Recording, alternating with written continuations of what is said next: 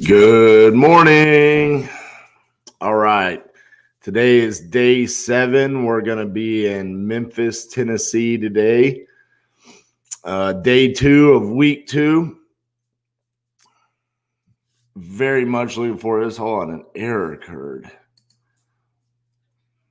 So there was an error occurred with one of the streams. But anyways, all right. Very much looking forward to today. Yesterday was a great day in Maine.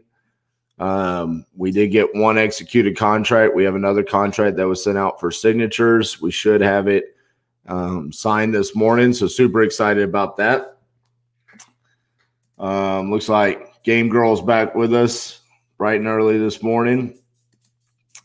Kip, rise and shine. Yes, sir.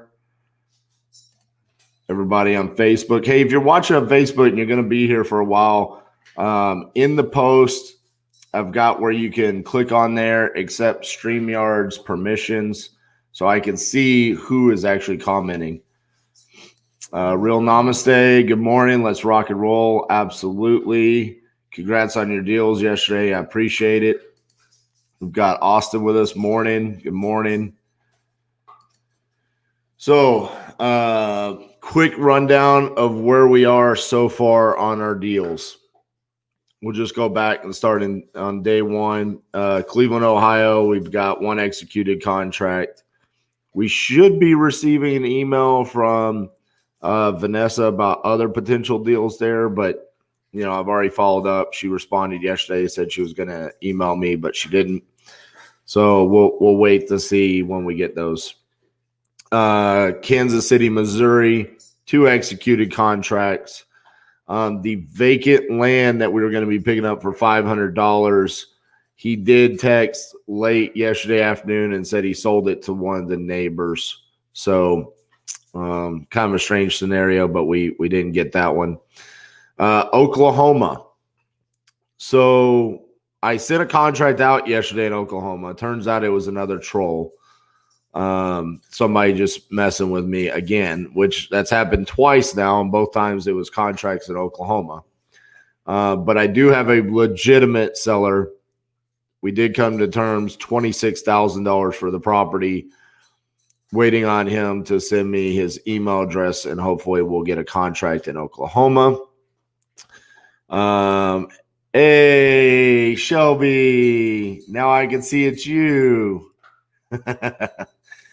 Lincoln, Nebraska. We do have 2 good deals in Nebraska, but both of the sellers are being a little bit difficult to get a hold of. One of them, we've already come to a verbal agreement, just not getting the information so I can send the contract. So a little bit nervous about that, but at the end of the day, I'm just going to keep following up, and hopefully the goal to be in the follow-up. Jacksonville, Florida, we do have a contract sent out for signatures.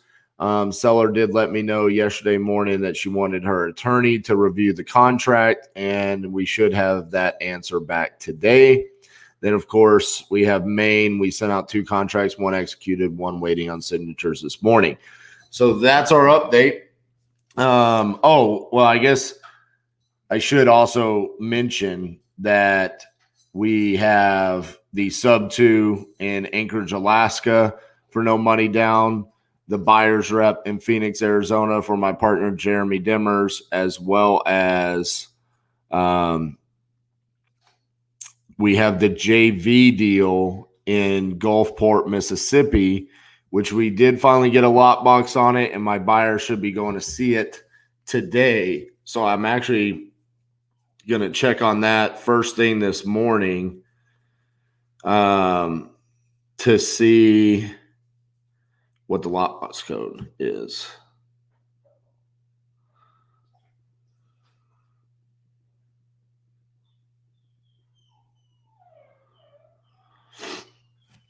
Okay, because that would be cool, because Friday is Jackson, Mississippi. And if come on Friday, I've already got a deal that we are JVing, and we've got a dispo, and we've got it sold. That allows me to either market in Mississippi for an additional deal or potentially follow up in other markets where we're lacking deals, do dispo. it'll just kind of give me a free day. So very much looking forward to seeing how that plays out today. Chris, Kansas City sounds like a hot market right now. Yeah, man. I mean, it's funny. It's one of the very few markets I didn't finish my full campaign. I didn't finish all of the data that I pulled in that market. So very, very good market. Good morning, Robert. And good morning to Jeff. Windsurfer Jeff. Good morning. All right. With that being said, I would like to start off this morning by just going into our inbox and following up with any text that we missed last night. For those of you that were here earlier on, Monday, Tuesday, Wednesday of last week, and are now joining me, you will be happy to know that I'm now full on using the quick replies, which makes things so much easier for me. So I'm now a full on believer in the quick replies.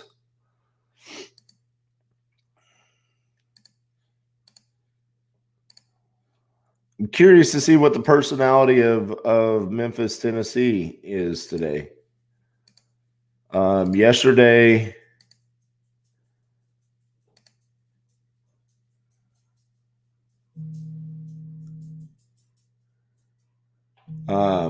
Maine was very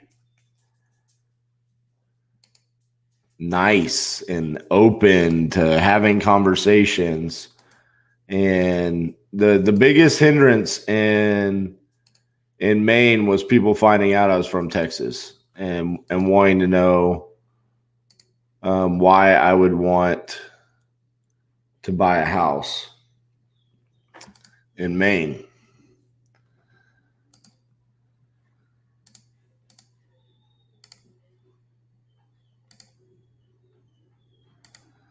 All right, that should get us caught up on the no status. That's one of our contracts asking if we've made a decision on the house. Good morning, Jamarcus. You see this right here? This is, what is this, Monroe? Or Winchester? This is Winchester. Waiting to know if we've made a decision on that. So Jamarcus is helping out with the dispo of that. So let's really push hard on that. Obviously, he's highly motivated there. So if we need to go back and renegotiate, just let me know. Alex says, good morning. I've been watching on and off every day, and I'm rooting for you. I must tell you, I really appreciate what you're doing. I think people don't realize how mundane it is to do sales. Yeah, so I will say I'm realizing that, I'm not focusing on anything else. And I haven't mentioned this recently over the past couple of days, but shout out to Cassie and Elijah and Jeremy for all the hard work that they're putting in behind the scenes to make sure the rest of the business just keeps going. Because I'm just sitting here focusing on acquisitions and dispositions and making sure the production of these goes off unhinged. But it is very mundane. Same thing over and over and over. It's just consistency, right? And how you got to put the work in to post checks on Facebook. Keep it up. Best wishes from Houston. I appreciate that, Alex. It is a lot of the same things day in and day out, but I'm thoroughly enjoying it, seeing the results of each day, the personalities of the market. I'm interested to see what Tennessee is going to be like today, and just a follow up on some of these. It's also going to be interesting to see what kind of reaction we have to the dispo of those deals in Maine. That's a market that I've never tried to do dispositions before.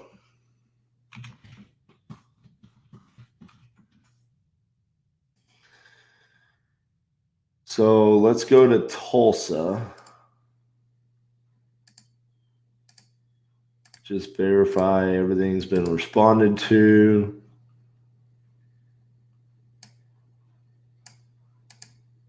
Follow up on getting the email.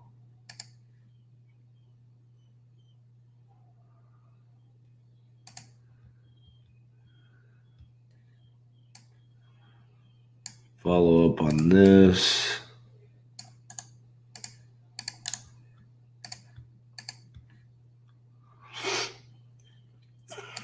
All right, let's go to Memphis.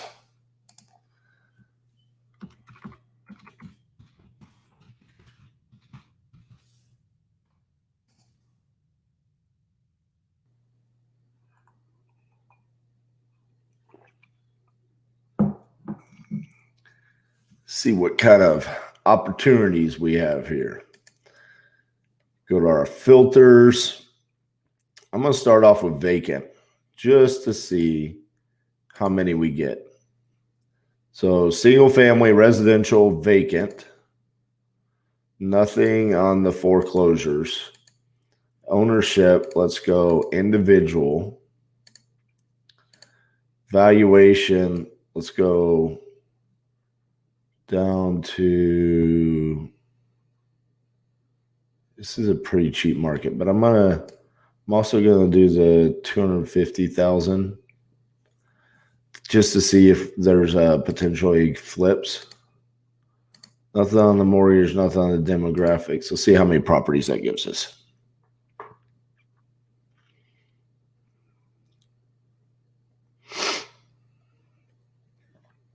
$5,000. Interesting. 0 tax defaults. 0 inherited. But there's 1,000 tired landlords.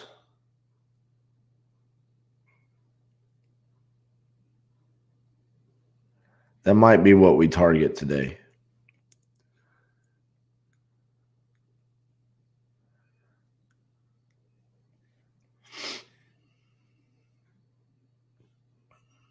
Of course, I could pull this entire list here, add it to my database, and then try to get even more niche on it. That's what I'm going to do. So I'm going to go select all, add, purchase add-on plans to generate leads. Oh no. Do they have it? They have it capped on how many I can do.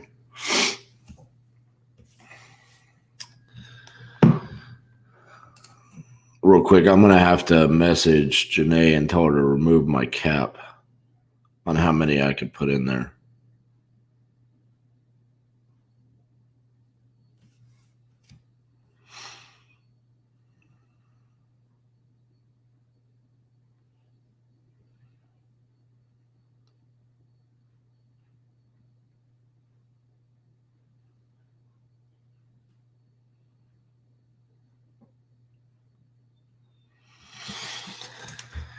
Okay. Well, let's see if we have enough available. Let's see if we can do the tired landlords. Which, honestly, tired landlords are probably the best sellers for me. Oh, geez. Okay. Let's go here. What do I have to add?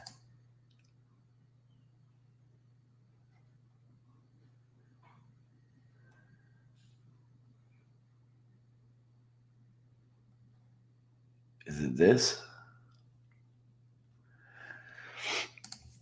All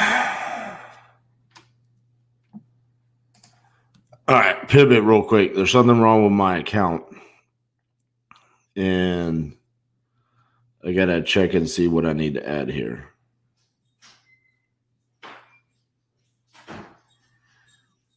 Let's Give me 2 seconds. I'm going to call Janae real quick.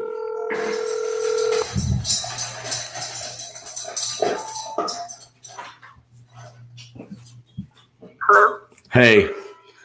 I know it's super early there, and I'm sorry, but I am calling you live. So just so you know, I'm trying to pull my list for Memphis this morning, and when I try to add it and create a list, it's saying that I need to purchase something to increase the amount, but I don't know where to go in my account to do that. How big is the list? I mean, originally there was a possibility that I could upload 5,000 and then I could get more niche from there on like the out of state absentee and vacant and stuff like that. Or I could just do like 1,000 to do tired landlords. That's weird because you shouldn't be running into that issue. I know. I thought that was the case. So that's part of the reason why I wanted to call you and see. Okay. So it won't even let you push anything over? Yeah, no, I can't push anything. Okay, let me look and I'll get back to you. Okay, let me know. Okay. Bye. All right. Well, we're going to have to pivot. I'm going to check real quick and just see. Maybe we can niche it down even more, and maybe I still can.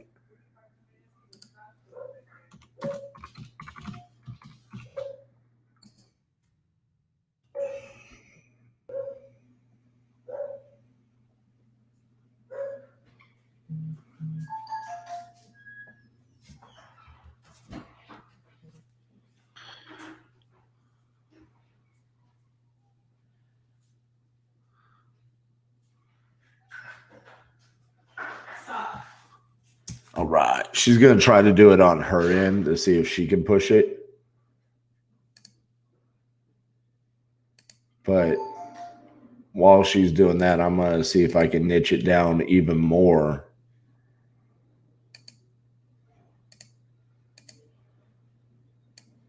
Maybe I want them to own it for at least 7 years.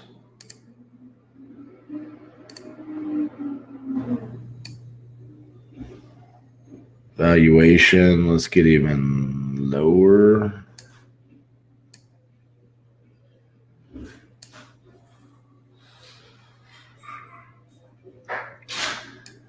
Equity percent, let's put that pretty high.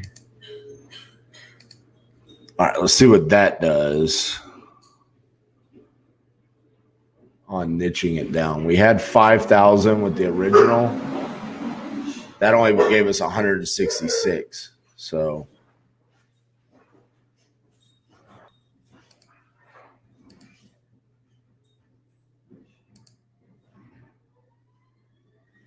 God dang it. Okay. Well, we're going to wait on Janae to fix that then.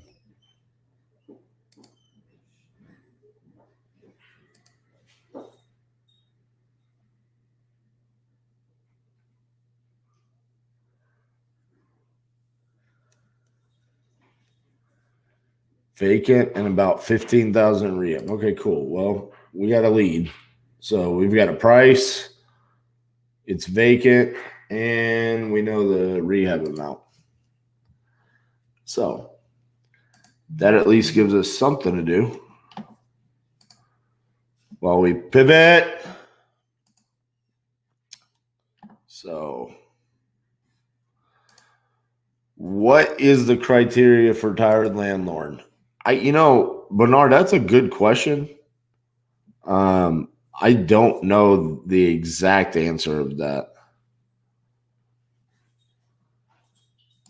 but I can find out. I did broke it. This has been a very popular question, especially through the challenges. How is everyone handling the new added text at the end of your messages telling everyone to opt out and auto adding them to DNC? Okay, so Jesse came on Friday in the last 30 minutes of my second video. Okay, so I know that's kind of hard, but if you go to my YouTube channel, Jacksonville, Florida, it's the one with the blue thumbnail, part 2, last 30 minutes. He did Q&A with me. That was one of the questions, and his answer to that was the way text blasting companies like Batch and Sherpa and Launch Control work is they have to have a carrier to blast these out, and only one of their carriers right now is mandating that you have to have that language. There's nothing that you can do about that. So even some of mine that I'm sending out have that language in it. Because I know a lot of people have been like, "Hey, RJ, why aren't your messages having that language?" Well, they are, because Batch has multiple carriers that they're sending messages through. So anytime that one is sent out through anybody's account, that language is in there. Okay. There's nothing that can be done about it. It's a good carrier, good deliverability rate. It helps. Look, I'm not the expert in this. I'm just trying to regurgitate what Jesse said. But there's the only way that you can get around it is they said that you could use like your own Twilio account. But again, I don't fully understand that. But if you have that question, you want it answered, either reach out to Batch through their support or go into the Batch Wholesaling with Batch Facebook group, ask to join that, and then ask it in there. Okay. Yes, and that was the Ross Friends reference, Austin. So, all right, let's get back to reviewing this property and see what we've got going on. This is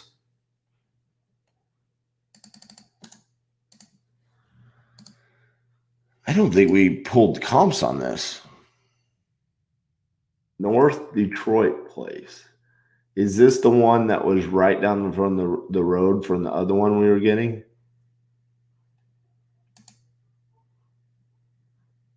By Garrison? Yeah, it was. So we thought we were getting one on Garrison, but that guy was just trolling me. Pretty much knew that once he asked for $500 through Venmo. I told him no, and then he said, hope this taught you a lesson, blah, blah, blah. So we've got a pending renovated home, flooring, paint, windows, roof, appliance, everything. Rewire, plumbing, water heater, new HVAC. Weird. Investor purchase only. You don't normally see a full rehab say investor purchase only.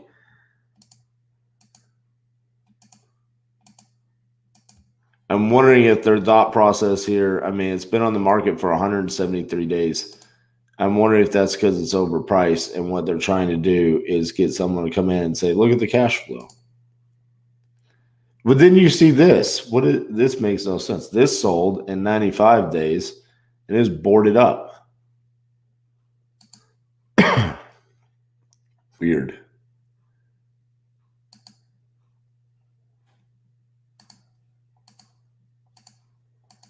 This is my biggest fear about Memphis today, because it is a cash flow market that I'm going to end up in situations like this where it's like, so what is the ARV?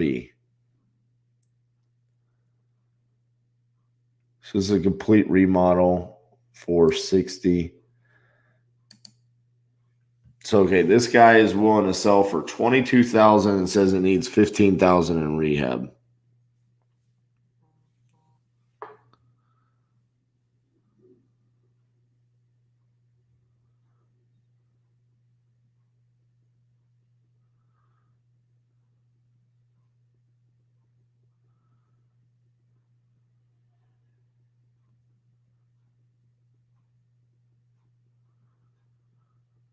Okay. So Janae says she's reported the issue, sent it to the developer. It's a problem with my account. So we're going to have to see what happens there.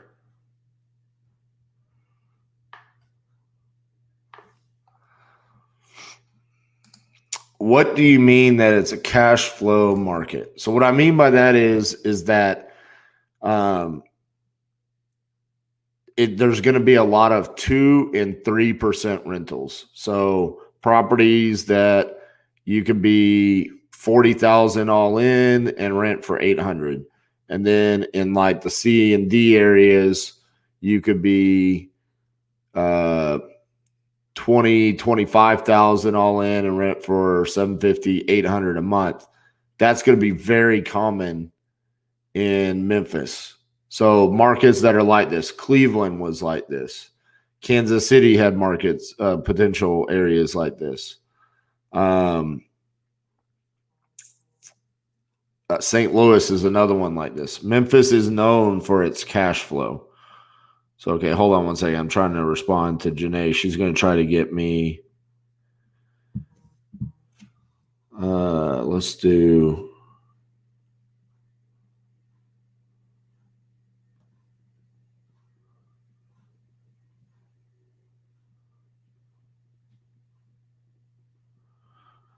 I had done single family 25K through 250K value, individual owned.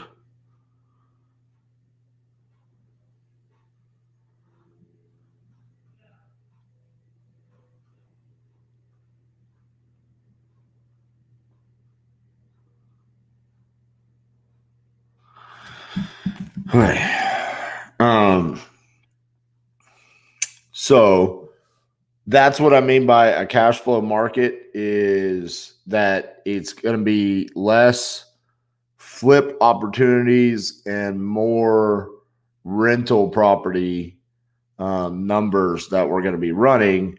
And so what I mean by struggling to come up with a value is when you look at something like this right here, and hopefully you guys can see the screen really well. We did upgrade to the 1080p HD.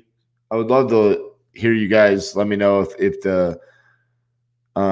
it's more clear this morning. But this is what I mean by struggling right here. You know, it's like you've got a property that's boarded up for 33,980 square feet.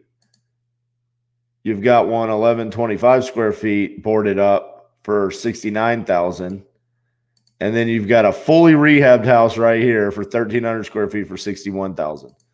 Like, if this sold for 69 boarded up, why is this not selling at 61 rehabbed? And then where do I put my ARV on this? It just becomes really difficult to try to figure out sometimes. And this is me 12 months back. So this is all the data that I'm going to get in the past year. You know, this is a complete remodel. It's like half of our square footage.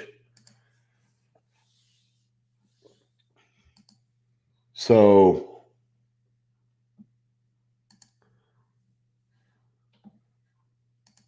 Robert said it's absolutely more clear. Awesome. Much better resolution. That's great news. Super excited. Glad StreamYard just added it. That was something they emailed me yesterday during the live. Bernard, hey RJ, what is your text process after the owner says they want to sell through text? What questions do you ask them next? Man, just watch. You know, I mean, I've been showing that. We're going to show it for 50 days straight, but normally it's occupancy status. Is it vacant, rented? What's the condition? Things like that. So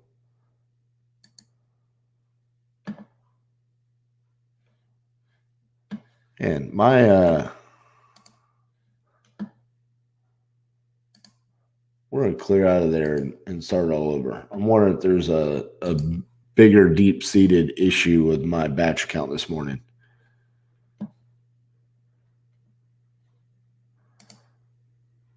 That is a big.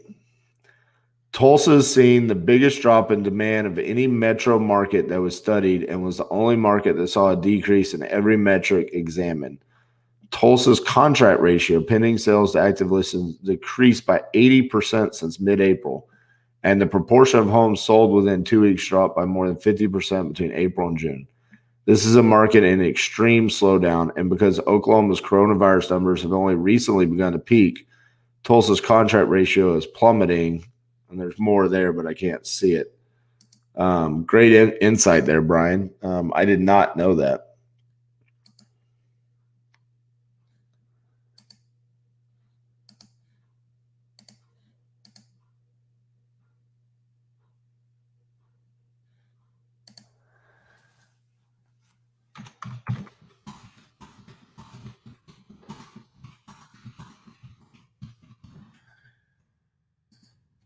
Okay, just doing Donovan, just tuning in. What have I missed? So we're having to pivot a little bit this morning. I went to pull my list in Memphis, and there was a little bit of an issue with my account not allowing me to upload new data. So I had to reach out to Batch. There was an issue with my account. They've sent it to the tech team. Janae right now is trying to pull the data for me and then upload it to my account. So we're going to see if that works. So right now, we do have a lead that we're analyzing in Tulsa, Oklahoma. We've got a price of $22,000. It's vacant, and it needs about $15,000 in work, according to the seller. So we've got good information on it. We just got to analyze it and find out if it's a good deal or not. So that's kind of where we are. It's kind of weird, but I do have some follow-ups that I could hit in Nebraska as well as Florida.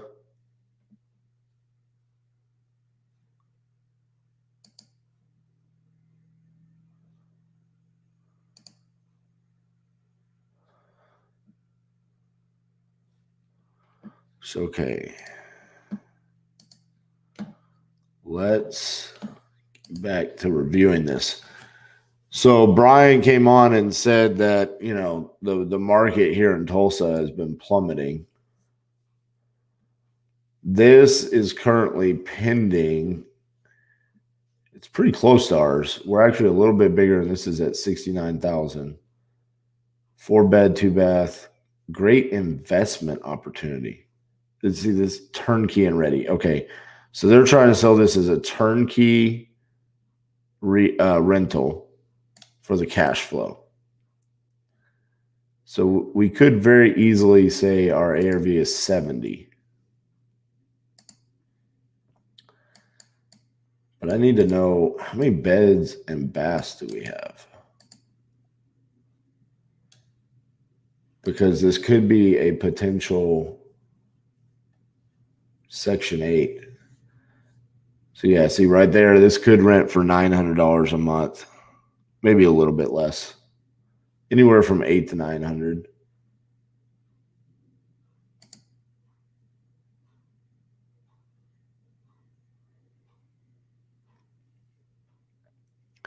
It's a good looking house, but it is boarded up.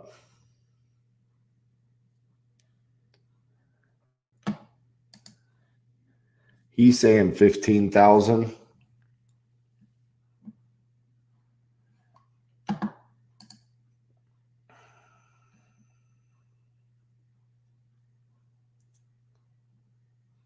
It's weird. None of these have the bed bath count.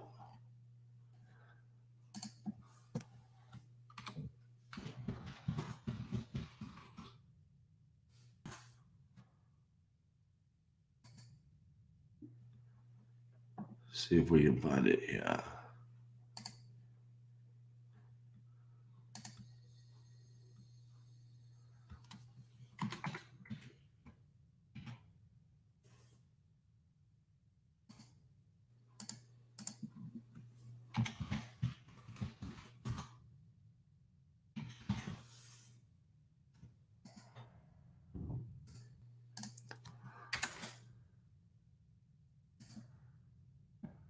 See if this will give us any information.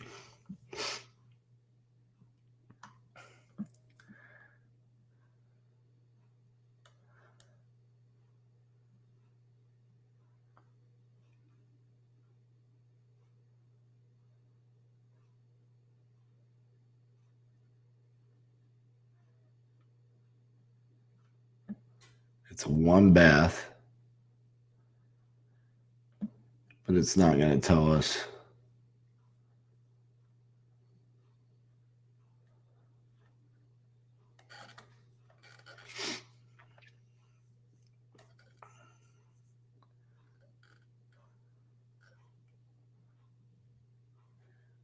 Look at that. Similar properties. This is saying fair cash market value is $13,300.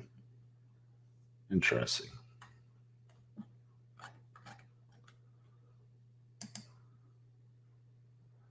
Wonder how it comes up with that.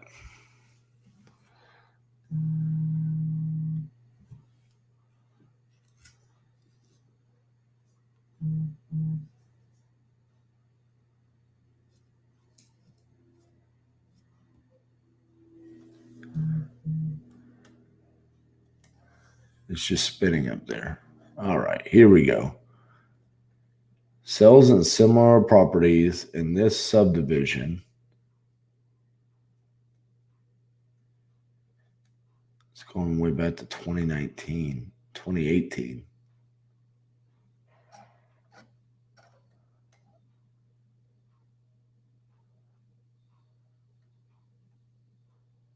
Weird. Okay. Well, I think we need to get them down a little bit. I mean,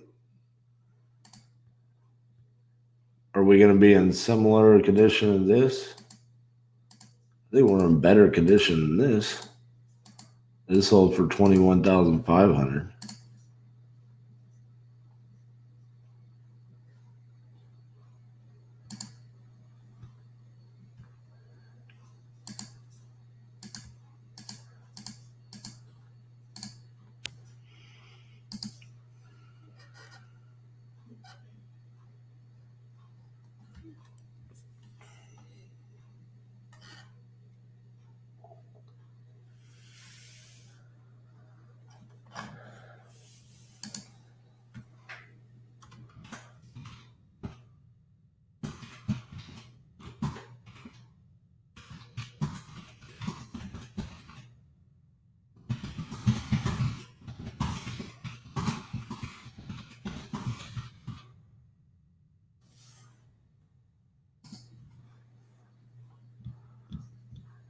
All right.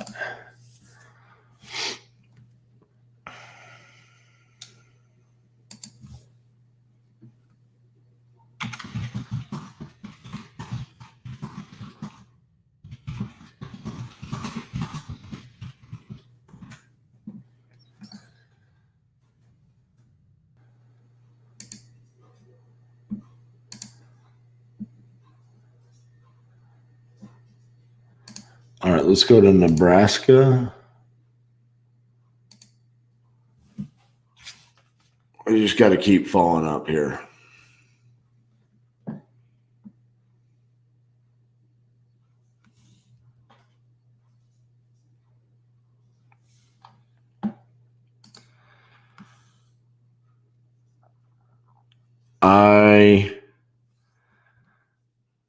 I'm not going to be too worried about that, to be honest with you.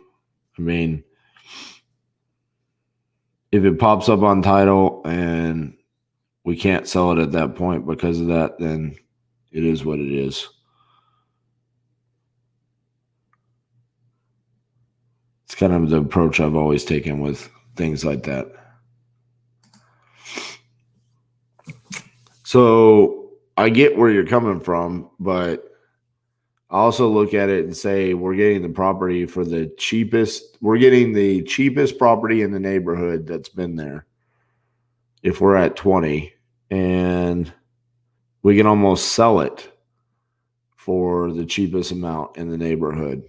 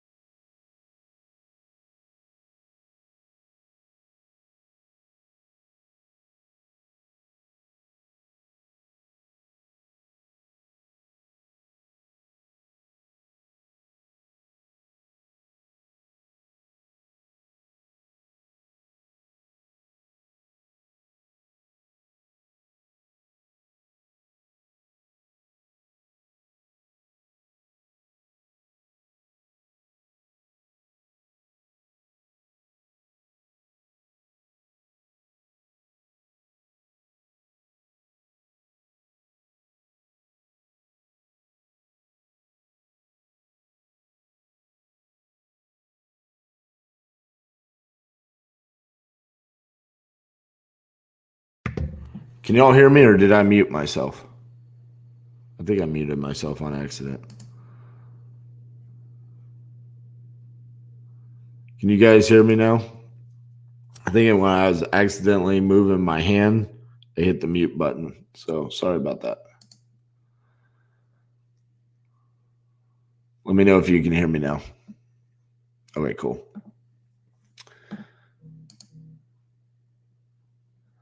See if he replies back.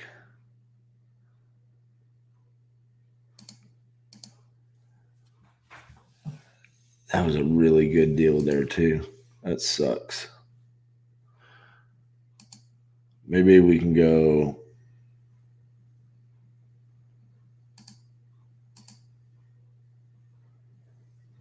$4,500, no less.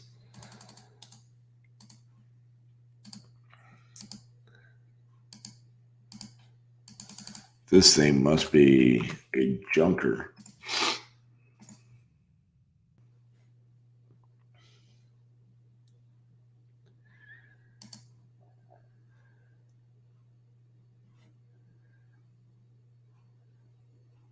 Wow.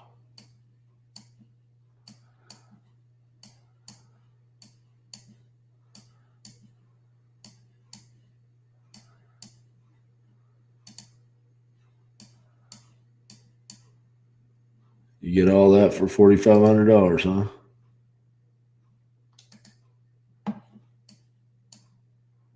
Jeez.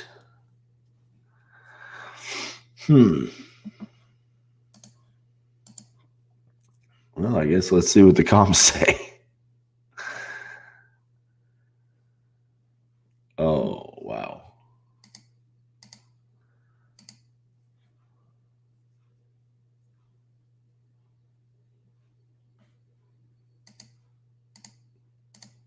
There are no comps.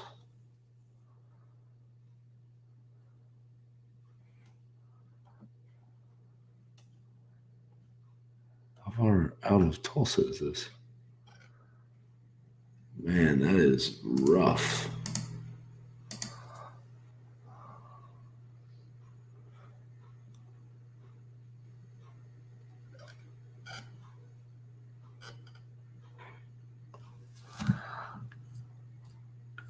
Jeez.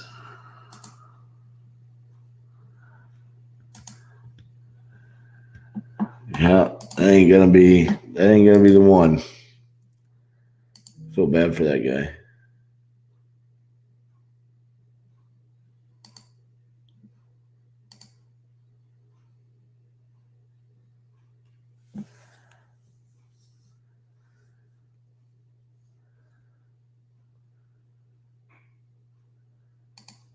See if Janae's got anything uploaded for me.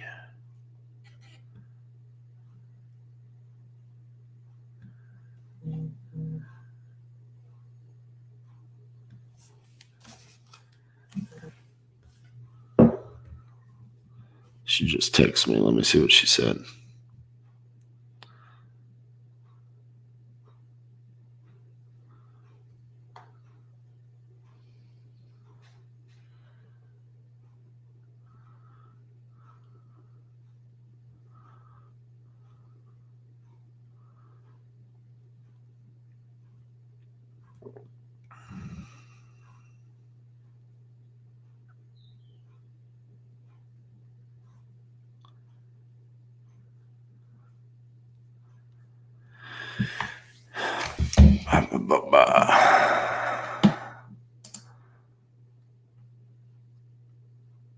What day are you working in Massachusetts, and do you know the areas yet? Yeah, if you click on the description, there is a Google map. It shows what day I'm going to be in Massachusetts. I think we're like in the mid-20s, somewhere in there, 24, 25. I think it's going to be on a Friday. And I'm not sure yet. I mean, we put Boston, but I'm a Patriots fan. Might go to Foxborough just to try it out.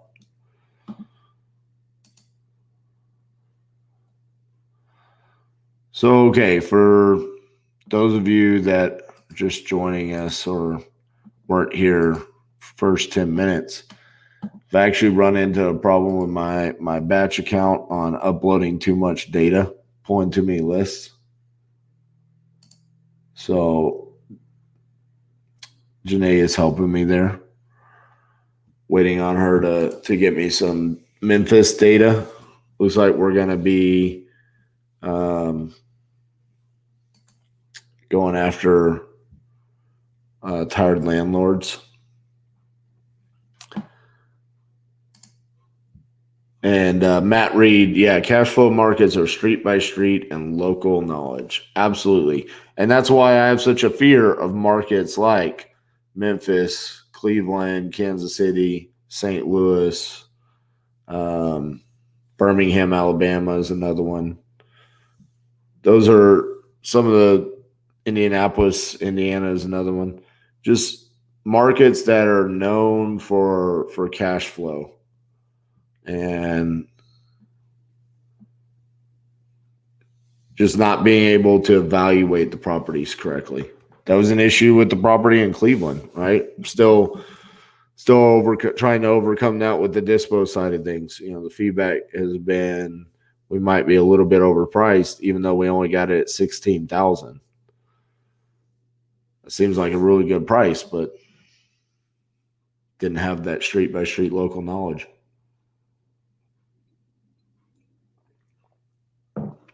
Well,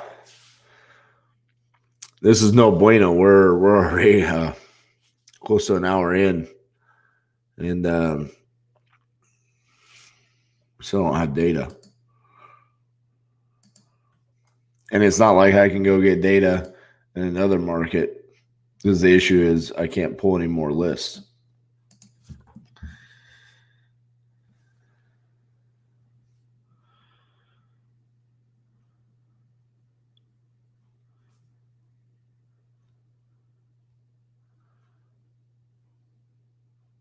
Yay. Come on, come on, come on. What can I do here? I can send out some Tulsa.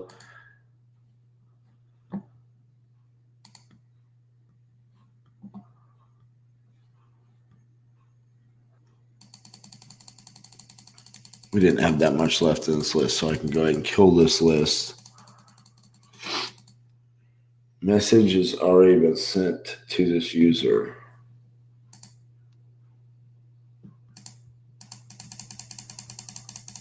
Okay, whatever.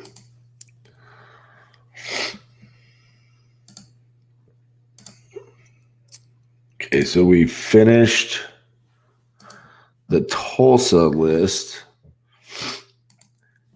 We still have data available in Kansas City and Maine, but we've already gotten 2 contracts in Maine. I don't want to get any more without knowing what the dispo is going to be like there. Look at that. We ended up with a 40% response rate in Maine yesterday. Insanity. And that will continue to climb as we get more responses today.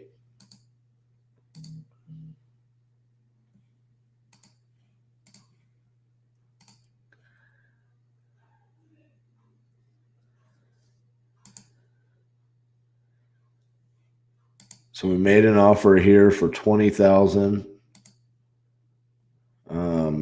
Waiting on an email address to send the agreement on this one.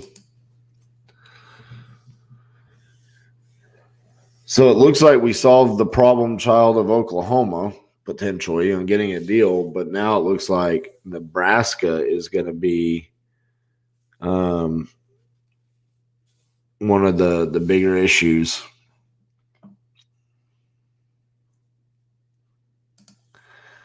So if you're spending money on batch, why did they put a cap on what you can do?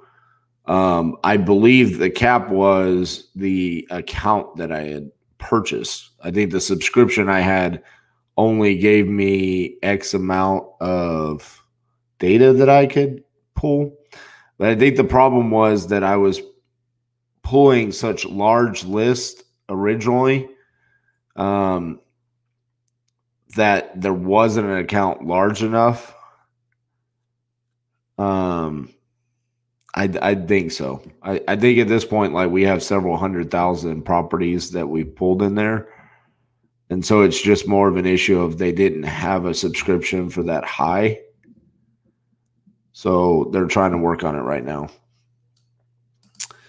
When you do Birmingham, you should probably reach out to Flipman Ty Taylor. That's his backyard, and he will have great market knowledge for that area as well as boots on the ground. I appreciate that. I don't know Flipman. I've heard great things. Obviously, he's one of the OGs, and I've seen his content. But we've actually done some business in Birmingham. I've got a local realtor there. We've done quite a few properties in 2019 in Birmingham. So hopefully we'll be able to do that. One should be easier for me than like a Cleveland or a Memphis, you know. Do you know when the batch dialer is going live to use in your challenge? Looking forward to seeing you back at some cold calls. So they told me it might be available this week, but remember, you guys have to remember, no one was supposed to know about the batch dialer. I kind of shot the gun and started throwing it out there. So I kind of put a little bit of additional pressure on them to get it done there. They're just still tweaking on it and making sure everything is perfect before we start showcasing it to people and I have to deal with the issues and the bugs. So, all right. See if we got some responses from those last few that we sent out. in Tulsa.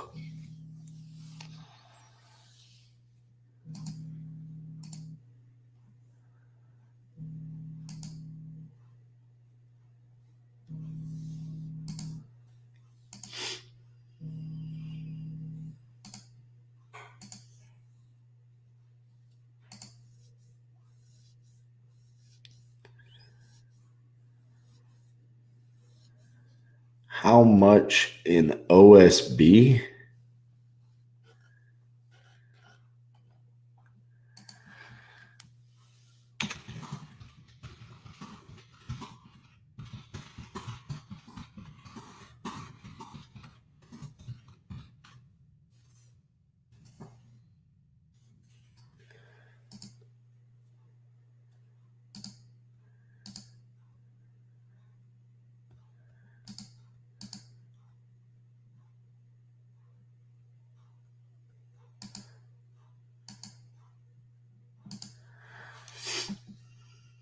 We will sell it for $35,000.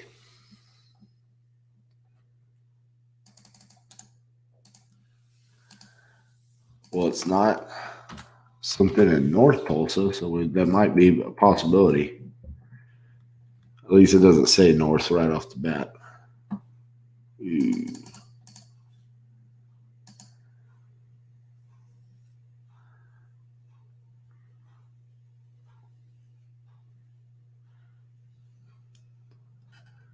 Hey. Heyo. Charming bungalow and super location. Updated, move-in ready. That feels like a comp.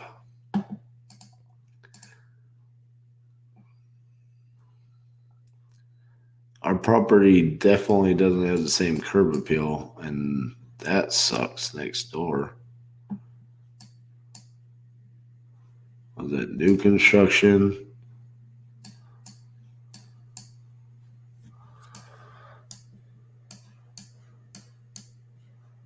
Man, we are definitely the little crappiest property in the neighborhood. And then what is this? Okay, no, that's not an addition. That's just part of our house.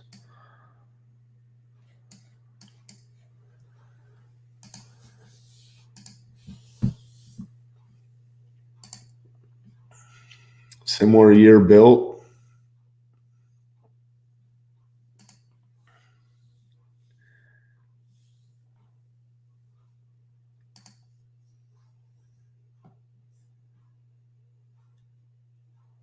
Current lease in place. So this is a rental that sold for $56,000.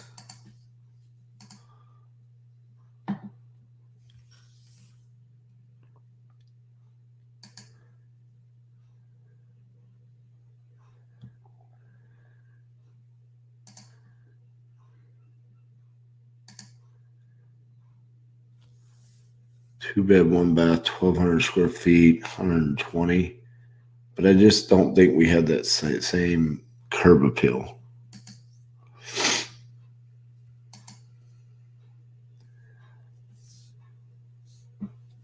Central HVAC, newer windows, detached garage, selling as is. So we're bigger and we're cheaper than that.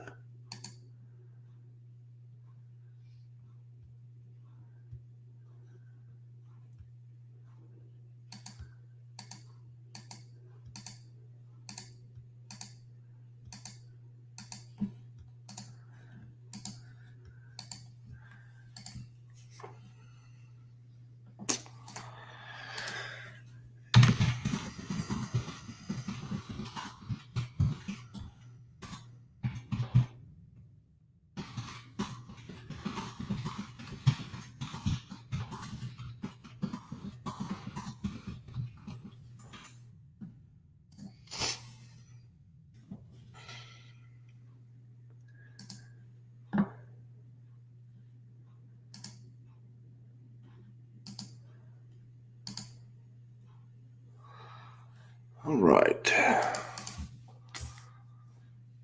Let's guess let's see if she was able to get this in my account. This is definitely the biggest thing that I've had to try to overcome at this point. Memphis tired landlord.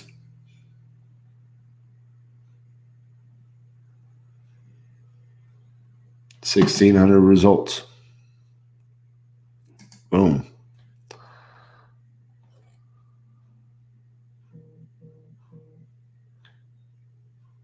It's in. All right. Now let's see if we can niche this down a little bit. Property vacant. Yes.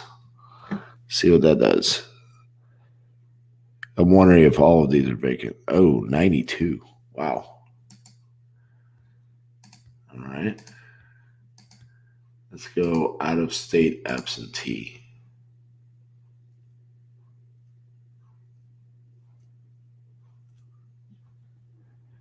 $293. Let's just go absentee and see how many that gives us.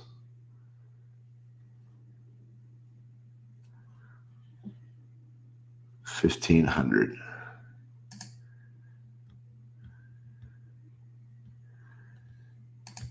Let's go out of state absentee to start with.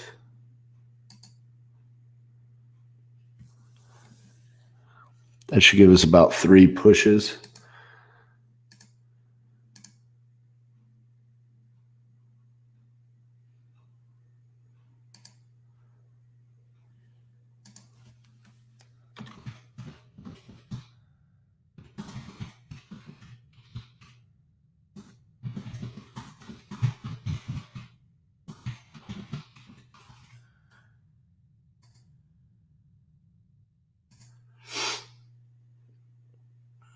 Okay.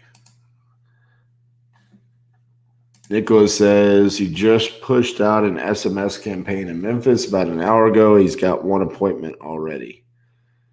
Nice. Well, hopefully we don't compete against each other today. Hopefully we're targeting different lists there.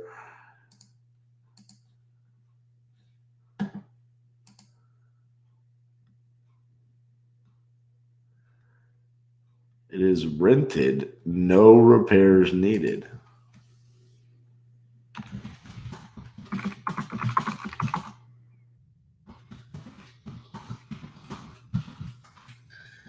Come on, be a good rent rate.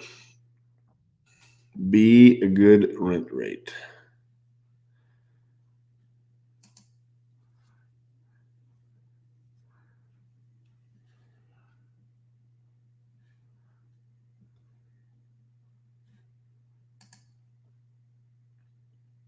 Skip trace is complete. Alrighty.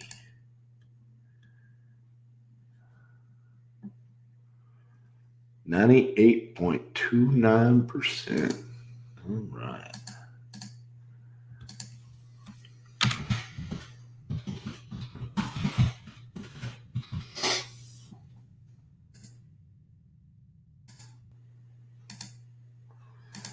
What is time zone? I think they are like right on the time zone line, aren't they? They're central.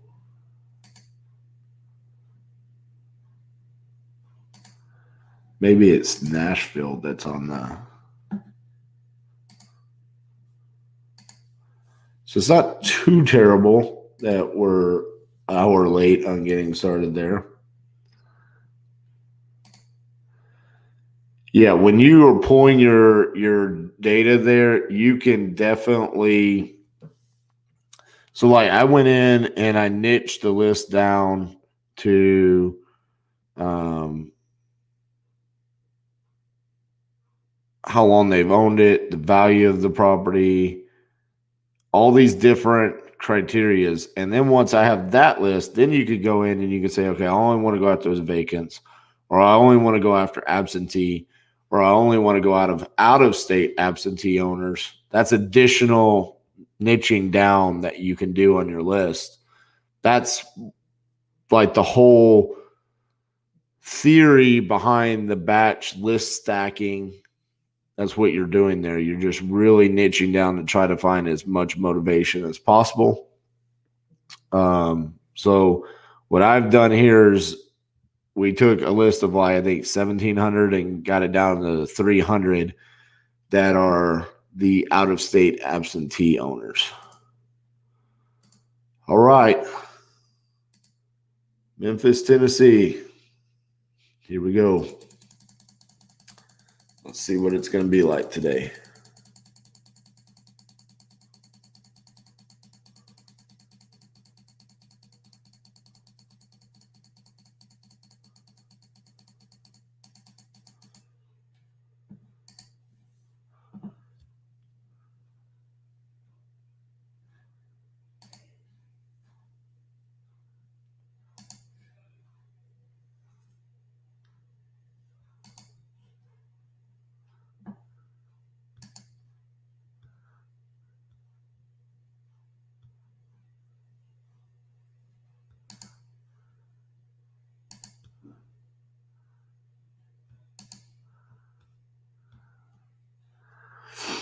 No responses yet.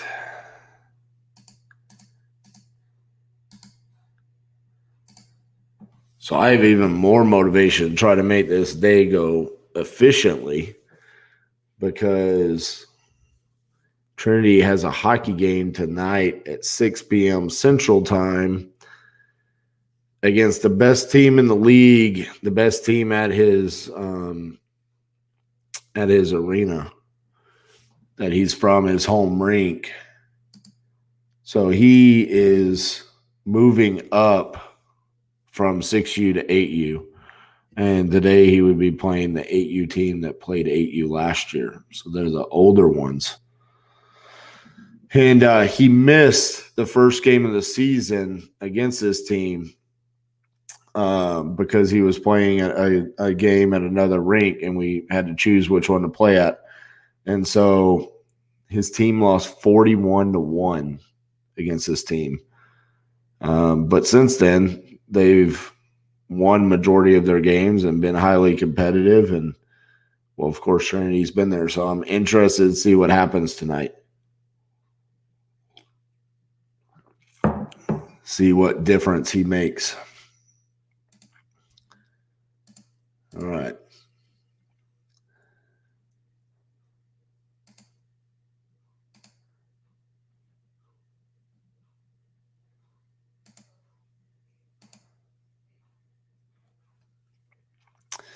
We need to go back to Maine. The short sell lead that we had did not answer the phone when Nicole called.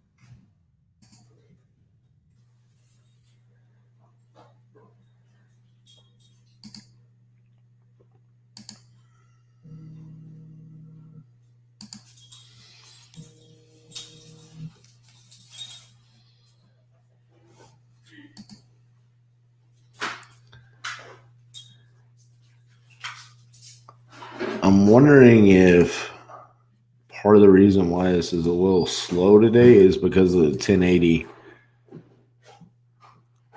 streaming that I'm doing. It's very choppy over here.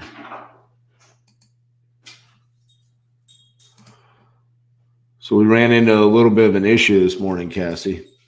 I don't know exactly what it was. I couldn't pull any data. I guess I had pulled too much in my account. Oh, yeah?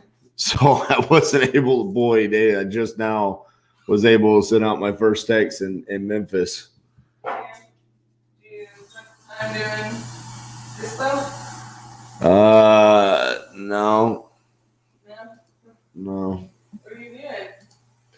I was doing some follow up. One of the really good Nebraska property said he sold it to someone else. What? Said someone else offered him more. Somebody around us has been watching? I know, right? I was thinking the same thing. I'm like, wow.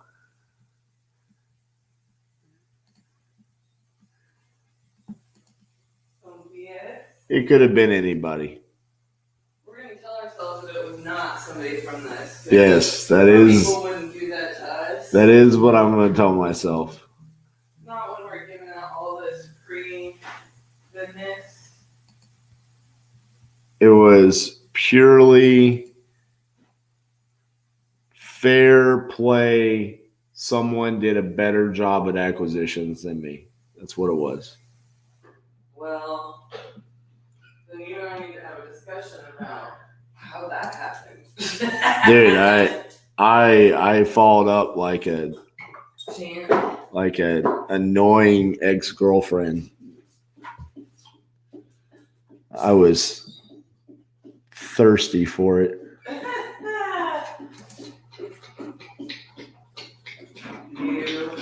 How's your coffee? It is nice and chilly. I realize I can't drink coffee from a mug. No, just leave it there. I have to have it in one of those containers that keeps it hot. Yeah, you drink it too slow. I do. It quickly shifts from too hot to too cold. There's like a 4-minute window of perfect temperature. I'll keep that in mind for your future coffee. I mean, this is such a new thing. Yes, for yes. 14 years and you don't really drink coffee. Kip Stevens loves Titus so much. Yeah? He literally, every time he can hear Titus doing. Tell him to say hi. No, we're not going to do that because he gets all over me and stuff. You, like, scoot over. I want to handle the situation. All right, fine. Hold on. Let me reply to this text.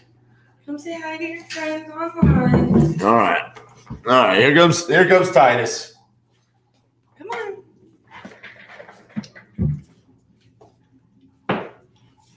Oh. Say hi to everyone.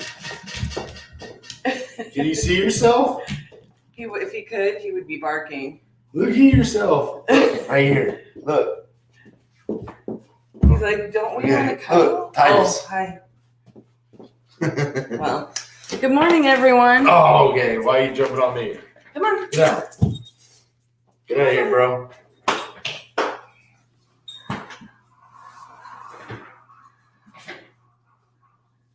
Did I tell the story of Titus? You never did tell it. I didn't. I got a phone call or something, didn't I? Get down, dude. Come on, bud. Let me know if I told the story or not. I know you did not.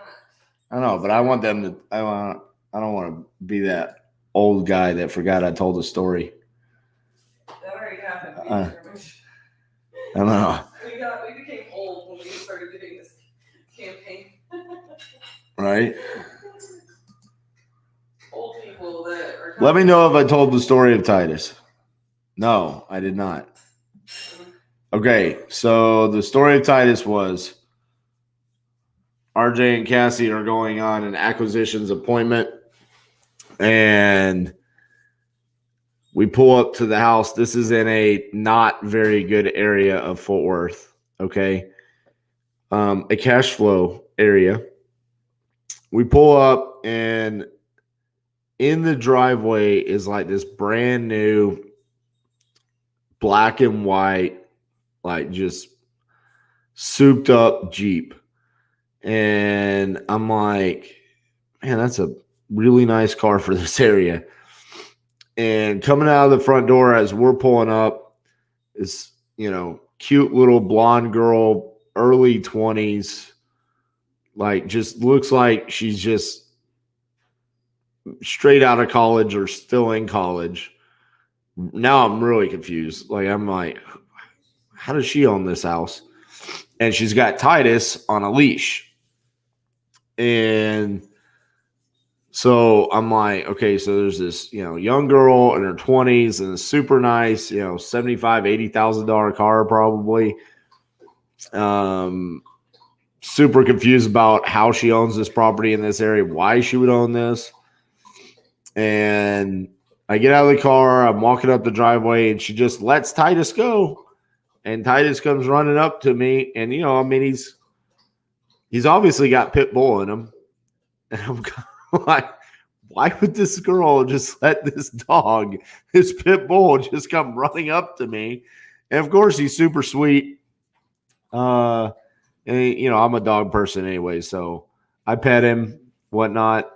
And she's like, yeah, someone just pulled over right before you guys and just literally threw him out the car in her front yard and then pulled off and just left him. She's like, so I took him inside to try to give him some water. She's like, but I don't know what to do. So I've already called the pound. And at this point in time, Cassie has finally proceeded to get out of the car and notice what's happening. And it's like instantaneous love at first sight between Titus and Cassie. And she just loves the dog so much. And she hears that the seller says, I called the pound, and she's like, you did what? And I could just see it all over her face. She's like, we're not going to let this, part pit bull go to the pound after being just dropped off. So sure enough, we walked the house. Another wholesaler had offered $25,000 over what we could offer. So we didn't get the house, but we did get Titus. We drove away with Titus in the back of the car that day. We thought about naming him Carmel because the house was on Carmel Avenue or something like that. But his middle name is Carmel. Yeah, so Titus Carmel. So anyways, that's the story of Titus. And Titus is obsessed with me, and he definitely needs to go to a trainer, but he's the cutest, sweetest. He's very cuddly. Also very much still a puppy. What are you doing, dude? Hey, was this partially your breakfast here? Yeah. I moved it back. What is this? What are you doing? It is at Kenwood Avenue. Are you supposed to be up there? No. Do you need to go outside with your sister? I don't know what this guy's talking about. Delete.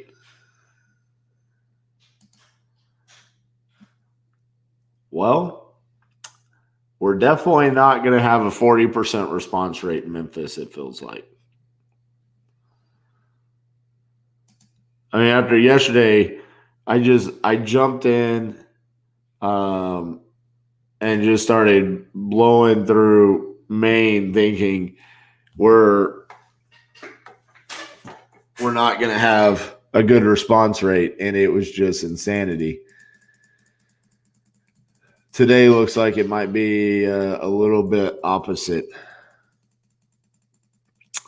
Kip, yes, there is a lot of separation anxiety by Titus.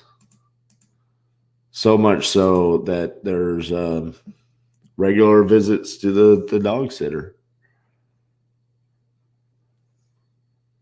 Or pretty much anything.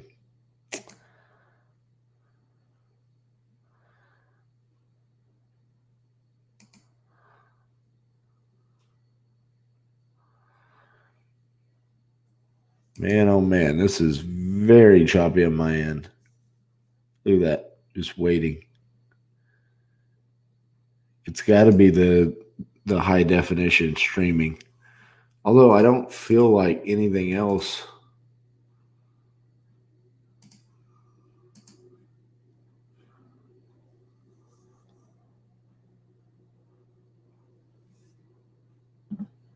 Yeah.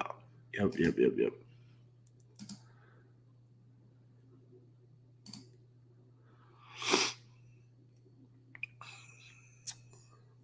Issues galore today. fight through them. That's what this challenge is about.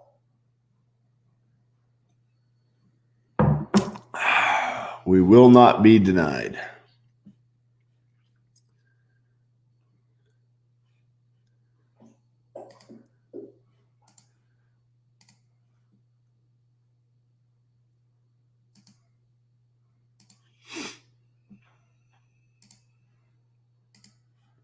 Oh, much better.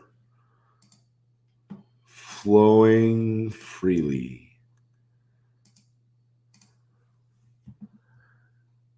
No phone calls yet in Memphis, which is a big difference. So, okay, $600 a month, $35,000 purchase price, no repairs needed.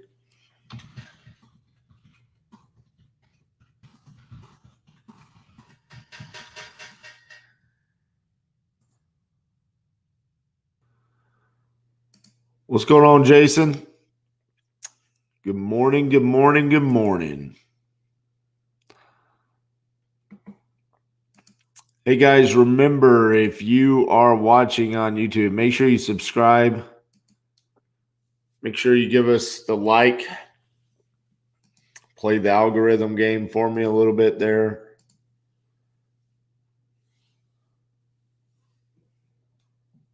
My wife does not approve of me talking with you. Bro, you need to chill out, okay? I'm trying to buy real estate.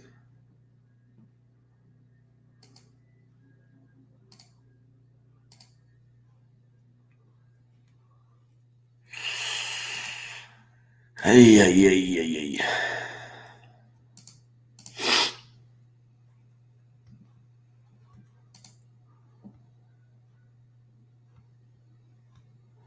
All right.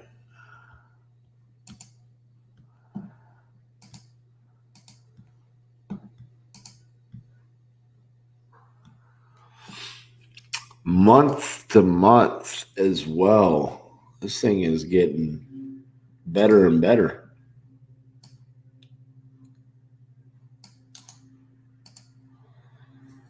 So if the buyer wanted to keep the tenant, they could. If they want to increase the rent, they could. Yeah, I can get it at 30, sell it at 40. They can increase rents to 80. They can have a 2% rental, or increase the rent to 800, have a 2% rental, have equity in it.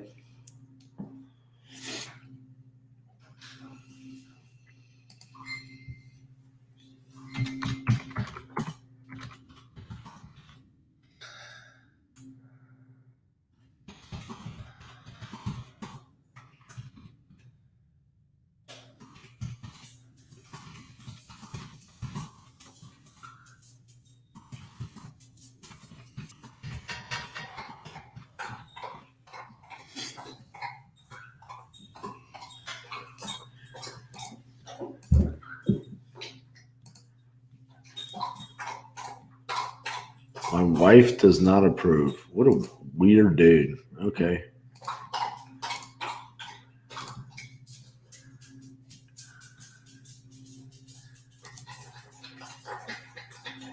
Your wife does not approve of you talking about selling some real estate that you might need to sell.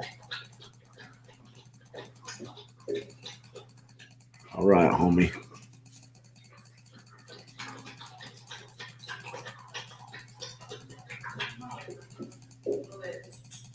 Little bit.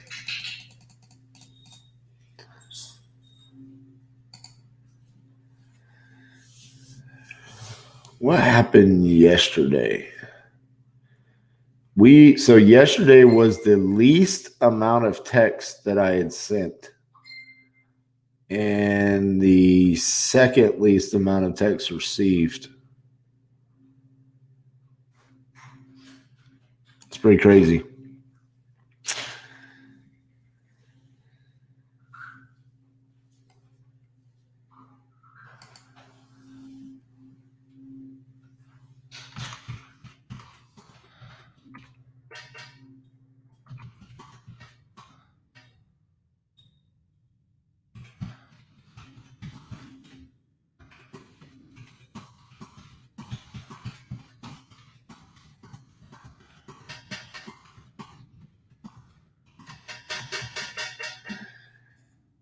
buckets making noise in the background.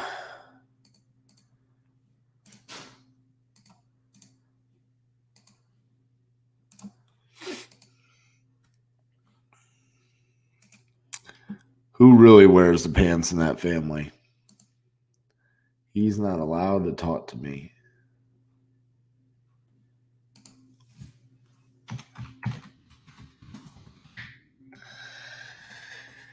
All right. I'm going to save this phone number.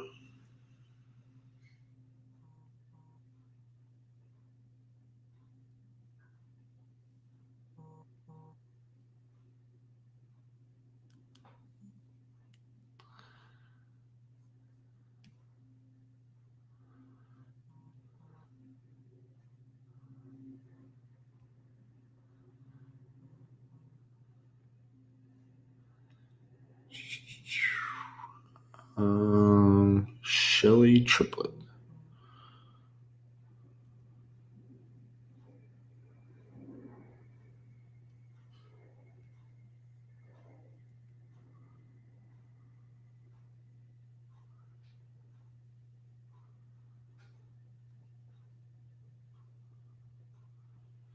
Shelly Triplet is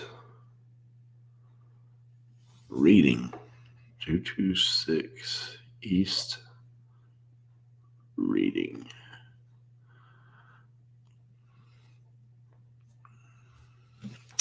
All right.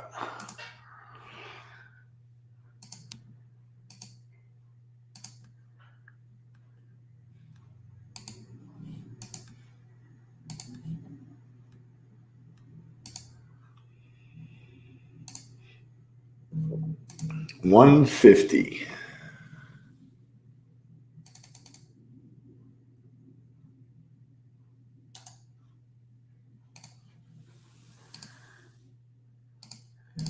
What's funny about this is if this actually works, because if this is a deal, I flat out, he said, I thought we've connected before. I don't know who you are. And I just flat out told him, that's a text template so I don't get blocked. I want to buy your house.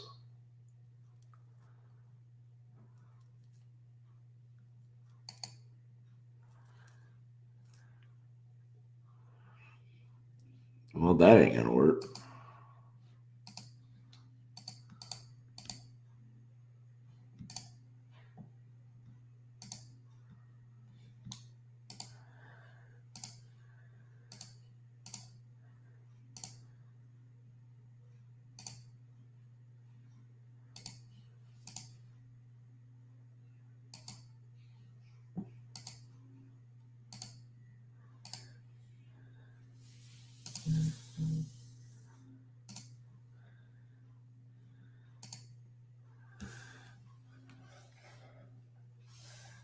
And I'm going to waste that.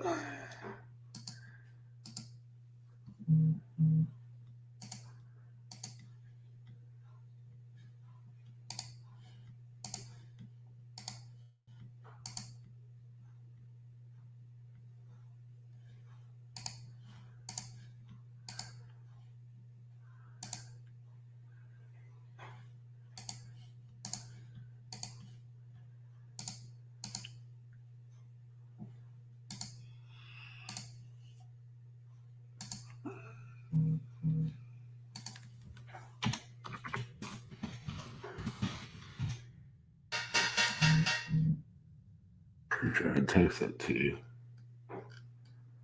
Yeah, I did.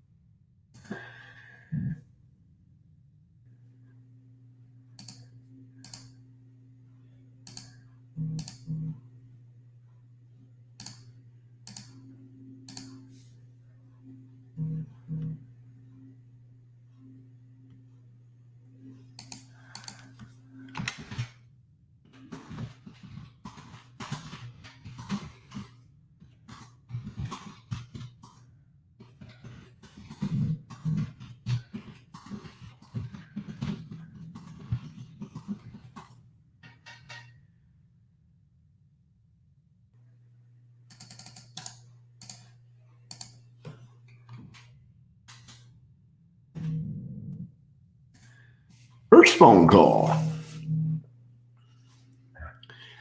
Hello, this is RJ. This is who? RJ Bates. Someone sent me a text about looking at my place or something. Yeah, I'm sorry, but do you not have a property that you're looking to sell in Memphis? No, I am not. Oh, okay. I apologize about that. I must have gotten bad information. Yep, that you have, and a lot more people too. All right. Sorry about that. Yep. Bye-bye. Hmm?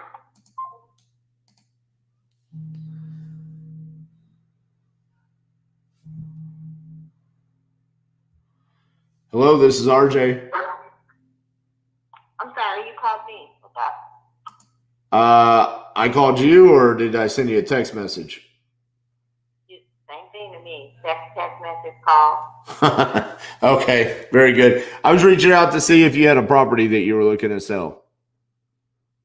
Oh, no, I'm down. I'm sorry. Not at this time. Okay, have a good day. You too. Bye-bye.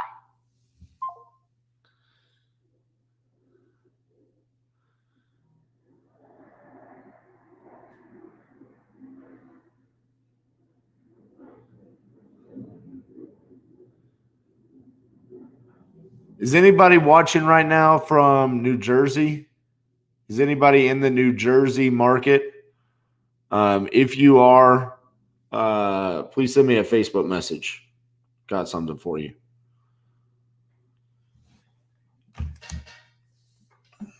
New Jersey market. It is beyond bizarre how many people call me and say, "You called me?" I just, it's always like, what? No, it's a text message. It's very, very odd.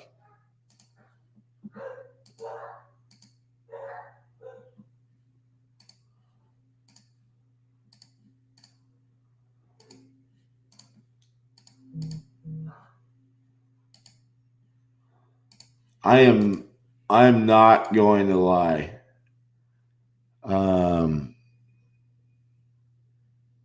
I my gut is telling me right out the gate in Memphis, this might not be the one. Just something feels off about it.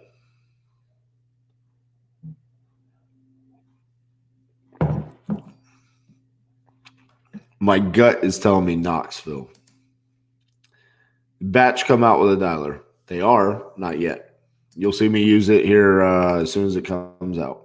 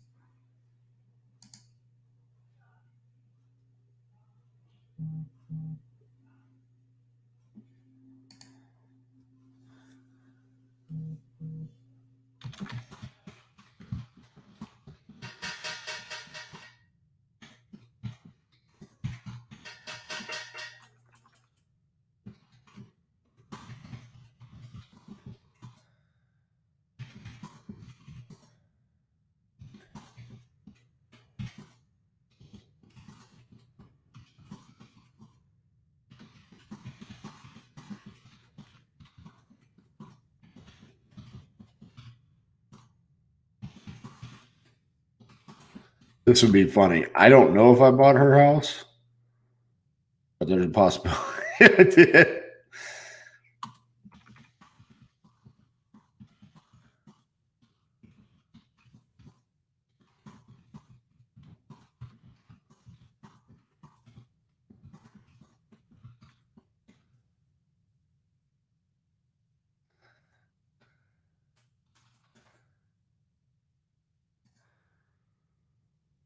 How funny would that be if this seller is someone that sold me a house already?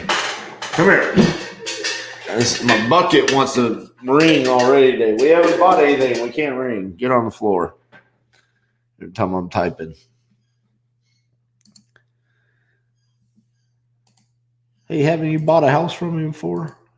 Oh, snap. Well, if we did, at least you know we close.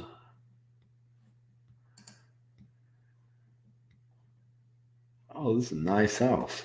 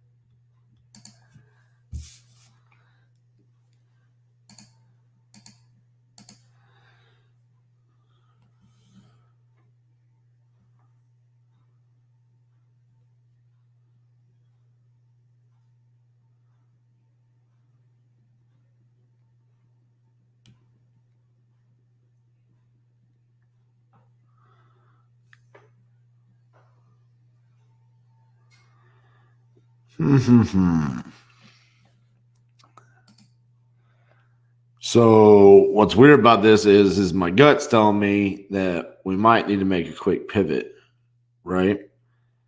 But then we have the batch issues. But we have data now in Memphis. Huh.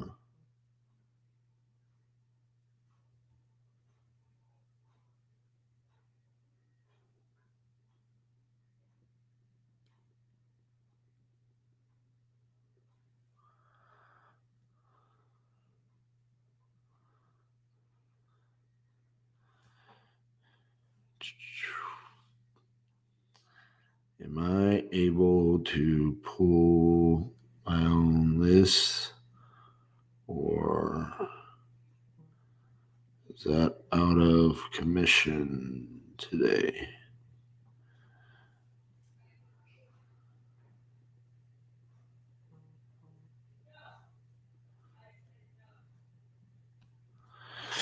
All right, let's see if we're gonna have the ability to pull lists today. Yeah, some of they do say I called you or I left a voicemail. But it's still weird in comparison to text. I mean, I guess I don't know. Good point though. That might be what's happening.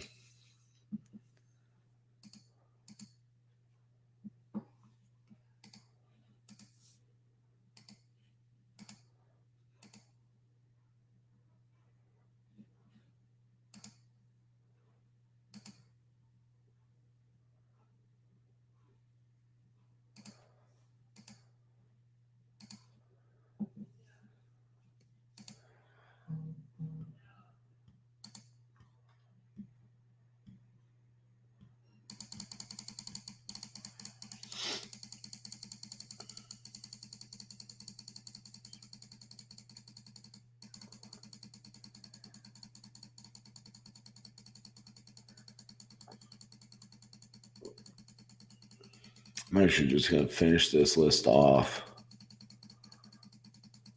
All right, there we go. The initial Memphis campaign has all been sent now.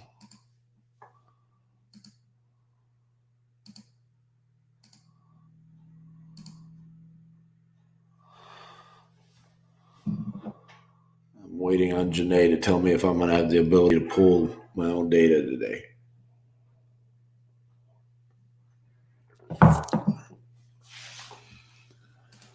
Weird start to the day here. Weird start.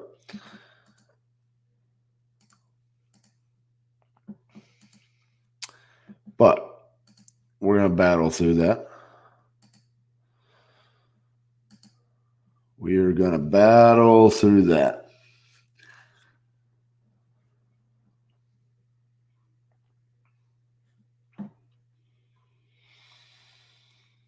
Anybody in the New Jersey market watching? If you are, please reach out. I've got something for you. Let's see if we've got some responses.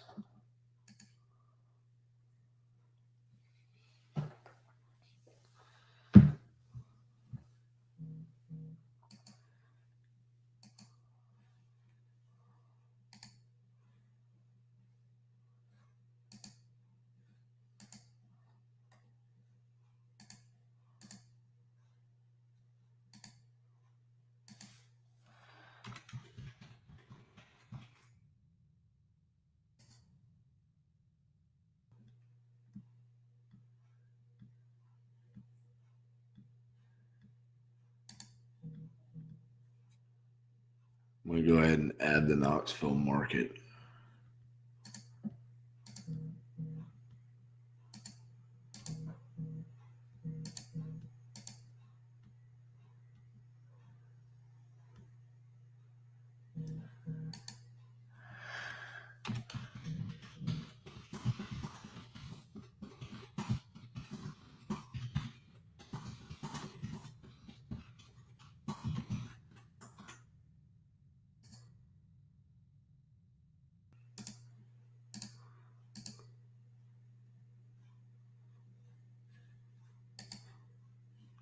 So did anybody else watch the Dallas Stars game last night?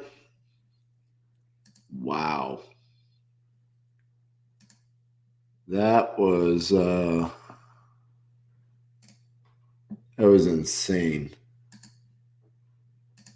Fell behind 1-0 on the first shot of the game. Then in the second period, they decided to look like the greatest hockey team ever assembled. Go up 3-1. Looks like we're just going to dominate. And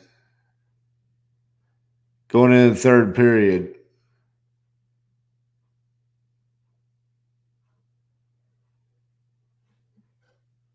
we just stopped playing. And we ended up losing 5-3. And the go-ahead goal was very controversial because Vegas scored and the rest immediately waved it off at goalie interference. They did make contact with the goalie. Batch, how are we looking? So I don't know who this is from the Batch team, but we did have a little bit of issues this morning with me being able to pull data. I think I've pulled too much data inside my account, so I wasn't able to pull my list and skip this morning. So Janae had to help me at way too early of a time for her, but she was there for me. But I'm waiting for her to message me back and let me know if I'm going to be able, because I might be pivoting out of Memphis and going to somewhere like Knoxville. What's up, Jesse? So, yeah, just a little bit of issues this morning. I think it's just because of the volume that I've been doing inside my account. I might not be at the right subscription level or something along those lines. Okay, so we've got something going here. Seriously, it needs a lot of work. Currently under contract with a realtor. God dang it. Not a realtor.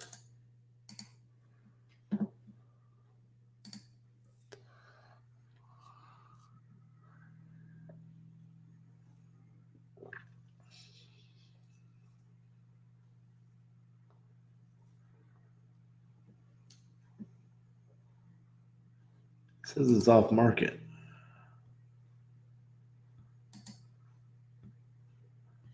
There you go. Wow. That thing is awful.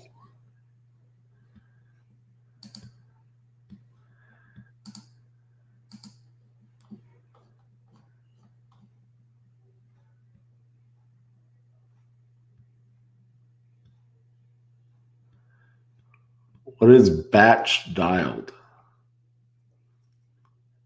Huh. Is this seller about to be watching this live? Quite possibly.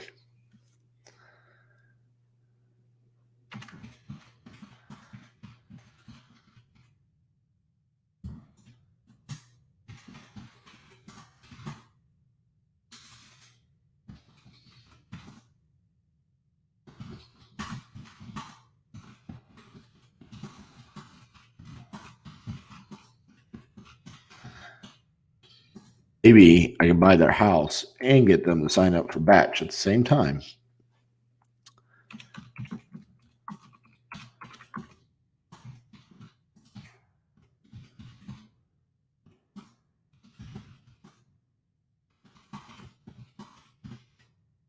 Oh, hi, Shelly. Look, the seller is watching on YouTube. Shelly, are you still going to sell me your house?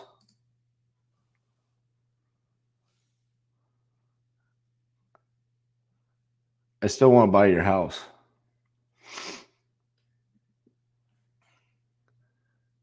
Should we communicate through YouTube or through the texting? Because the texting does cost me every time I send you a text. All right.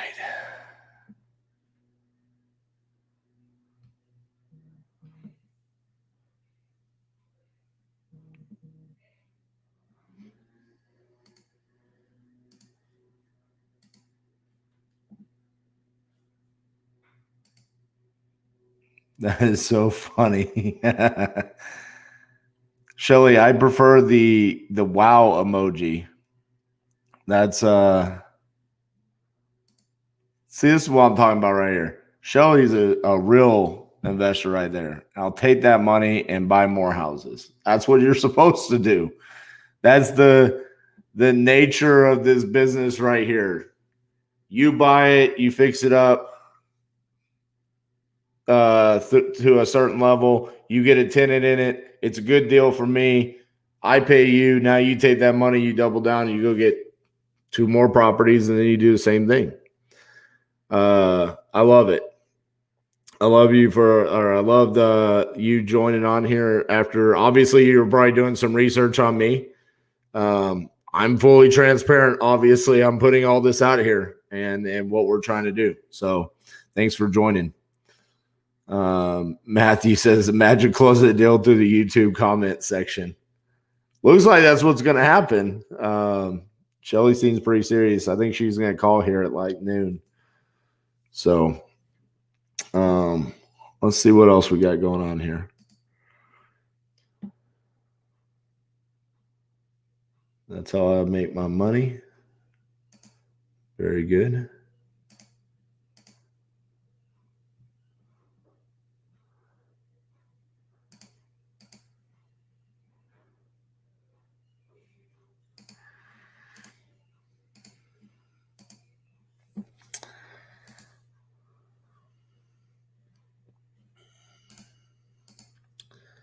So Shelly, what the funny thing is we've done quite a few deals in Tulsa in the past, if you're still here. But I'm doing this challenge to get 50 deals in 50 states in 50 days. And for whatever reason, I chose Oklahoma City for this challenge. And it was brutal. I actually had someone that was watching this live pretend to they received a text message from me.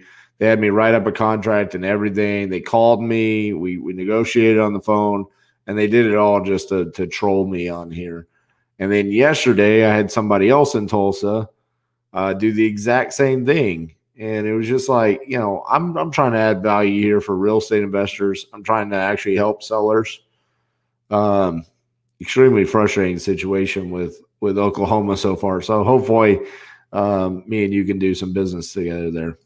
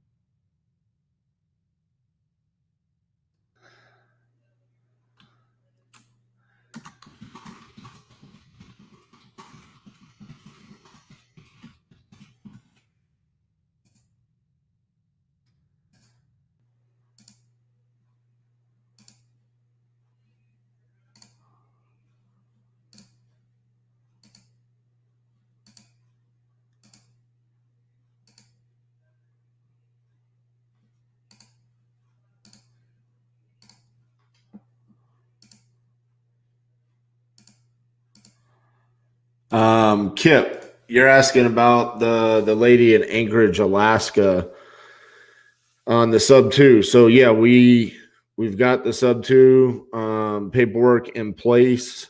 Jeremy has connected with her in Phoenix about getting her new property and getting her a loan. So that's under wraps there. She's probably going to need about a month to get everything packed up and get moved. But yeah, man, she talked to Cassie on, what day was that? Was that Friday? It was Thursday. Thursday of last week, she talked to her and she was literally just in tears that, you know, we were able to put her in a position to,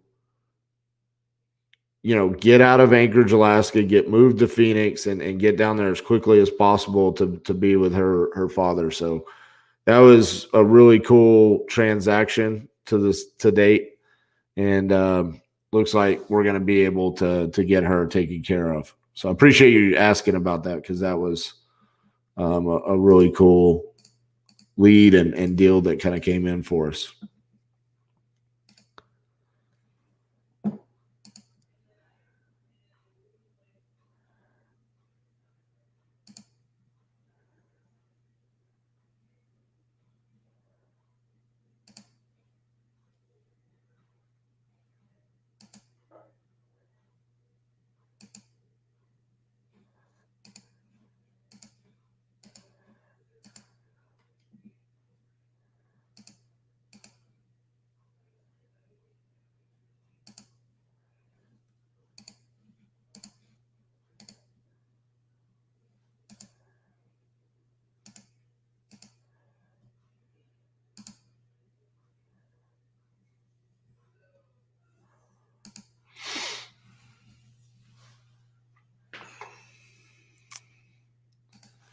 All right.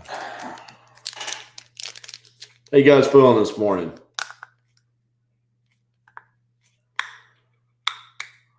What's everybody else working on?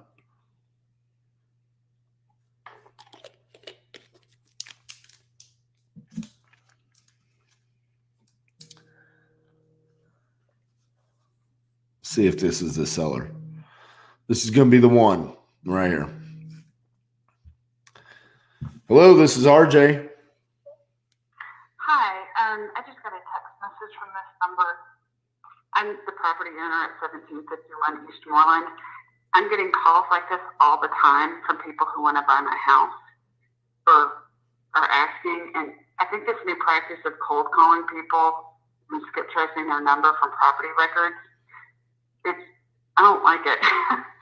I mean, this is my personal cell. And we don't know each other.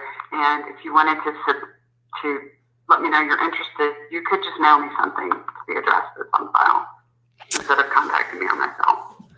Yeah, we actually do that as well. It just depends on the person. I mean, we get different results depending on personality types and stuff like that. You know, texting is one of our preferred methods, because we actually get about a 30 to 40% response rate, whereas direct mail usually gets somewhere between 1% to 2%. So that's part of the reason why we do that. Okay.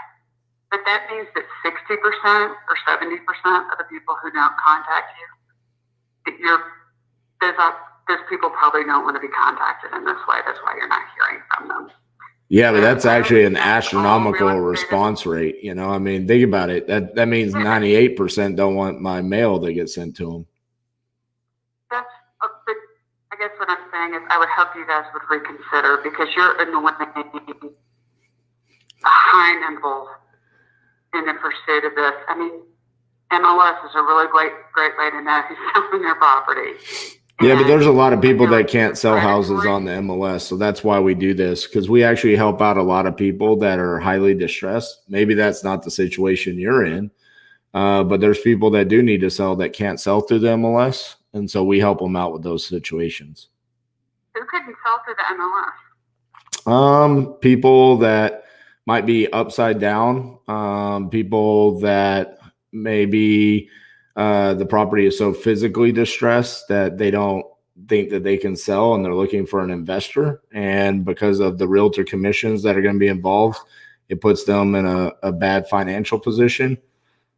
tax defaults, pre-foreclosures. There's a lot of times where people end up in situations where they don't know what to do. And so we can step in and help them in those situations.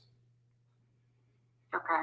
Well, I'll tell you, I don't prefer these cold calls, and I just wanted to let you know that I'm getting to a point of real frustration with investors contacting me. It feels predatory. It doesn't feel like helping. It feels predatory in a pandemic. So that's my 2 cents. I just wanted to share that with you. I get it. And if you have like 30 more seconds, I'll tell you, here's a good example. A young lady in Anchorage, Alaska on Thursday, she bought her property. She basically owes what it's worth still on it. Her father is dying in Phoenix, Arizona. So we were able to take the property subject to the existing mortgage and then hook her up with a realtor in Phoenix, Arizona. And we're going to be able to move her, and she's going to be able to get out from underneath her property. That there's no way in the world she could have sold that on the MLS without writing a check. And she's going to get out from underneath that property, get her new house, and get down to her father probably months quicker than she could have if she had tried to list on the MLS. So there's a lot of, I understand it feels predatory to you, but to a lot of other people, we help them out. So. Okay. Well, all right. Good. Are you in Memphis? No, I live in Fort Worth, Texas. Okay, that's the other creepy thing. This came through a Memphis number. Yeah. It doesn't feel transparent. Well, because I'm doing business in Memphis. Walmart isn't based in Portland, Maine, but they have a location in Portland, Maine. You know, I mean, so it's you're always going to. It came through as a 901 number. Right. Like a lot of telemarketing does. And it is done intentionally to convince people, oh, I might know this person. It might be a business that I deal with. And because I have a branch of my business in Memphis, Tennessee, so that's why it's coming through a 901 phone number. Just because I don't live there doesn't mean where's your branch? In Memphis, it's a virtual branch, ma'am. I don't have any offices, brick and mortar. I'm a real estate investor. I buy real estate to cash flow. I mean, obviously, look, you think that we're doing something wrong. I just gave you a clear, plain example of how we help people. If that ruins your day to get a text message, then hey, let it ruin your day. I'm going to keep on helping people, okay? I think it's on the level of cash for title. I'm sure there are examples where that helps people, but most people agree that it is as predatory, if not more so, than it is helpful. Well, I have thousands of transactions under my belt to say otherwise. So you can say what you want to say. I'll back mine up with facts, and you can have your opinion. Okay? I've got your sample group is only the people that you're helping. I would just urge you to reconsider this and not think of it from your point of view exclusively, but all of the people that you are affecting with this practice. I don't think you're too difficult. I don't think you're affected that much by receiving a text message. Just click and move on. You'll be all right. All right. Have a good day.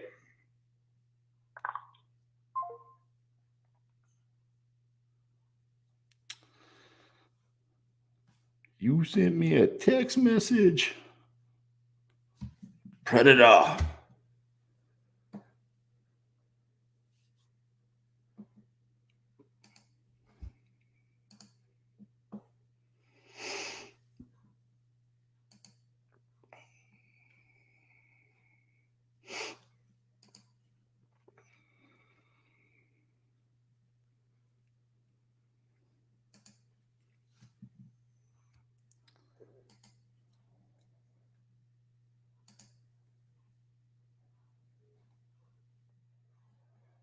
Comps are between 104 and 110. Let's see. His estimate says 77. It's rented at 975. Let's come back to that.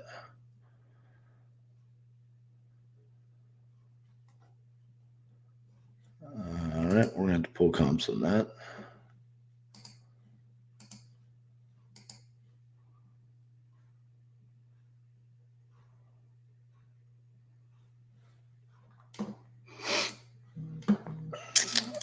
She did, didn't she?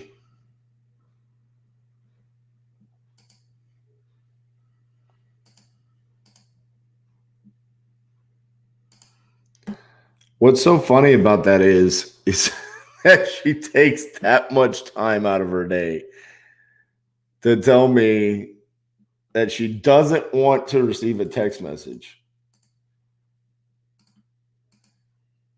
It's just so odd. Very odd that someone would do that.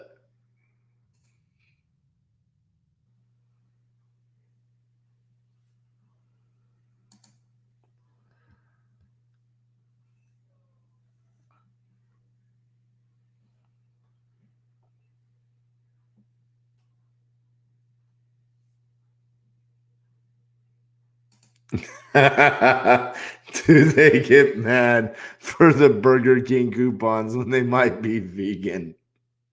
Oh man, that's good. It makes no sense to me. I mean, it's just like it's the same thing with direct mail though. I mean, even with the like 1 to 2% response rate, if you've ever done direct mail before, you get people that are like, how dare you send me this postcard? And it's like, whoa, calm down. Okay. It's a postcard asking if you want to sell your house. If you don't want to, you just don't respond. It's okay. This is not a deal. No.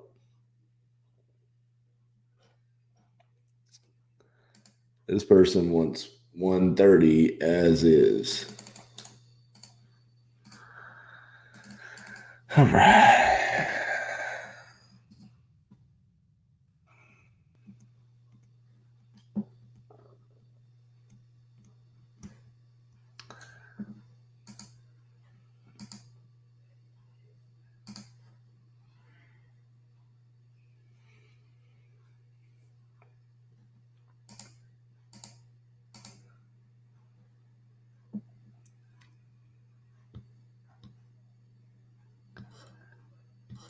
I just hope I never become the person that becomes that upset over something so small and insignificant.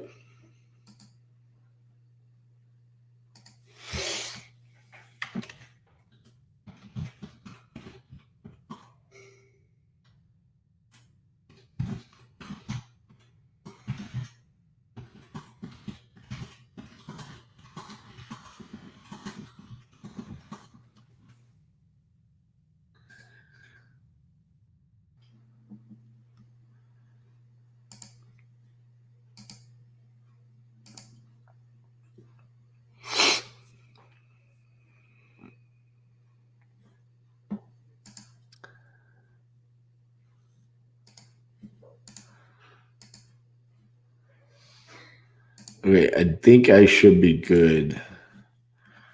So I'm going to look up Knoxville.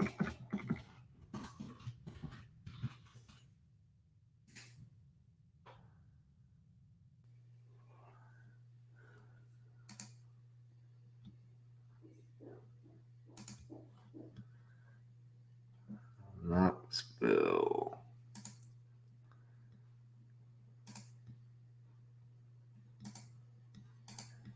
Vacant, single family, ownership, individual.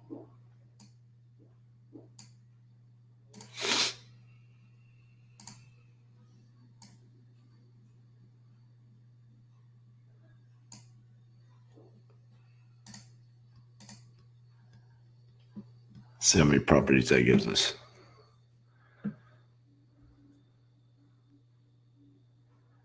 1,000.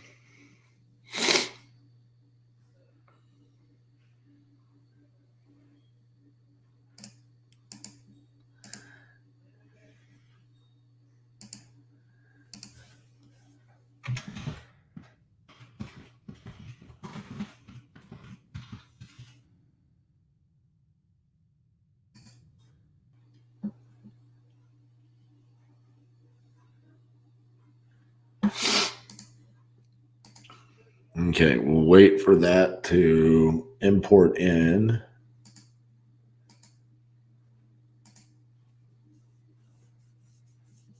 I wonder if Shelly's still with us.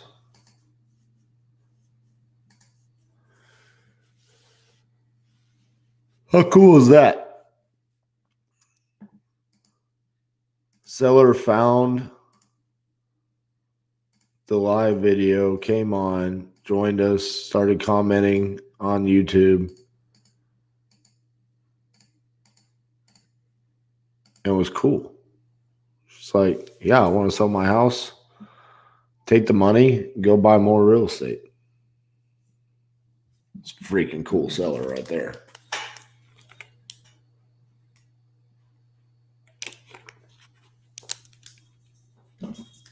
She said she's going to call around noon. Hopefully we're able to finish that off there.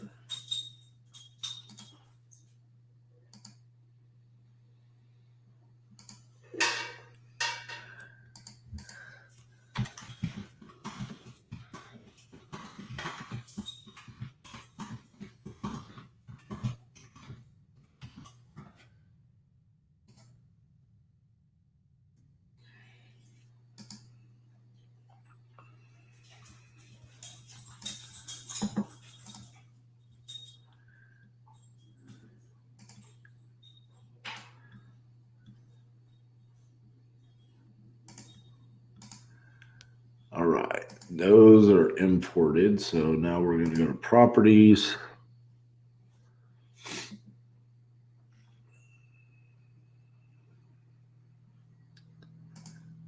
Filters include Knoxville, Tennessee. Apply. No.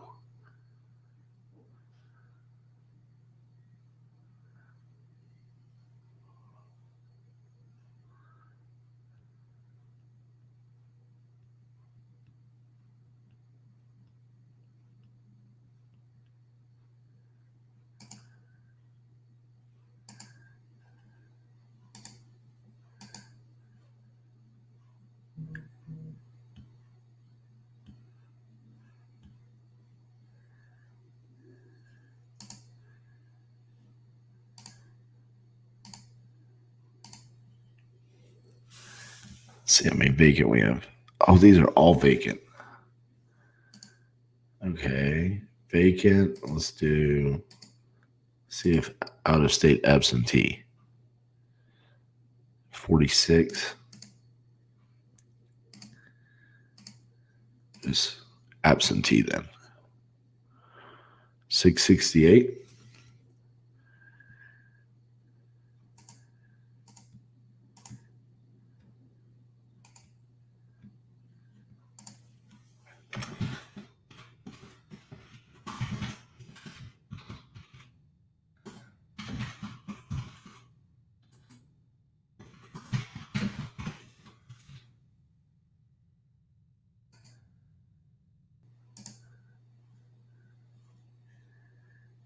Okay, let's go to our profile. Make sure Knoxville has not been approved yet.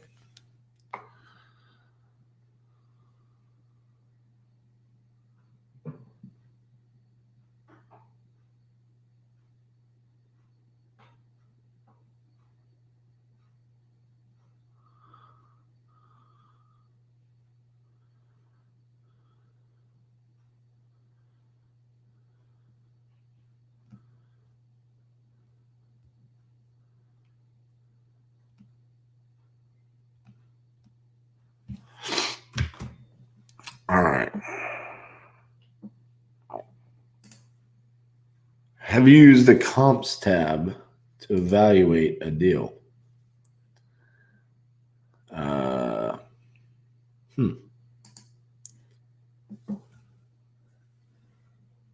Where is the comps tab?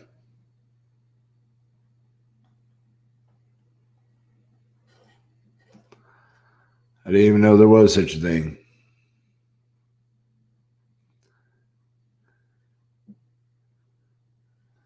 My I just missing it?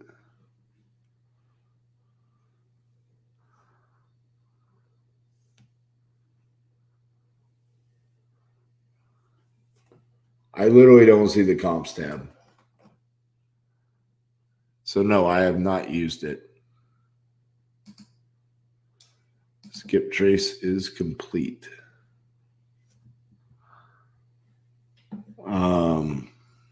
I'd love to know where it is.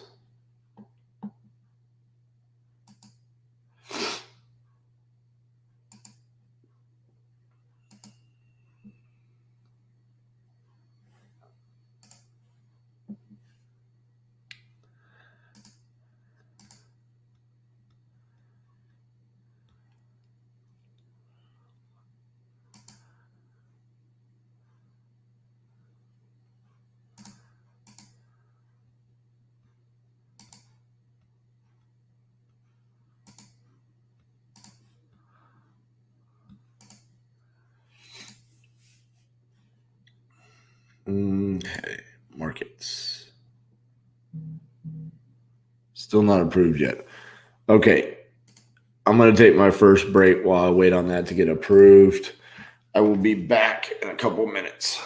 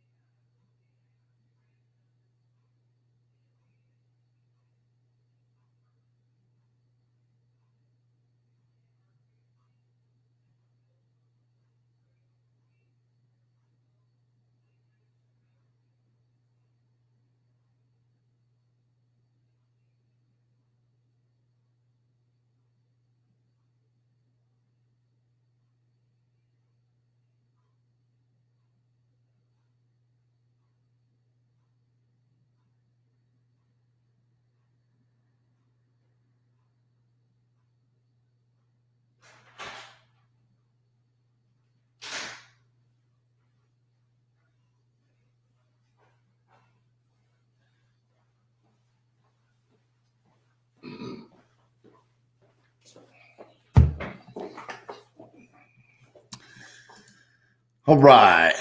All right, I'm back.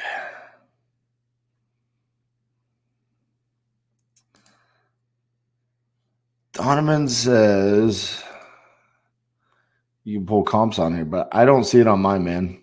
Maybe it's something that is just rolled out to a couple of accounts right now. I don't see it. All right, so we are approved in Knoxville now, I believe. Let me just verify.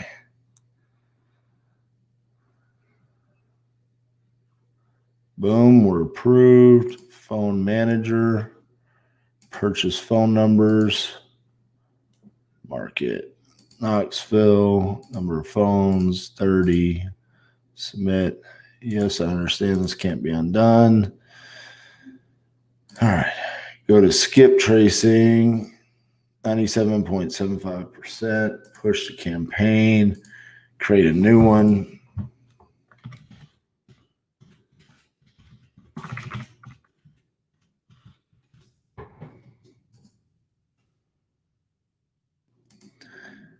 Knoxville, that is Eastern. Save. All right. So we're waiting on that. So what I did is I had a smaller niche list in Memphis that I sent out, but I really just wasn't feeling it. And I kind of went into today knowing that we have Memphis, Nashville, Knoxville, Chattanooga are all fairly decent markets, but I knew Memphis was the cash flow market. I know Nashville is super hot, very similar to like Denver, Phoenix, areas like that. I kind of wanted to avoid Nashville. I always knew Knoxville and Chattanooga were kind of the two that I felt like might be lower hanging fruit. So wanted to try out Memphis for a little bit, but also wanted to be able to pivot quickly. Don't want to beat my head against the wall like I did in Lincoln, Nebraska. So we should be ready to rock and roll and see what this looks like here in Knoxville.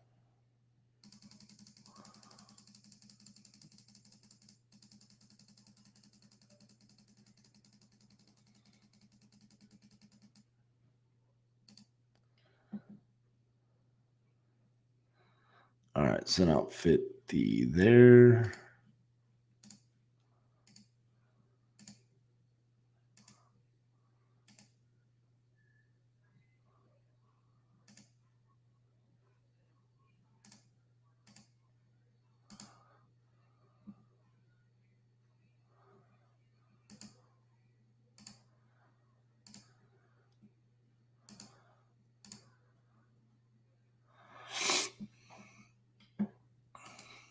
Been a kind of a choppy start to the day, especially in comparison to yesterday in Maine. Maine, we just had a very high response rate, good leads coming in. We do have a potential deal in Tulsa we might be able to get. But it's definitely been the strangest start to the day yet.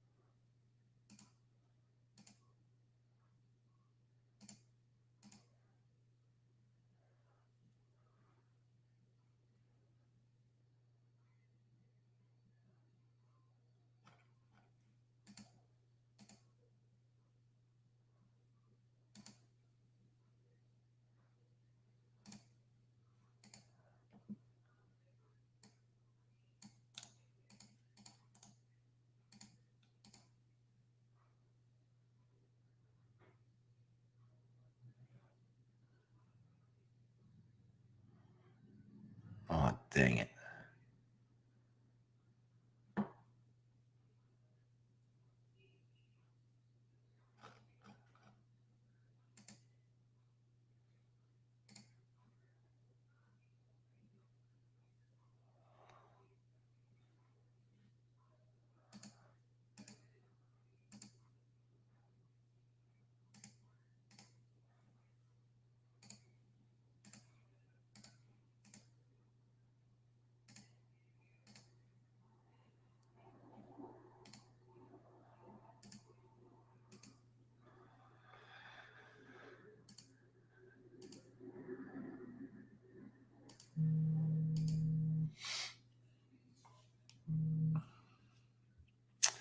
Hello, this is RJ. Hello? Hey, this is Yeah, RJ. I had this is who? RJ. RJ, yeah, I had a text from you this morning saying about coming to see you in the place. I was making sure this for me or was it the wrong text? I apologize about that. I was reaching out to see. Are you wanting to sell that property in Tulsa? I don't have what type of property? You look at commercial? No, a single family rental property. Oh no, it's wrong number, man. Oh, okay, I apologize about that. We own a dispensary. I thought you were talking about coming by there. No, I'm not looking for a dispensary right now. Maybe in the future, but not. No, we're not trying to sell it. No way. That's why. Oh, okay, I got you. All right, Sorry man. about that, man. You have a good day. You too. Bye bye. All right.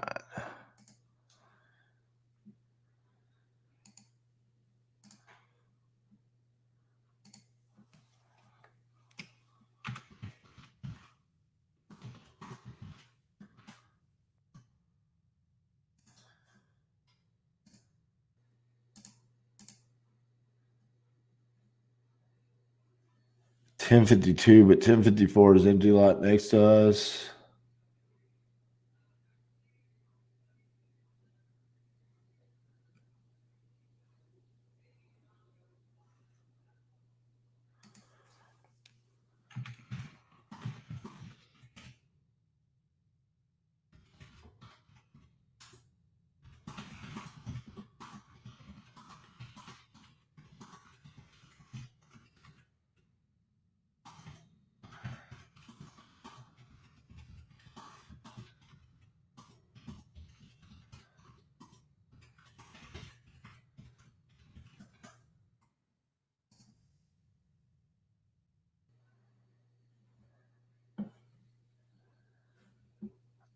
Robert, do you purchase 20 numbers for the Dallas market and 20 for the Fort Worth market?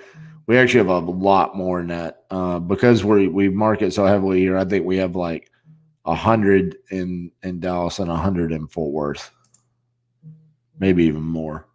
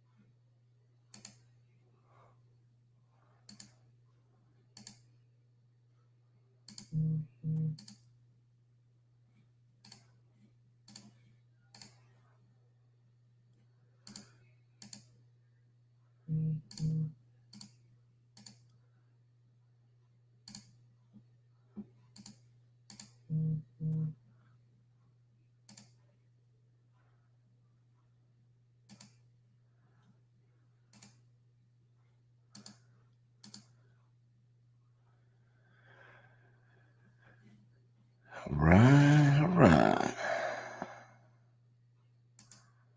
We got a contract being viewed right now in Maine as we speak.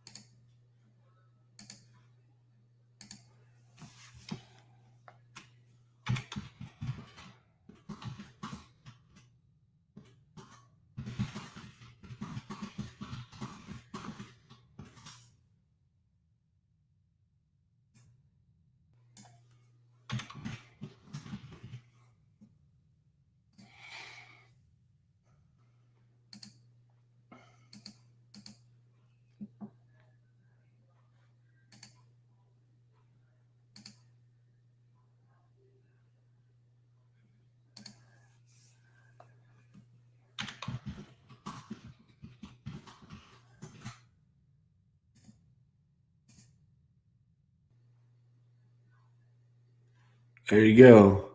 For all the people that have been asking, there's the opt out.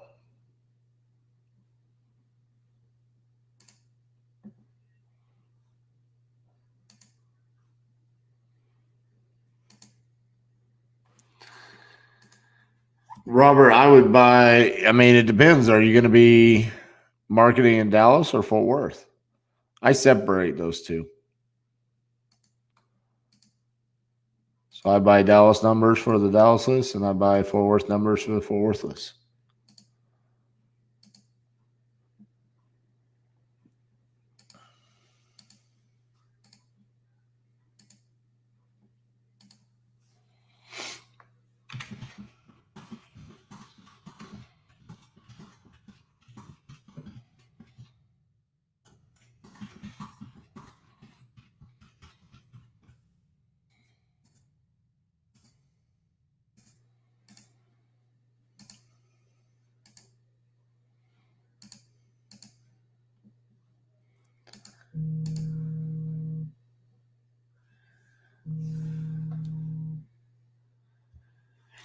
Hello, this is RJ. Yeah, this is Mr. Ford. Hey, Mr. Just sent Floyd. me a message. Yeah, I was reaching out to see if you had a property that you were looking to sell. No. All Okay, I didn't know right. what this was about. No, thank you. All right. Have a good one. You too. Bye-bye.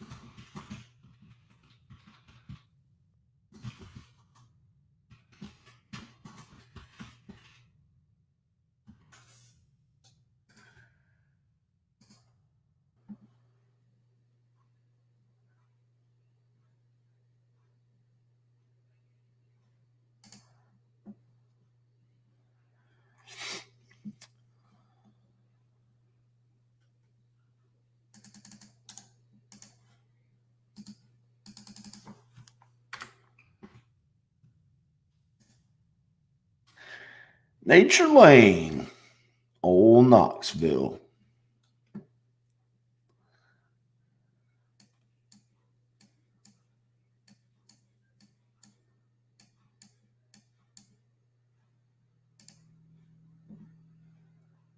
Length of ownership, 2 months.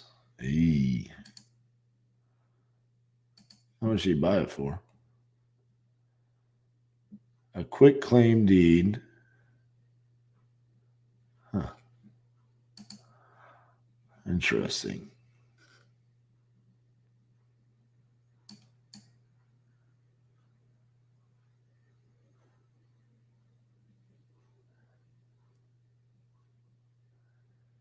All it is surrounded by much nicer.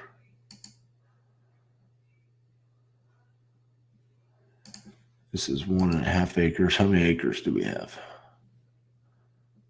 One 1 acre lot.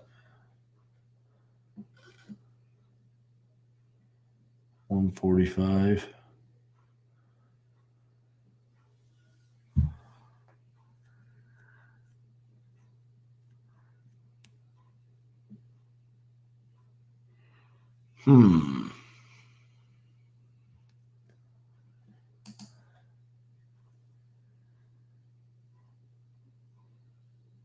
Wait, that's 12,900, isn't it?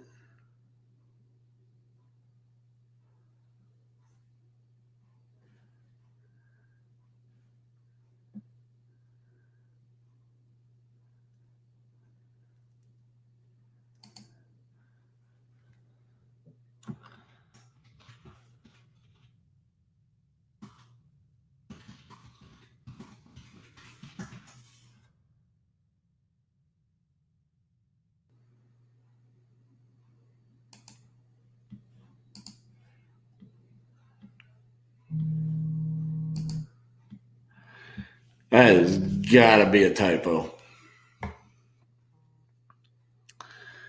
Hello, this is RJ.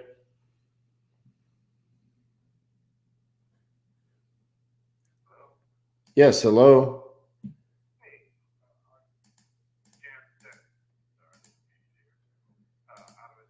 Yes, sir.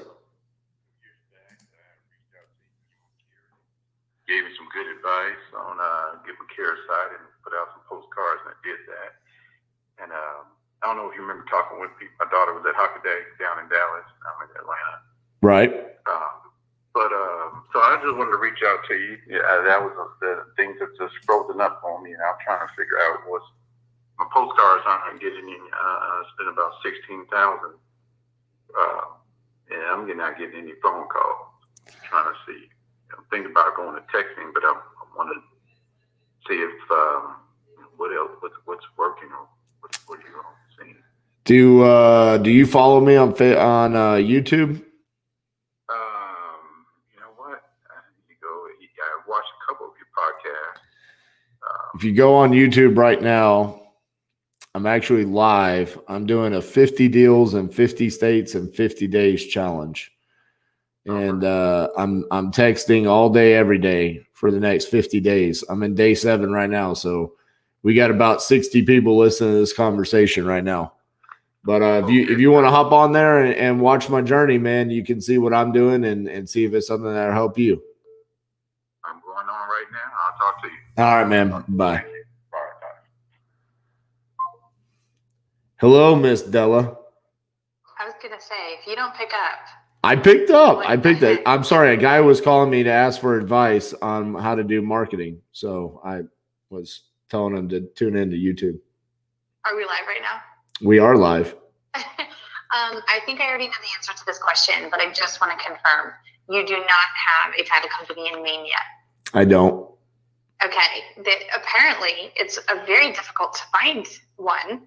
And I'm wondering if any of your viewers might have any input on who to use.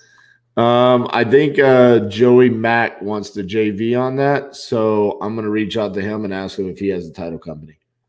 Okay, perfect. Loop me in. I've actually kind of reached out to a few networks, and it seems to be like the one question several people ask, and apparently it's not super easy. So just want to make sure we do that deal right. So yeah, loop me into an email, and we'll take care of it. The rest of them are already opened. Okay, sounds good because we're actually getting a second one in Maine today as well. Yeah, yeah. I'm hopefully we find the unicorn because I've even gotten in a few local associations, and they don't even have one. So I thought that was kind of odd. And even looked on some national directories. So yeah, if anyone has any input, let me know. Okay, sounds good. Otherwise, we can just give it a go.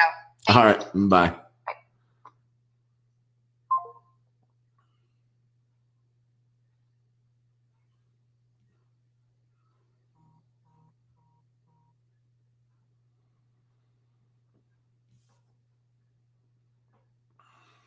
Bruh.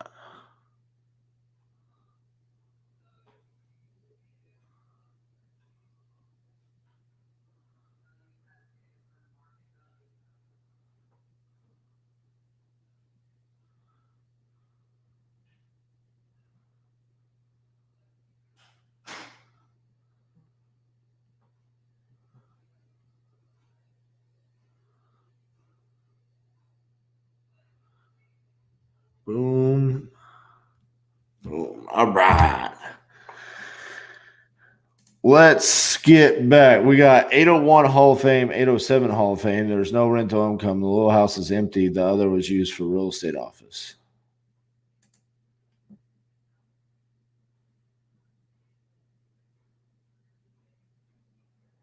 That seems really high price. 5. This guy's asking $12,900 for this property. I don't understand. It's right here. Do y'all see this? 12. Like I almost want to be like, did you read mine right? You're asking 129,000, right? Oh, what is happening? Like this right here has a mobile home.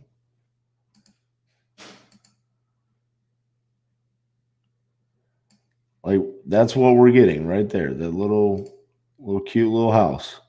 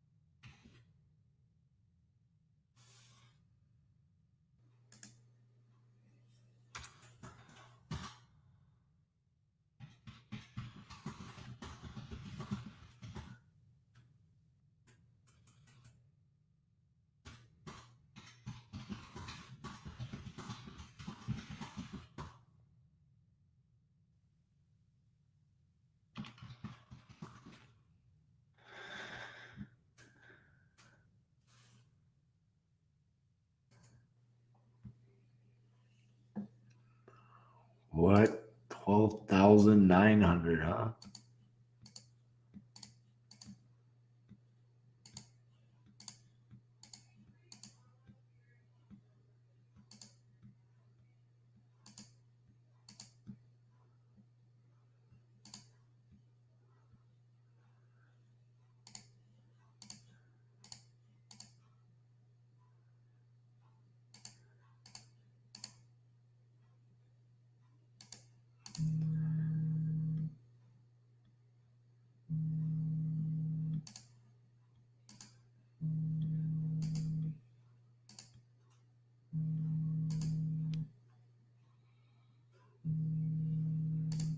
Commercial.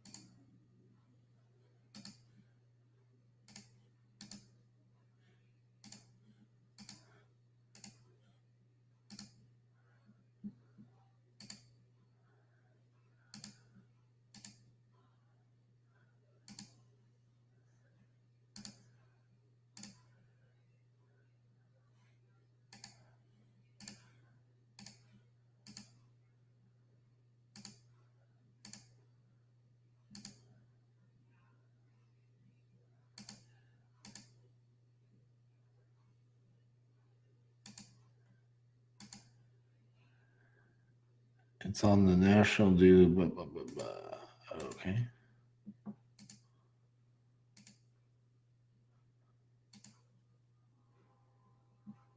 I can't believe we lost that Nebraska property.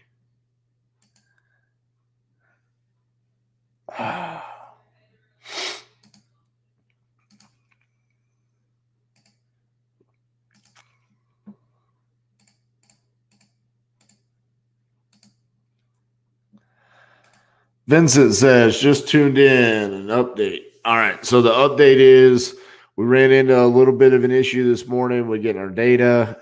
Apparently, I had pulled too much. I had to get my account updated. So we got a small niche list in Memphis. I sent it out. I wasn't feeling the vibe there. So I immediately pivoted, pulled additional data in Knoxville. Right off the bat, I'm already feeling better about it. Maybe that's because I went with the University of Tennessee-esque logo and not the Memphis Tigers logo. I mean, I guess I was already leaning towards Knoxville when I go to Tennessee anyways. But when we initially had set out and decided what markets I was going to go to, we kind of leaned towards the cash flow markets anyways. So that's where Memphis came from.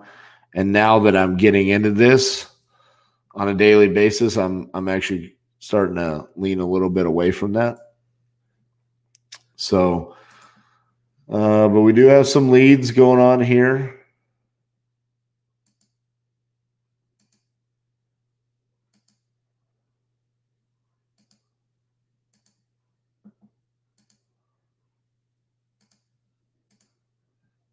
I'm super confused by this guy. He wants 12,900.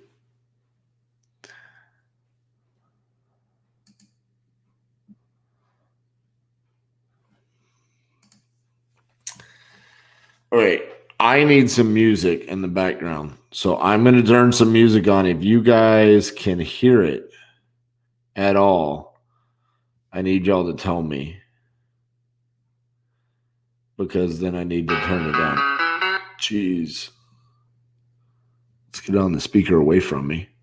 So if you can hear the music at all, please tell me, okay?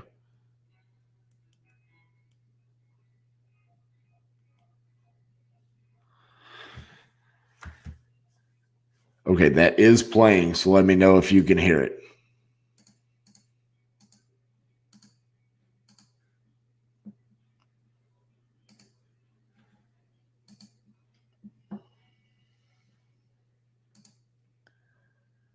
Well, I guess we can look these up real quick.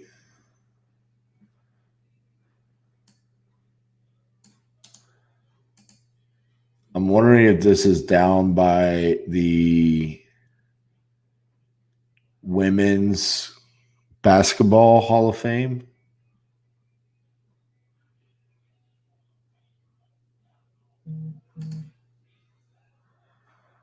Because it's on Hall of Fame Drive. That's the only thing I think of. So there's that. And probably that.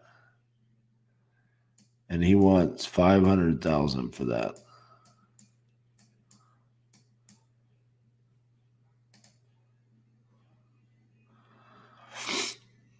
I wish I could be like on that side of the street. I could be a little bit closer. I mean, that is not worth.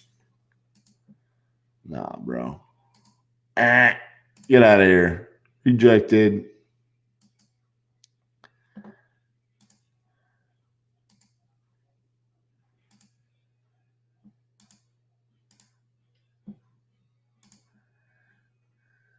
All right. Let's get some more sent out.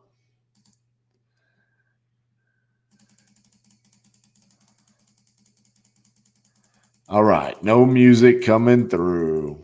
Good.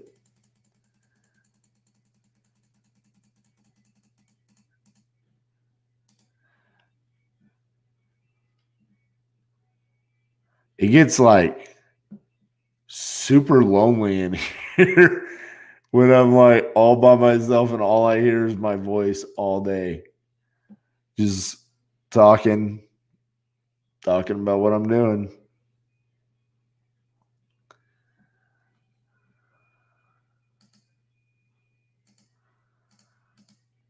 All right.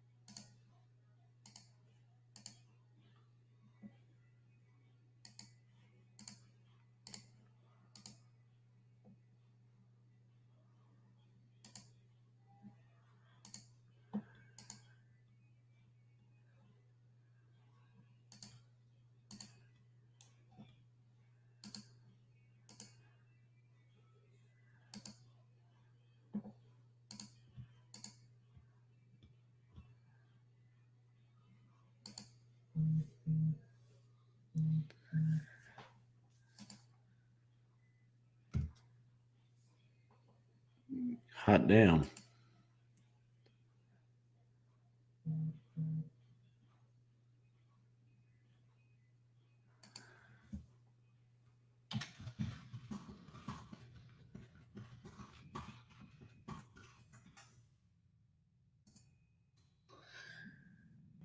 $21 properties for sale. Where are they listed?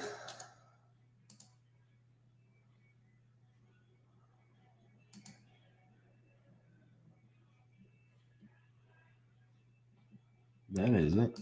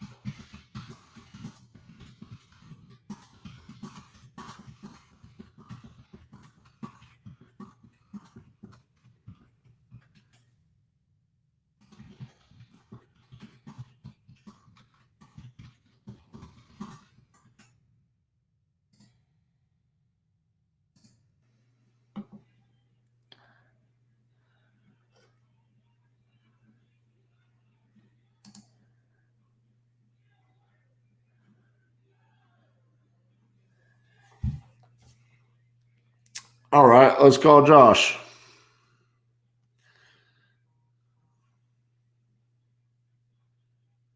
Eight 919-0154. It's where he says they're for sale by owner, but to call someone else. Okay.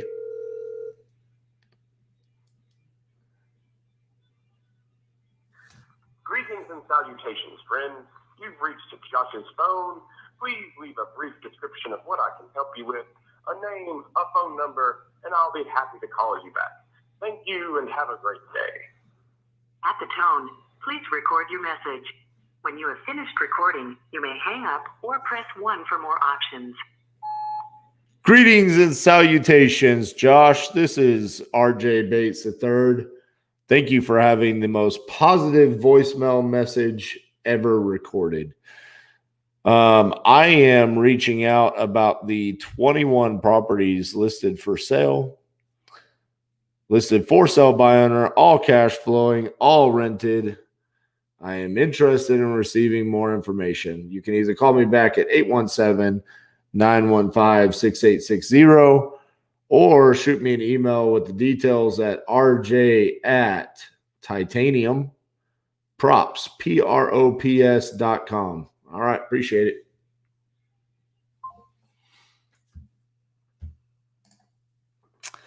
When you set up your phone numbers, you put a 40 number to your cell phone. That is how that works.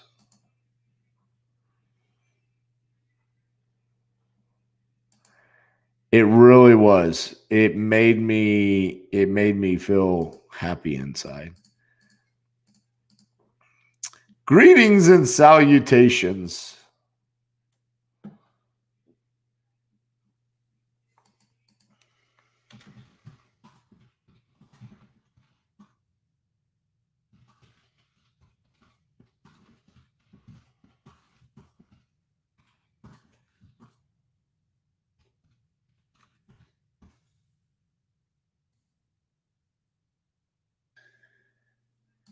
Let's see, what else?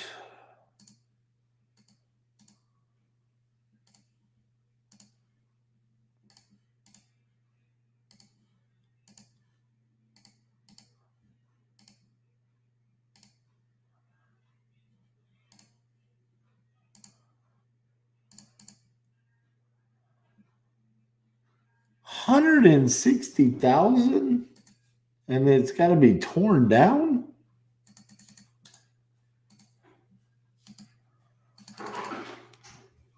Better be a castle.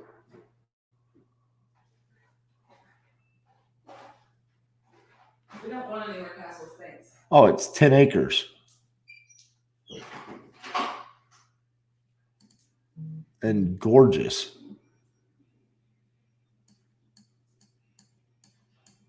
Look at that.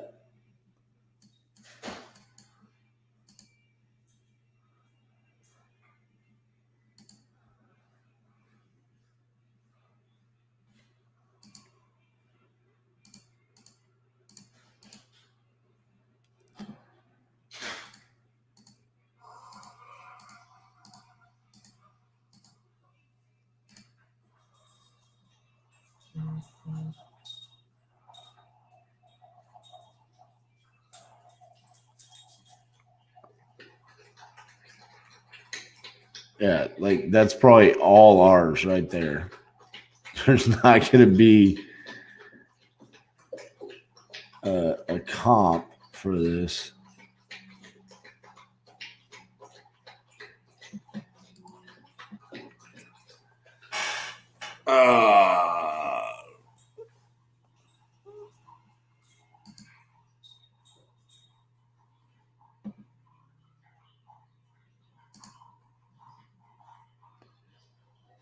Looking to get it demolished, caught fire. Huh.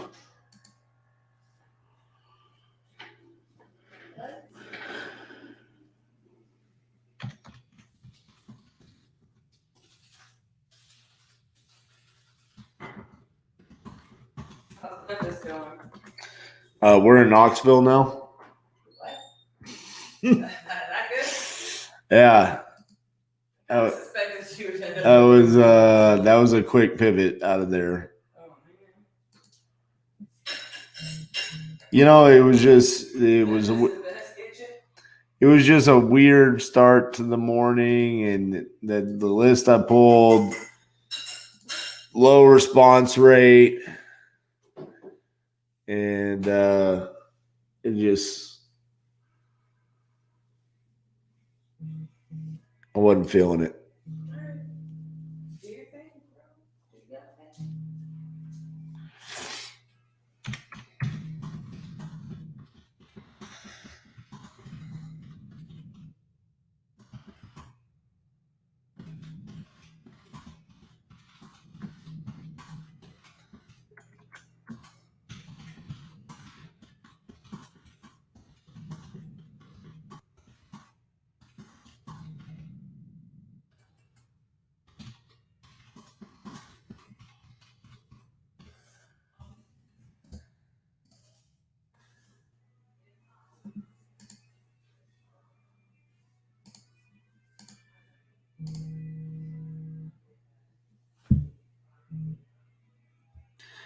Hello, this is RJ.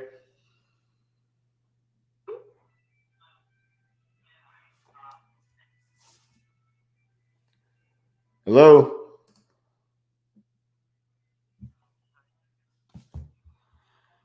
Okay.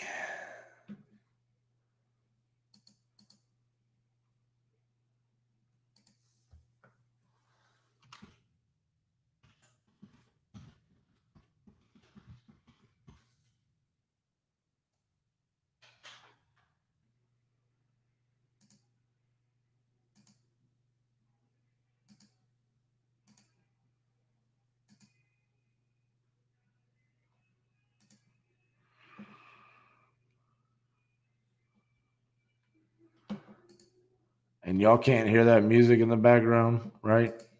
Just making sure.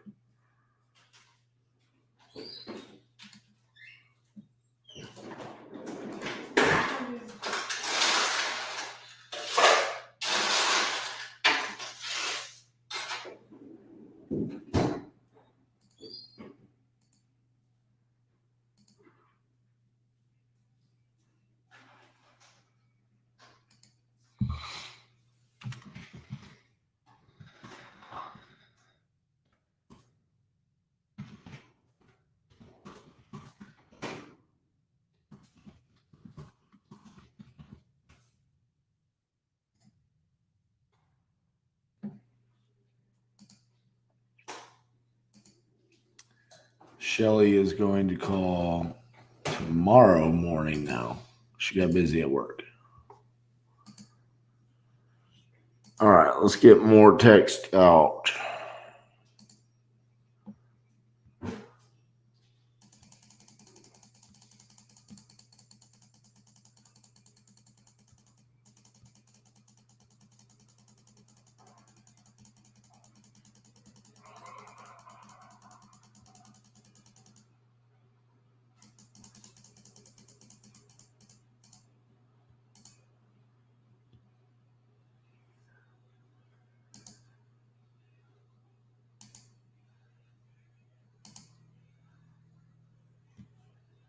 All right, he says he sent it.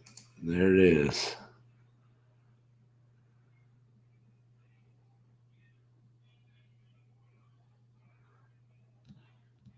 So he's asking 1.7 million for all of them. See what the rental income is.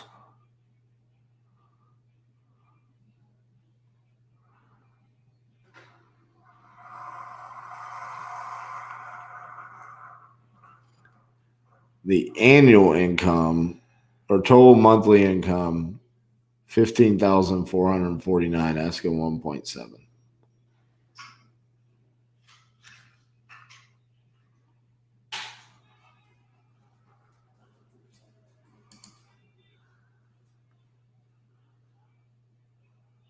He said there's 21 properties, but there's only 20 on here. And some of them they're duplexes, so it's units. And one's a trailer. Huh.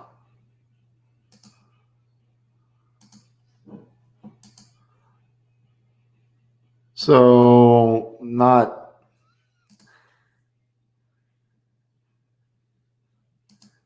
doesn't seem like it's an amazing deal.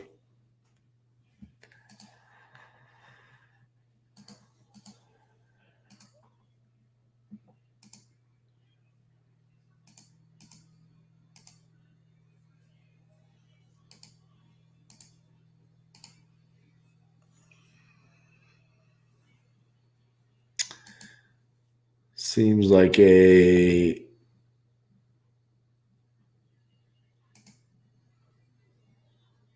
relatively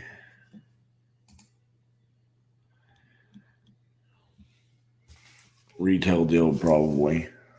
All right.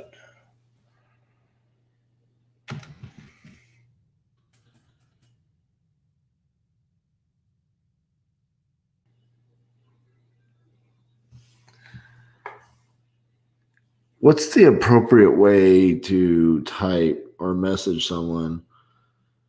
Hello, I really want to buy your house, but I need you to just verify that it's not missing or burned down.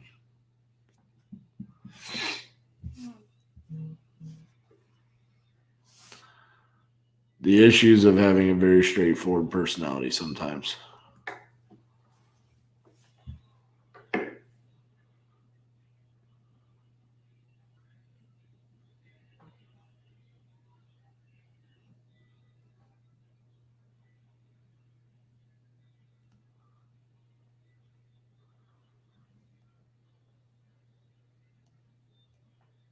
All right. We had someone asking how much we're offering. Let's see.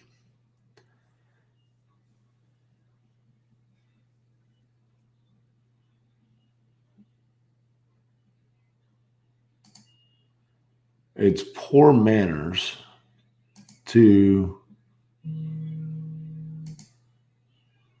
say someone's first name. Hello, this is RJ. What do you want? Who are you and what do you want? You texted me. What do you want? Oh, you sound like you're having a fantastic today. Are you having a good Tuesday? I am. It's my birthday and I'm in the middle of something else. So what do you want? Why are you calling me and who are you? Well, happy birthday. Is it lucky number 29 for you? No, it's not. My mom has died. I'm having a birthday and I'm missing my mother. Who are you and what do you want? Do you want to buy my house? Is that why you're calling? Because you buy ugly houses? I do buy ugly houses, but I buy pretty houses too.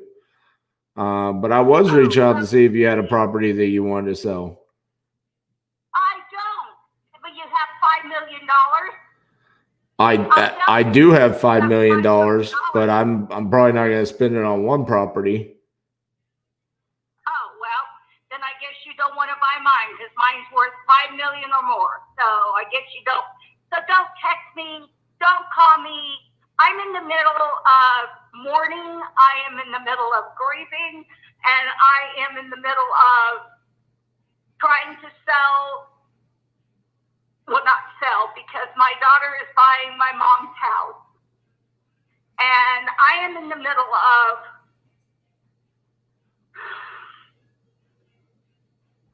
missing my mother today on my birthday.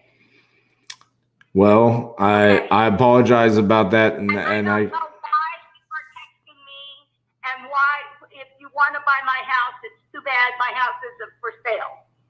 So go buy somebody else's house, but mine isn't. Well, I apologize about that, and I understand that you're grieving. I feel that my dad passed away in 2012, and I know that's a irreplaceable void in your life. So I feel those emotions. Both of my parents are gone, and all I do is sit here and talk about family members. When money is involved, people get greedy and do greedy things. Do you know my brother? My brother had 3 pickup trucks, well, 2 cars and 2 pickup trucks, and he had to take my mother's car because my mother said you can have the car. So I'm sitting here with no car. My mom said he could have it, so he came and got it and took it. So here I sit at my mom's house, no way to go anywhere except to call a taxi service or an Uber service. I have nowhere to go anywhere. I have no car. I have no nothing. And people are fighting over the hard-earned money that my mom and my dad worked so hard as school teachers to make, and they're fighting over it. And want to shove it up their asses and say, go spend it. Shit it out and spend it if that's how valuable it is to you. That's what my family is doing. Well, and here I sit with my mama. And my dad's gone too, and they both worked so hard. Like this is free money. Like they're entitled to it. They're not entitled to anything. They sit on their butts and do nothing and say, oh, give us the money. We want the money. Did your mom have a will? Yes, she did, and I'm working with the estate attorney on all of this. Yes. Yeah, my grandmother passed away on October 21st of 2019, and she didn't have a will. And because my dad passed away in 2012, that made me an heir to her estate. And I'm actually having to deal with my aunt and uncle who live in houses that she owned. She had a business that she owned, and I get it. I mean, it's very complicated when there's, you know, money involved with family, because yeah, people do think they have some kind of right to it outside of everybody else. So I understand that's a real bad situation. I hate to hear that for you. Thank you. So just leave my house alone, okay? Okay. I don't have any property. I don't have any home. That's going to be my home, so I can lock all the doors and shut myself in, and my neighbor lady will come and sit on my deck with me, and her mama passed away, and then we can, when I get home, to my home. And right now, I am missing my mom so much today, and my mom's birthday is next week. What are you doing about your mom's house? My daughter's going to live in it. Gotcha. Okay. I'm not selling my mother's house. I haven't touched my mother's things at all. I couldn't. And with COVID, it stunk. It stunk because my son, who worked so hard, and we were up there, and they would only allow one person every 2 hours in a day. And they told me I could FaceTime her, so I was setting it up. And while we were setting it up, they walked in, and she opened her eyes. And they said, your daughter's going to FaceTime. And she said goodbye. And she closed her eyes and died. I gotta go. I miss my mom. Please don't call me anymore. Please. Please don't put this on me. I know. I don't have any property. I don't have anything for sale. I'm sitting here in my mother's home. I took care of my mom for 7 years after my dad died in 2012. I took care of my mom. I flew here from Tennessee. I flew here and I'd be with her while my dad was in a nursing home dying of Alzheimer's, and I took care of my mom, and then I came out here and I've been here, and I just miss my mom so much. Please, just let me grieve. On my birthday, let me grieve. Thank you. Goodbye. Goodbye. Ooh. That was next level emotional right there, man. Dude, she needed Cassie to be on that phone call. I'm not even gonna lie. I mean, I was trying to be as empathetic as I possibly could be, like use the scenarios of my grandmother, my dad passing away, but man, that was intense. Whew. Maybe she feels a little bit better after getting it out, though. That was, as strange as it sounds, she actually sounded better towards the end of the call than she did. It's like she went through all the stages of grieving right there. She was extremely angry when she first called, and then towards the end, she was actually just like, hey, just let me grieve. And maybe she'll actually cry it out and feel a little bit better. But man, yeah, that was a bit of a heavy call right there. Yeah, she just needed someone to listen to her. It's heavy stuff, man. Sometimes that's what happens when we reach out to people. Let's get back to real estate. Man.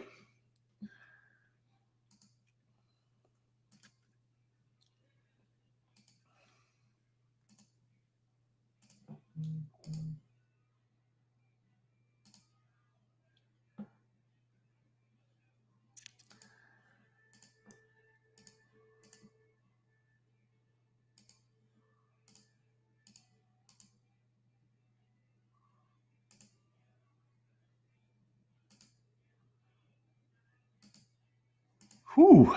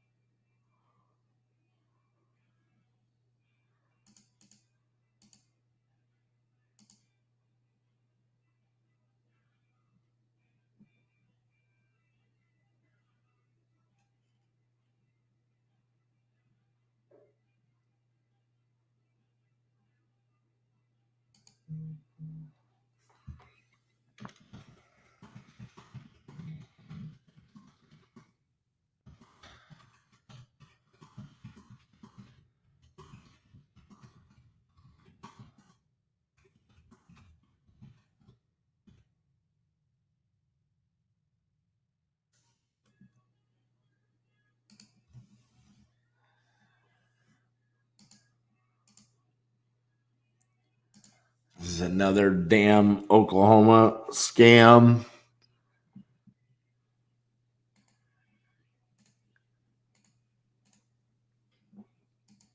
I'll sell to the first person that shows up with cash. That's not how this works. It's just not.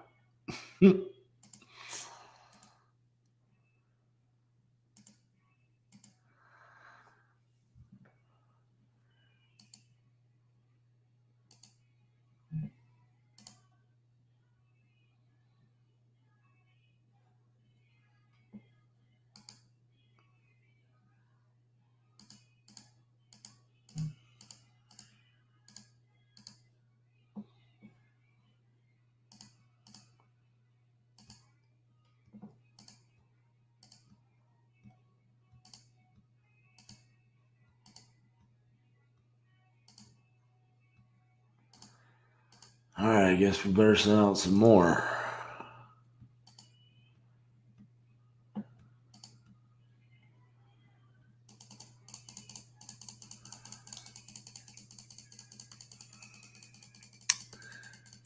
I agree, Kip. That did bring down the mojo. We got to get something picked back up here. We got to have something good going on here.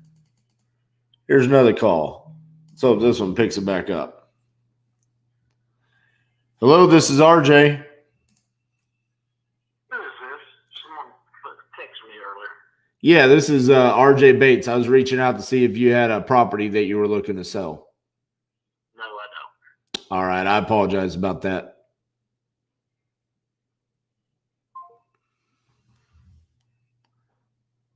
Was that enough to pick up the mojo?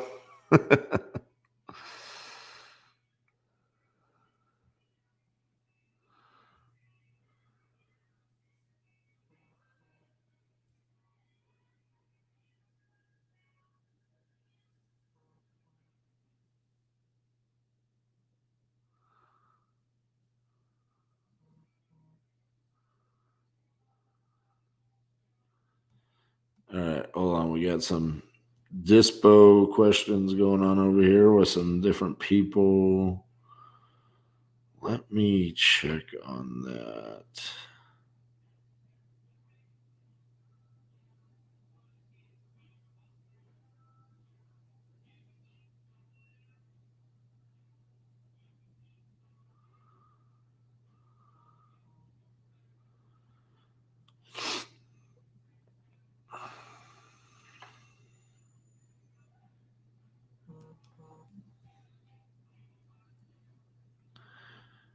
Jamarcus, if you're still with me, I just sent you a message.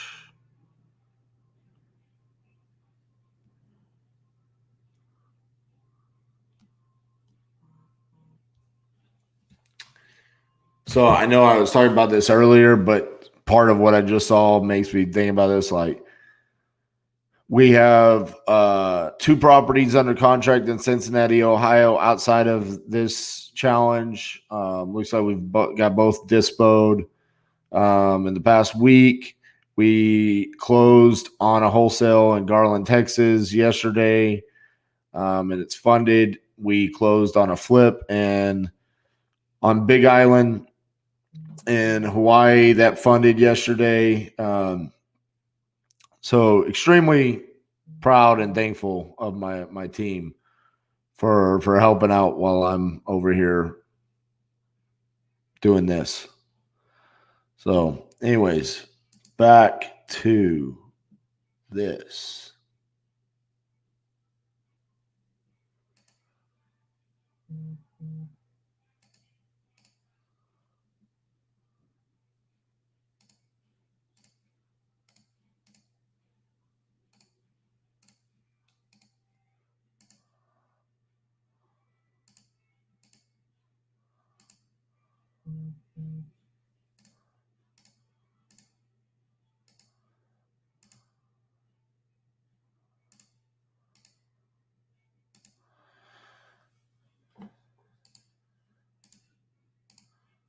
Okay, we should write up that contract in Tulsa.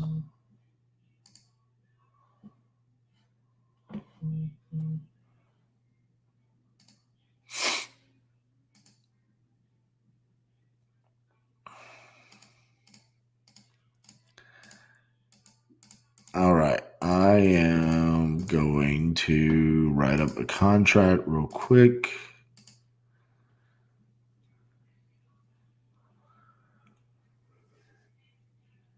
I thought this one actually is real. Get signed.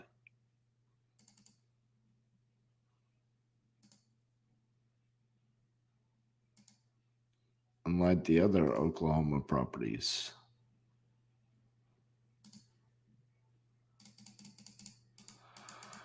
Which were people literally just wanting to waste my time. Such an odd thing that you would want to do that to somebody.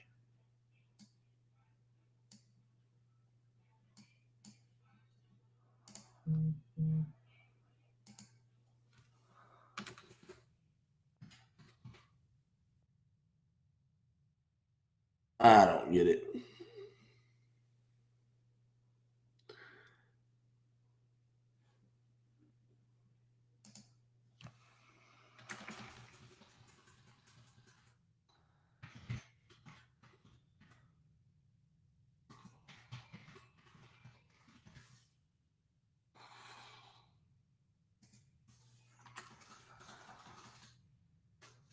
Makes no sense to me why you would want to waste somebody's time like that while also wasting your own time.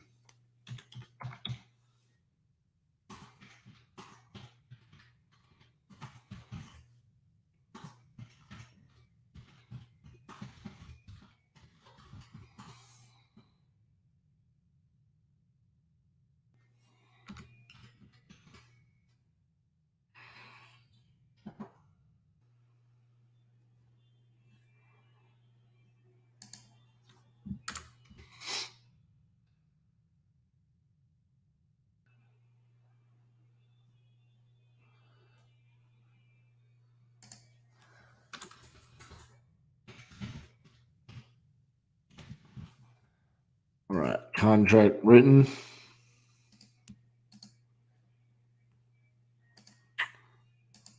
Have you texted Eugene, Oregon? Nope, that is tomorrow. That is tomorrow. St. Louis market. Yeah, use Propelio or PropStream. Both of them are accurate there. How many deals in Memphis? 0. I've actually already pivoted out of Memphis. I did like a small little niche list, and I just wasn't feeling it, so I moved to Knoxville.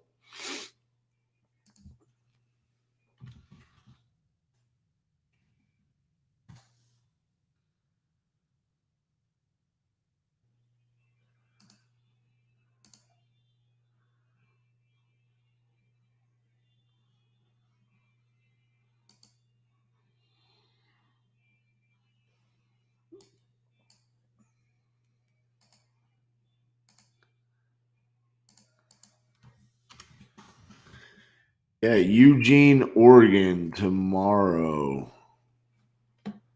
That should be That should be interesting.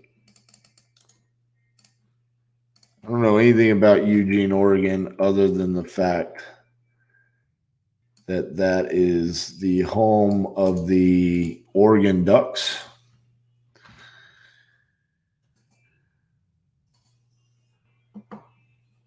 And interested to see how that works out. We've done deals in Portland, Oregon before. But even back then when we were doing deals, it was highly competitive, way high price. So curious to see what it's going to be like tomorrow in Eugene. I don't know anything about price point or anything there.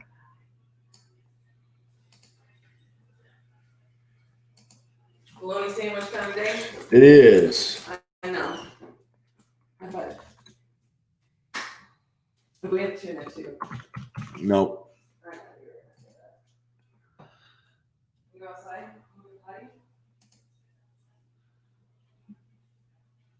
Is it your sister's?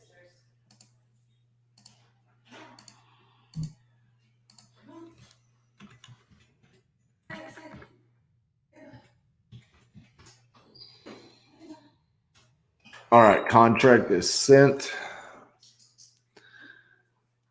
We shall wait on that signature.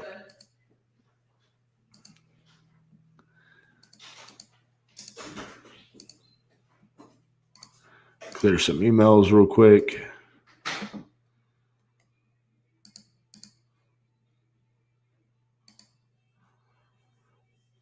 I'm 5 minutes from Portland. Know Eugene a bit. Nice. Well, for both of you guys, Francisco, you're from Portland.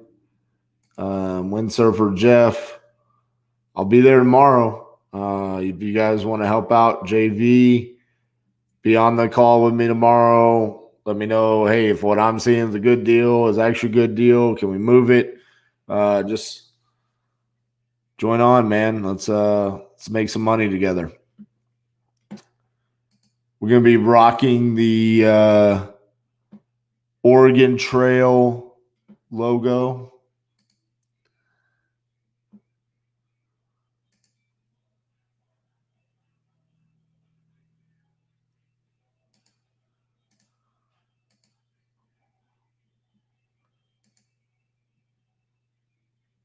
$135 and it's yours. Assessment $152. All right.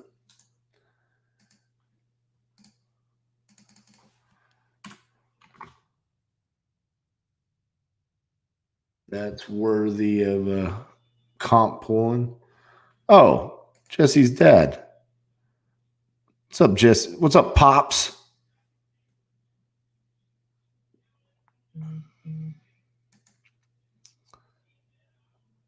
Pops and I had an epic game of backyard putt-putt challenge in Jesse's backyard. It was epic.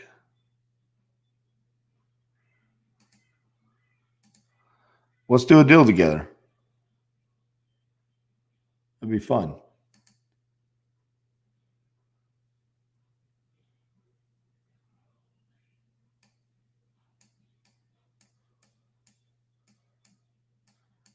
It feels like a sub 100 house.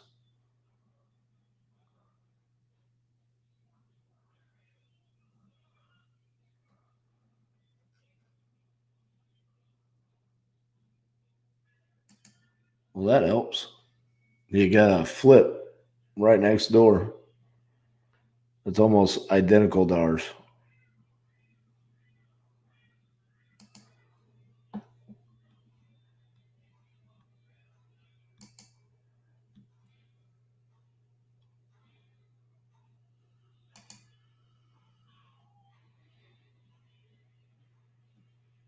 So this one replaced windows, water heater, HVAC roof. I mean, some of these are kind of older though. wasn't nearly as nicely done. Oh, yeah. Still updated. Okay.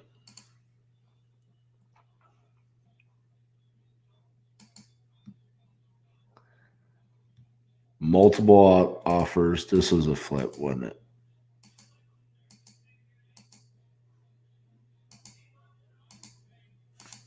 Pretty close to being a flip. If it wasn't.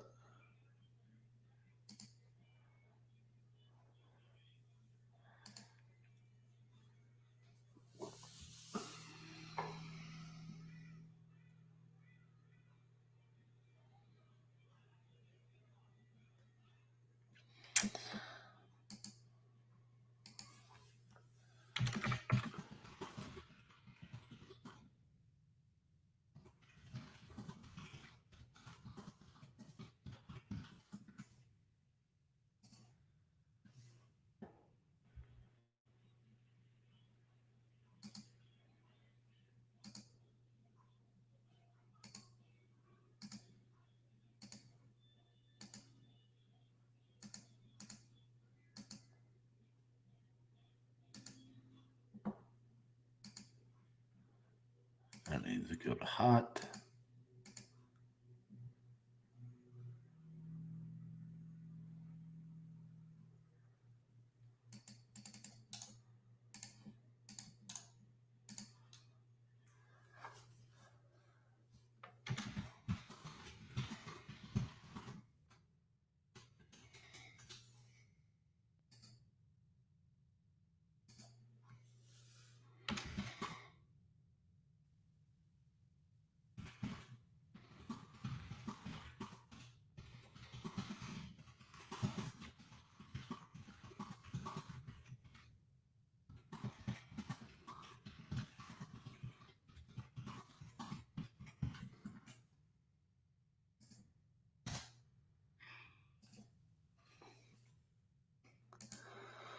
Jason says, I like Knoxville. I don't work the market, but I have connections that do. Cool, because I don't know many people in Knoxville. So if I get a deal, I'd love to have some connections there.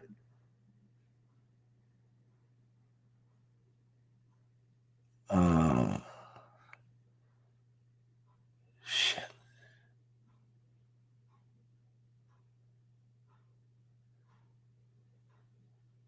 Is this the woman that called me? Oh, shit.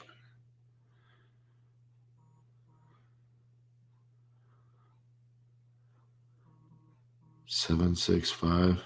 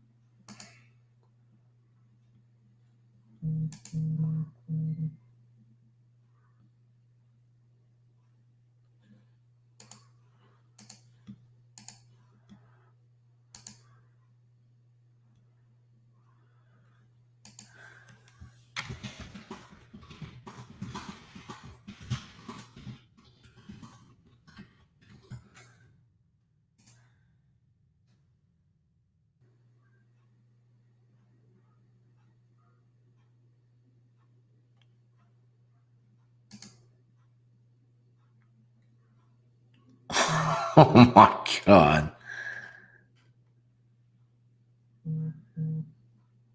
Why? First of all, how did this person know this is me?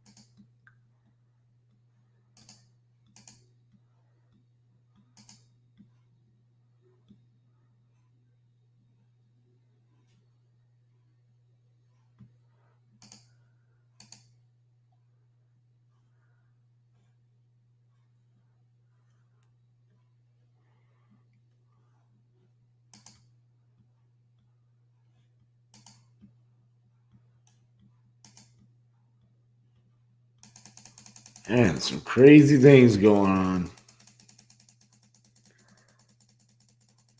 Crazy sellers. Hard time getting my data set this morning. Explicit text being sent back to me with pictures. Jeez.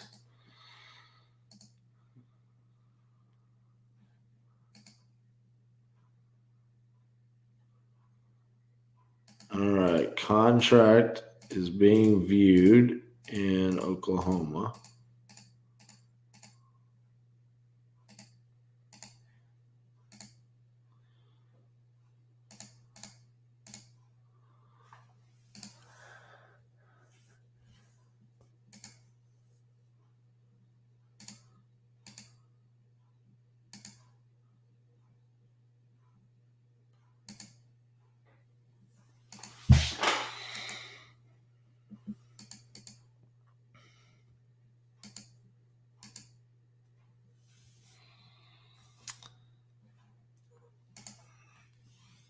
The tunes ran out on me.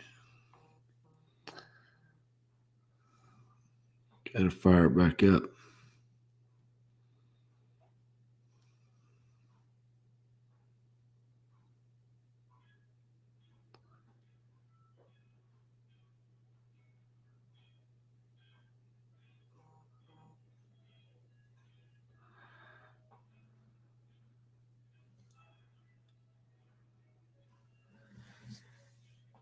Yeah, you can definitely get pictures on batch. We have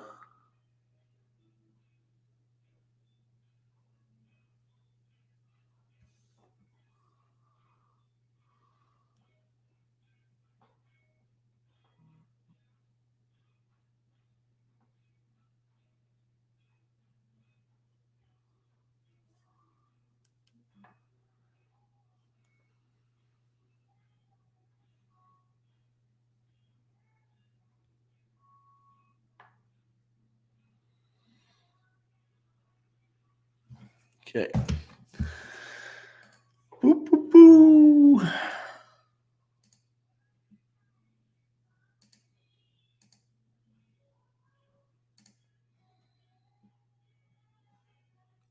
State of Tennessee.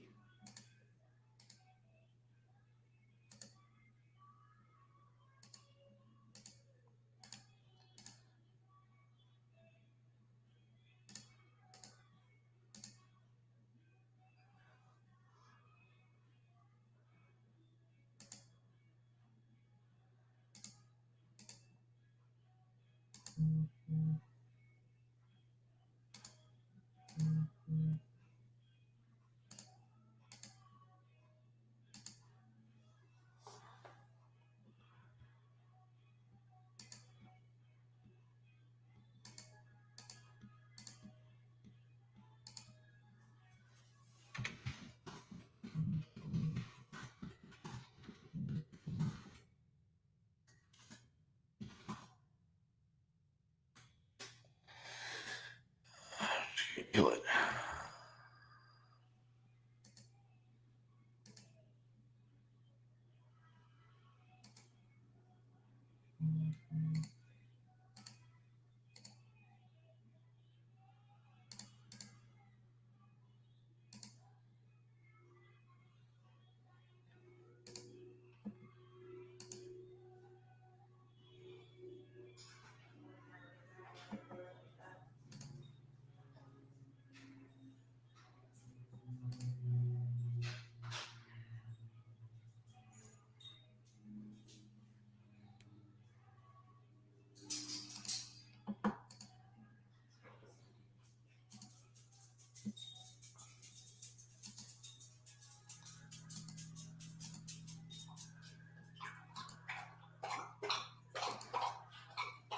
What happens if I go to Memphis?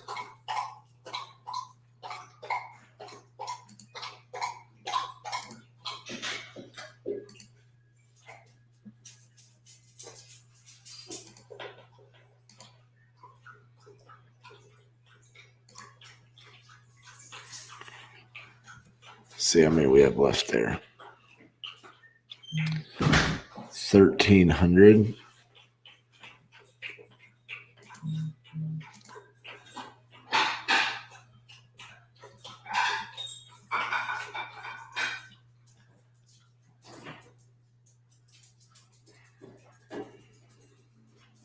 Hey, did you see that message I sent you about Ascot? Yeah. I'm gonna go through it really quick again and just make the call if he doesn't respond. You know what I mean? I mean, I'm kind of at the point where it's like I'm just about to just sign it.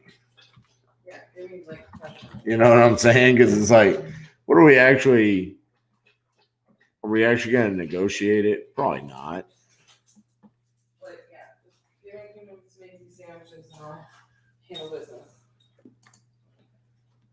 We don't have we just have Colby Jack. Do you want it Dijonnaise or mayo? Dijonnaise, same. We don't have the same cheese. So That's fine.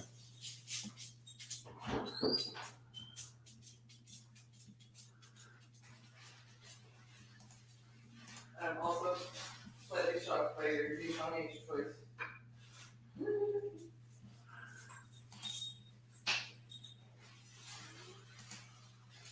Give that back.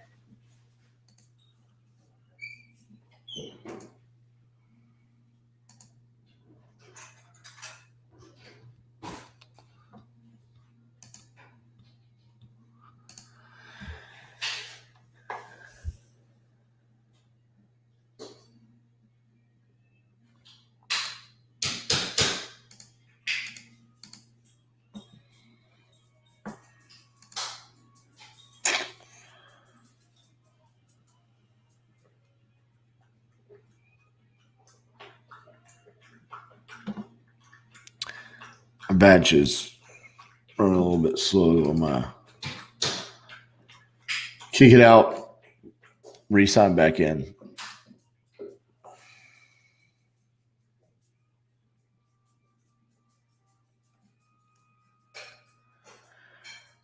So I've got this guy saying he'll sell a house for $12,900. Looks like it's just absolutely smoking deal, and then he just kind of disappeared. You know what? Yeah. Oh, did I tell you? I got a lead in Tulsa this morning, and the next thing I know, the seller texts, "What is batch dialer?" So I told her, and then the next thing I know, she was on the feed commenting on YouTube. No kidding. What was she saying? Girls. She was like, "Hey, blah blah blah," and then she's like, "Hope we get to do this deal so I can take the money and buy more properties." Heck yeah. I know, it was kind of cool.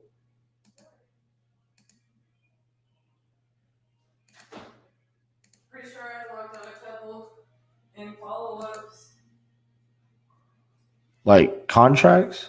Well, like, I don't have the contract. We're gonna sign it at the walkthrough. Oh, wow. There you We're go. working on right now. Sweet. Pretty much. You need beverage? Good. Thank you. Just set it right there.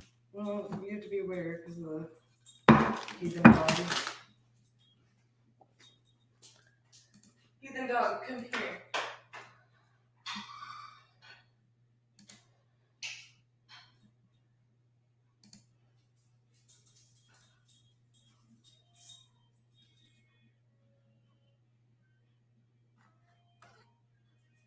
Oh, God.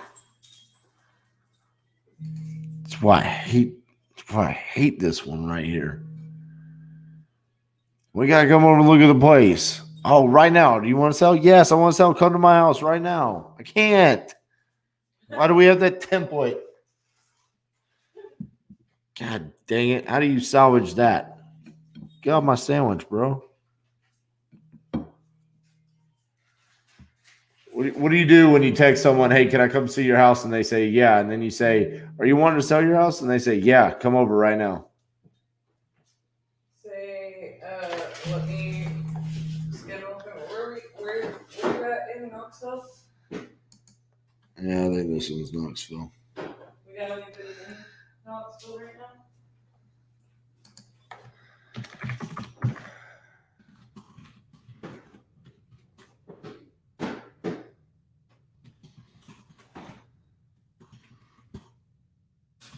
Idiot, I didn't even put anything on my sandwich except cheese.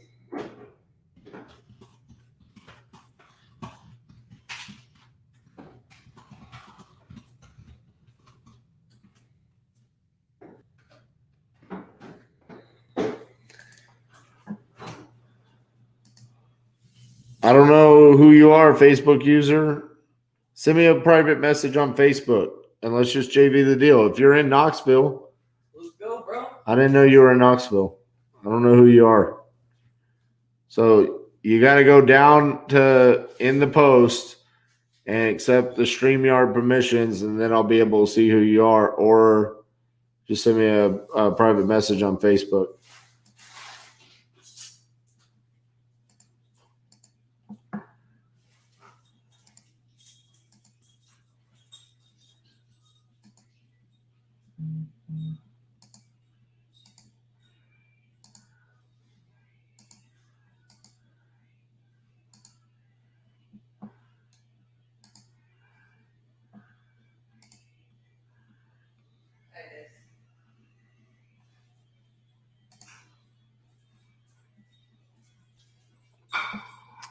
That's not a bad response. The problem with that, Jeremy, is I literally don't know anybody in Knoxville.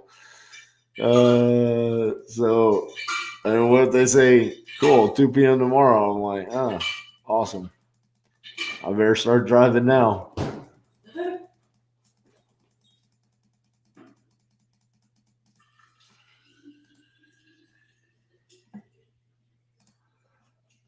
Just as they flew out to Dallas to see one. Now, that was just dumb because you could have just called me, but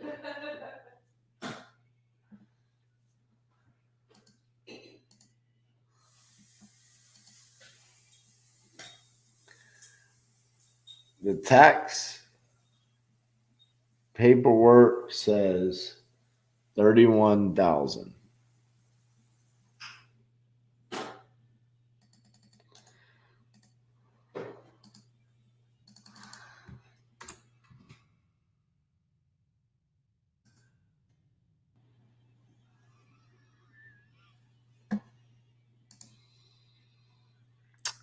Awesome. Well, hey, I'm reviewing it right now. Here's the picture of it. Look at that beauty. Which one is it? Is it that one or that one? I think it's that one.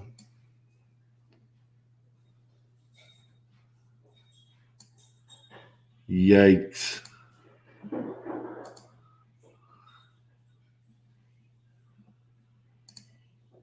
Oh, Jeff's saying I flew to Dallas.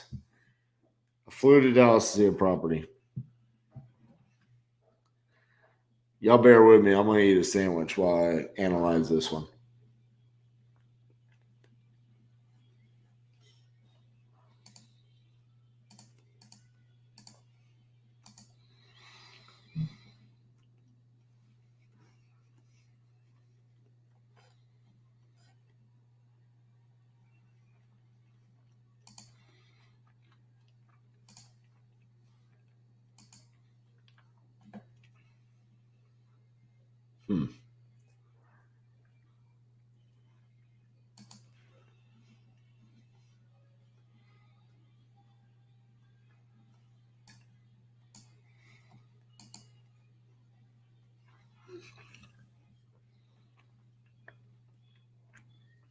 Well, tax assessed value is definitely 31,000. They bought it for 50 in 2007.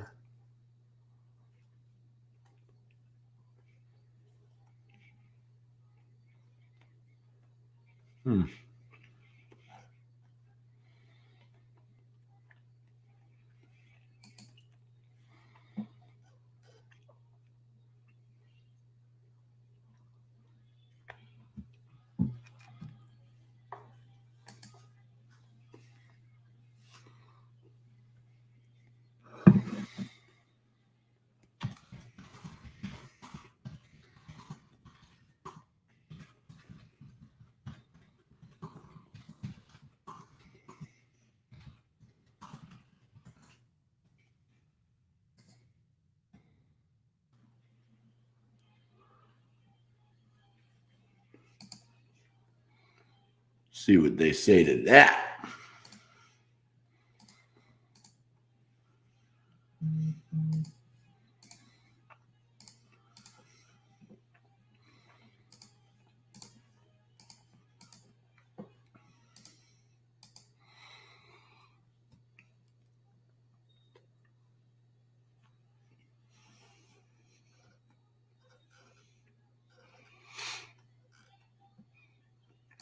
Hey, Jeff, I got a question for you. Why'd you say this is Jesse's dad? Do you not love Janae?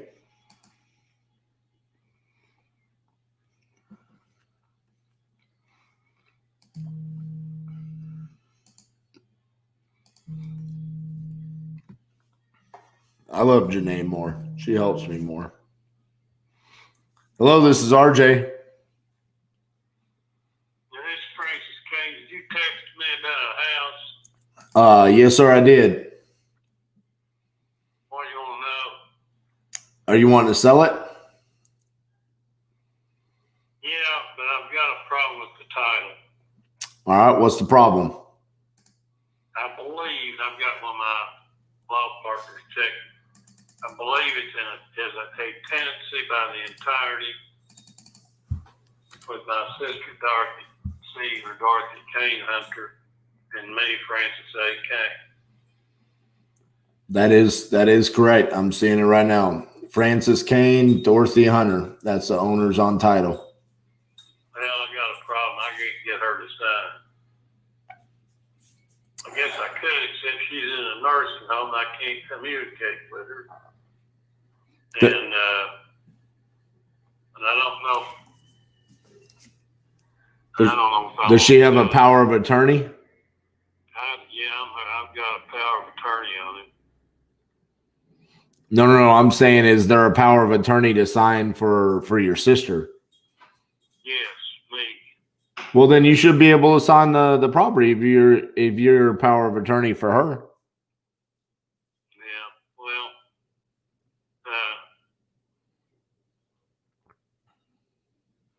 okay. What's going on with the property itself? Is it vacant? Is it rented? What's going on with it? It's vacant.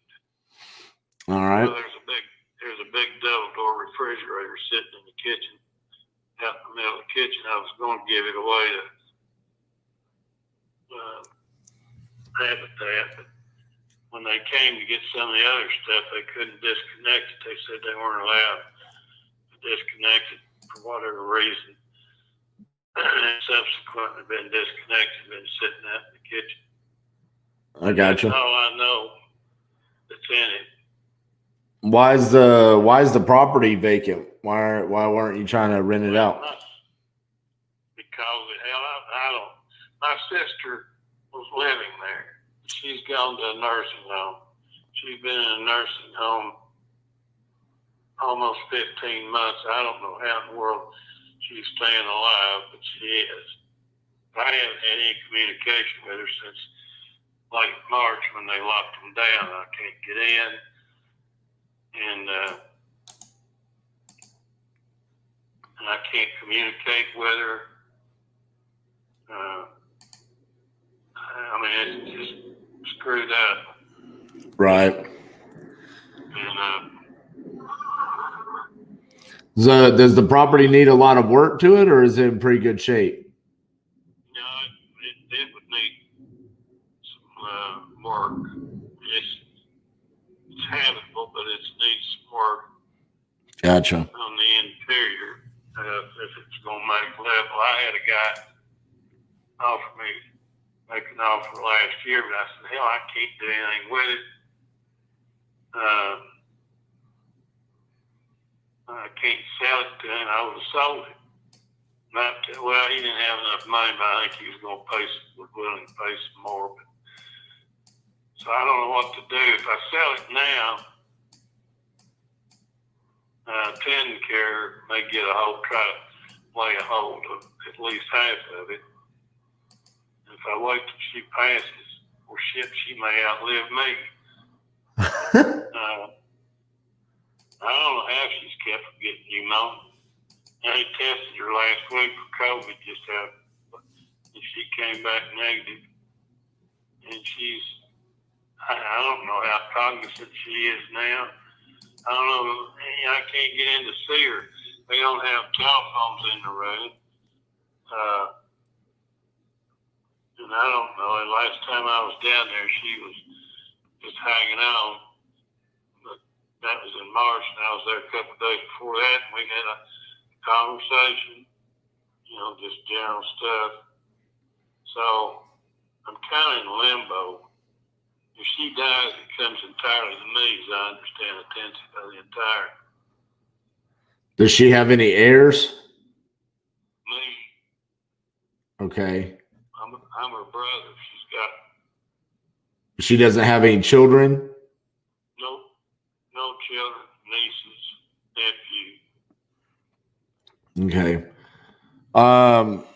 I mean, if you actually have power of attorney to sign on her behalf, then I mean you could sell the property if you needed to, because you can sign on her behalf. That's the power. I can do that. I think I hadn't looked at power of attorney, but I believe that's included in it. Right. I'm pretty sure it is. I mean, how much were you going to sell it to the other guy? I'm asking $250. $250. Yeah, his property is worth more to the hospital or the children's hospital because of parking issues. Right. Yeah, if you know where it is. Oh yeah. I don't think it's worth. I mean, man, if you're gonna fix it up, get it in good shape, and you have to spend $50,000 to $100,000, in my opinion. mean, it's not falling apart, but it's been vacant now since June last year. It's I'd like to avoid a lien against lien. If it comes entirely to me on her death, I don't think TennCare can get a hold of anything. Right. If I would sell it now, they throw a lien down on her. And she's been sitting down there and they've been paying, hell, they've been paying $5,000 a month or thereabouts. So you figure 14 times 5 is $90,000, I think.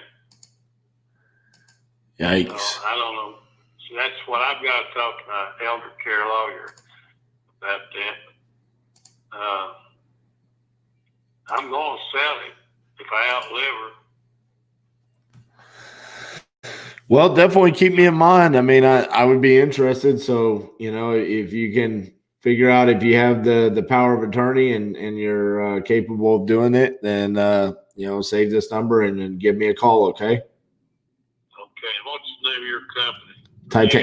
Titanium Investments. Okay. All right. I'll keep you in mind. All right. Thanks, sir. All right. Goodbye. Bye-bye. Man.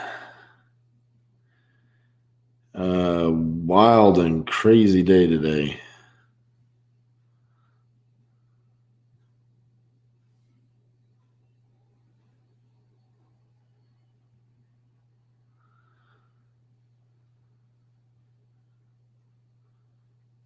Wild and crazy. Yeah, Kip. Is it a full moon? It feels like it. Okay, what happened here? We've got a contract signed in Maine. Boom, baby.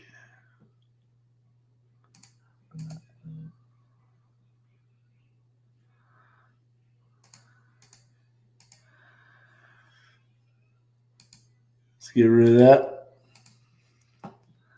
Let's upload a contract.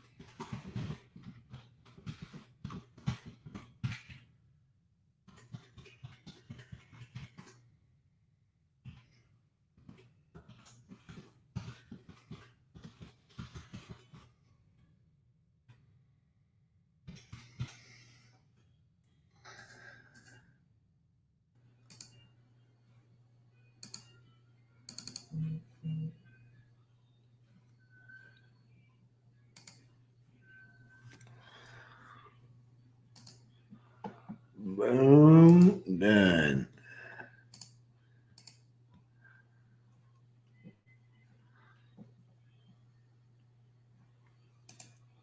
Curtis is out there taking action with me. Look at this. We got one that says, how much you want to pay? It's this. No, it's this one.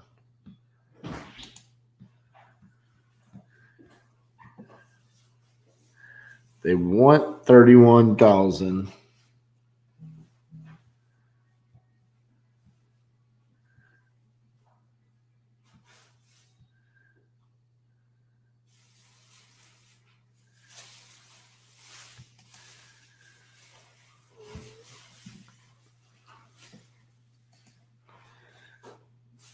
Continue to show.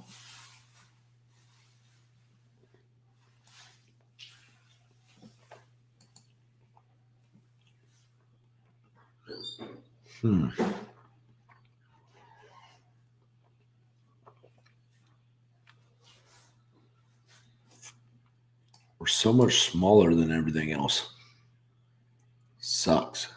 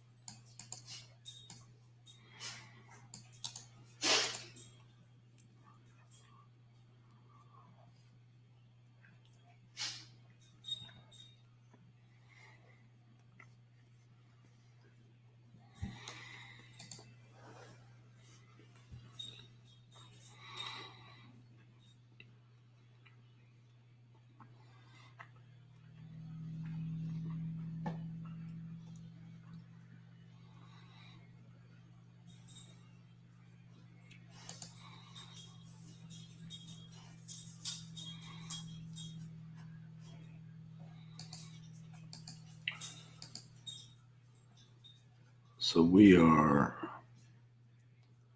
right in the middle between Washburn and Sapphire.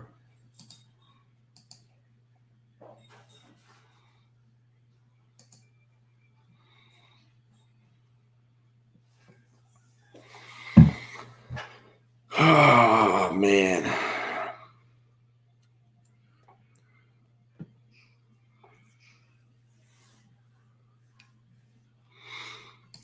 I don't like it.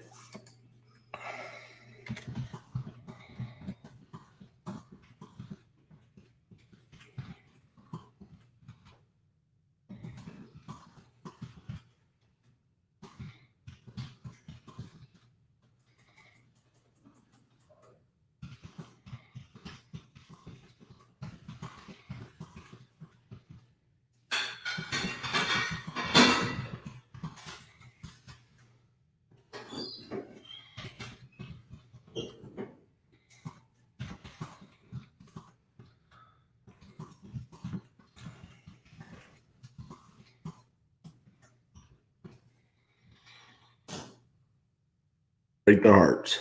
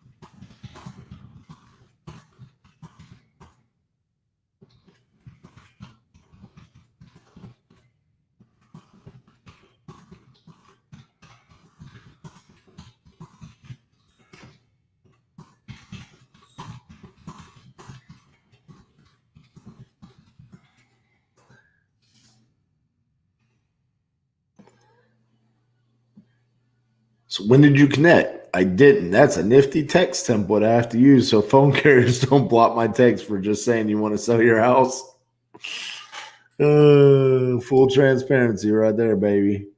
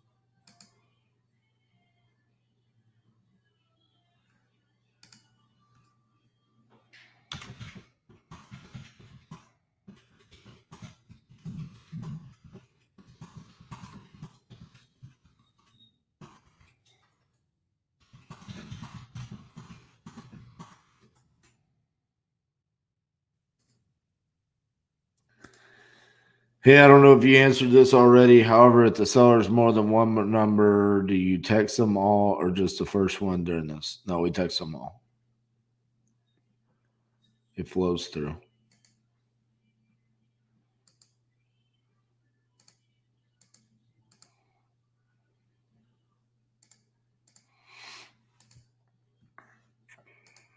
All right. I am signing a repair addendum on one of our flips in Anchorage, Alaska, which means we will now officially be pending to be sold. Boom, baby. Clean the slate.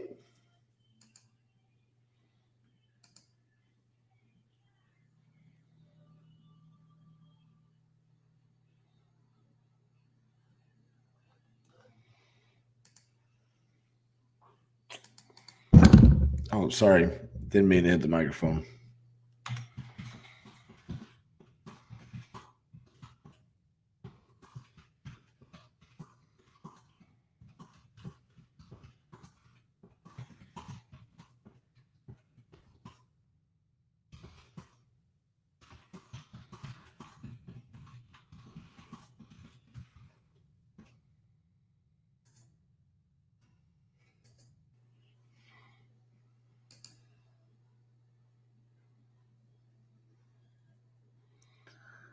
Thanks for your honesty.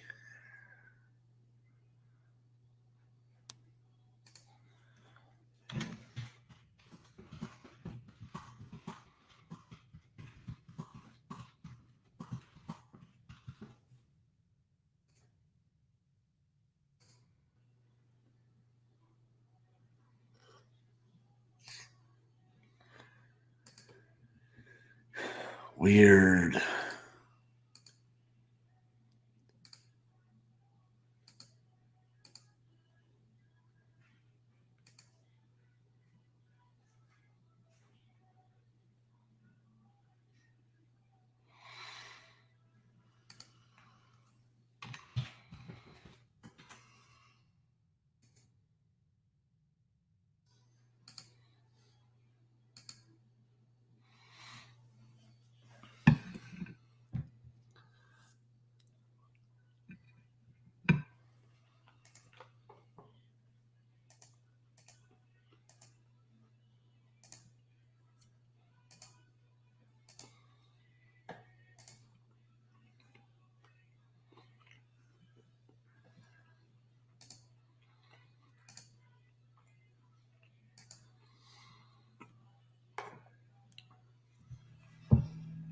All right, we're going to add some more Memphis.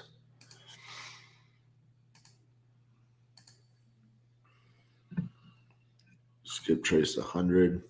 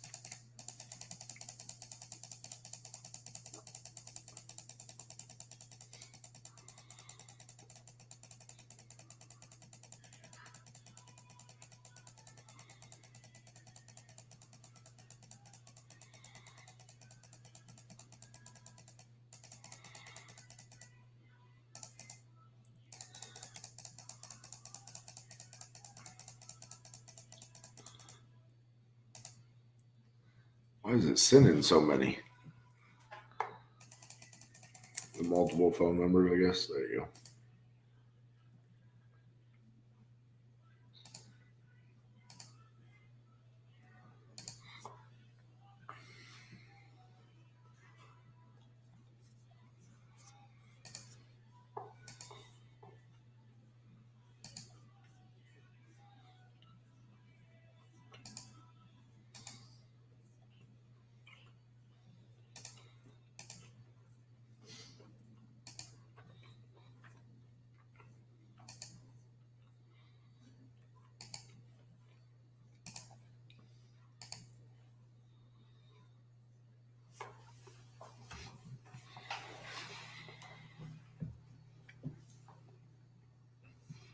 Come on, you can do it.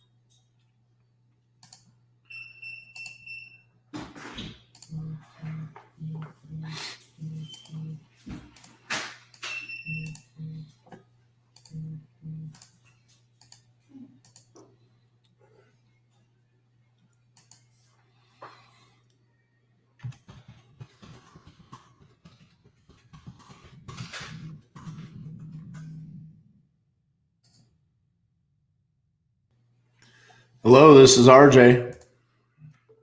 Hello? Hi, this is RJ.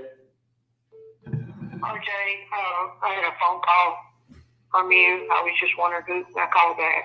Were you trying to get in touch with someone? I was reaching out to see if you had a property that you were looking to sell. No, we don't. Thank you. All right, bye-bye.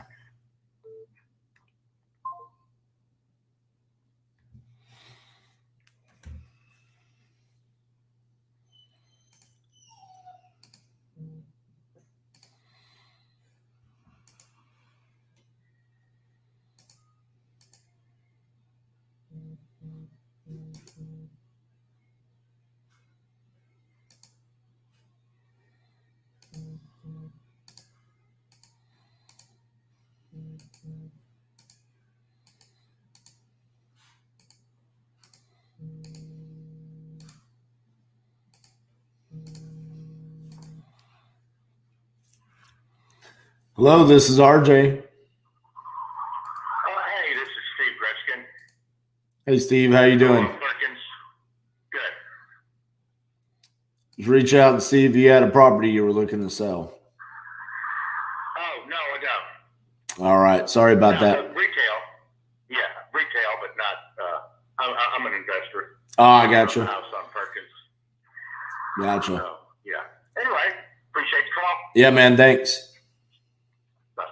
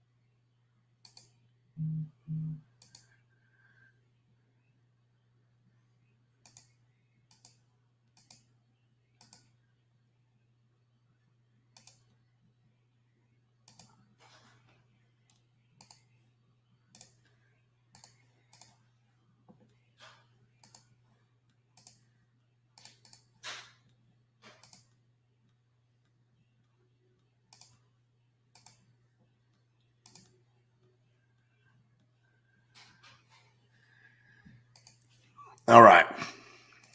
I'm going to take a quick break. I'll be right back in a little bit.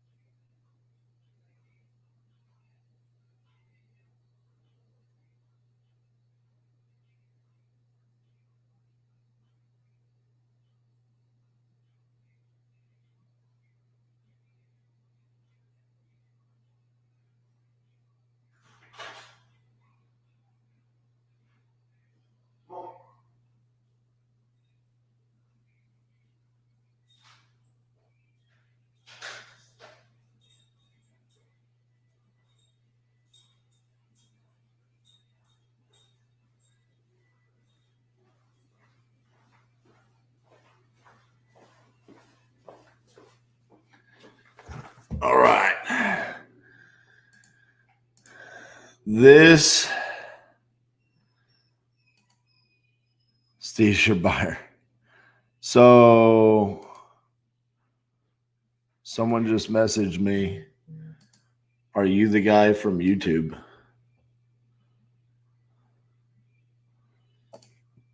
See if we can find it in here.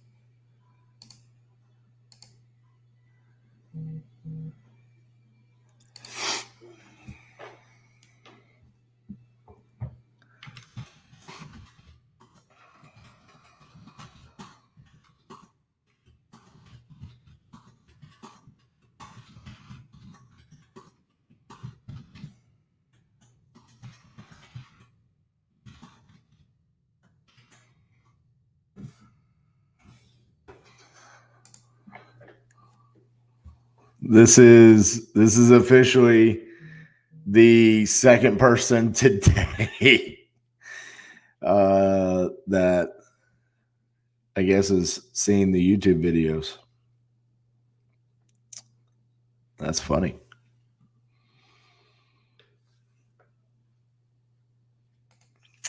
Famous among sellers. See how he reacts. First person didn't react negative.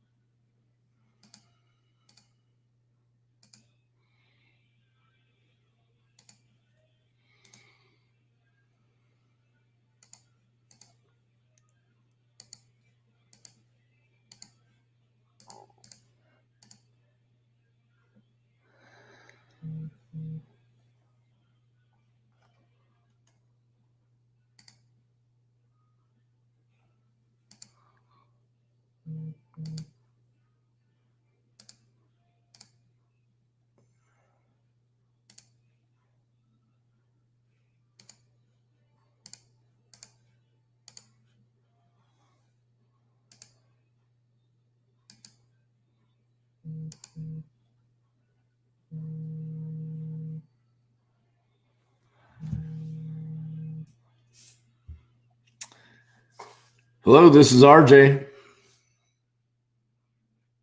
Who it is? This is RJ Bates. Yeah, somebody sent me a text message and sent you a late message or something. What is it? What's up? Did you have a property you were looking to sell? No, I ain't calling you about no problem I'm trying to say. Okay, so you don't have I ain't calling you. you don't have a rental property you need to sell? No, if I need to sell something, I put it on thing and sell it. I don't need you calling me. I can about a goddamn thing. All right. Well, just wanted to reach out and see if you wanted to sell it, man. Very good.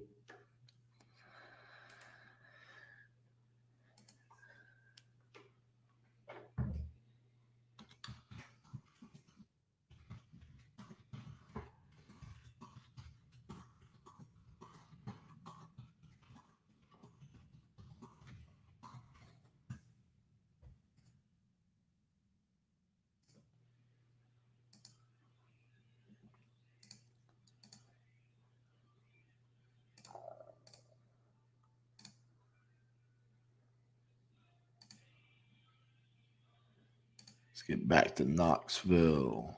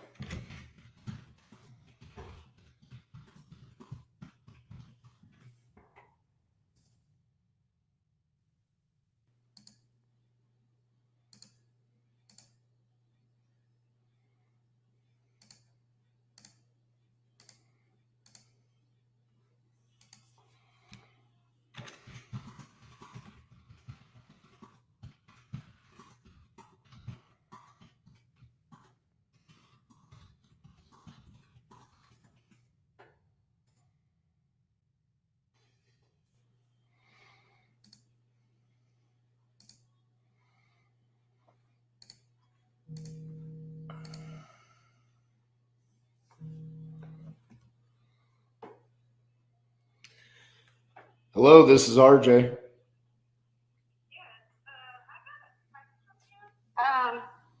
My name is Lakeisha Moore. I guess you was calling me regarding my property in Knoxville, Tennessee, on McIntyre.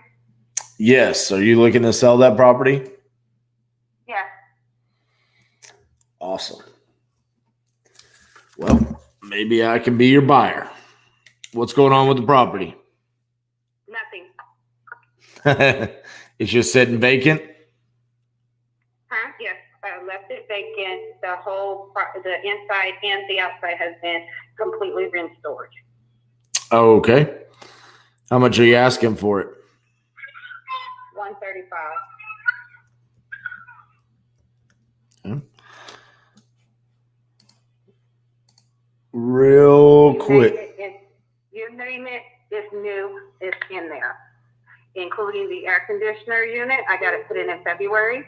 I got a brand new refrigerator, stove, and a mount microwave was put in. It was delivered on February and installed. New sink, new kitchen cabinets, new floors, new walls, new wiring. The city came out to make sure that it was wired up correctly. In new installation inside and out, new ceiling. I got the outside, what is the ceiling or whatever it's called, the siding, and he did the roof, new roof. Everything is it. Real quick, because you called me, I can't associate the phone number with the address. What's the address on it? The address of the house is that's mine. Okay, it's my other house. It's 5203. And it's McIntyre, MCINTYRE Road. Zip code 37914. Got it. All right. Let me see what we got here. Okay. So the last time, those are old pictures, new pictures. It had a back deck. I got that knocked down, just put stairs. All right. The deck was run down. It was going to fall, so I decided to knock down, put stairs. So you go inside, that front door is new. The back door is new. Everything, like I said, nothing's in there is original.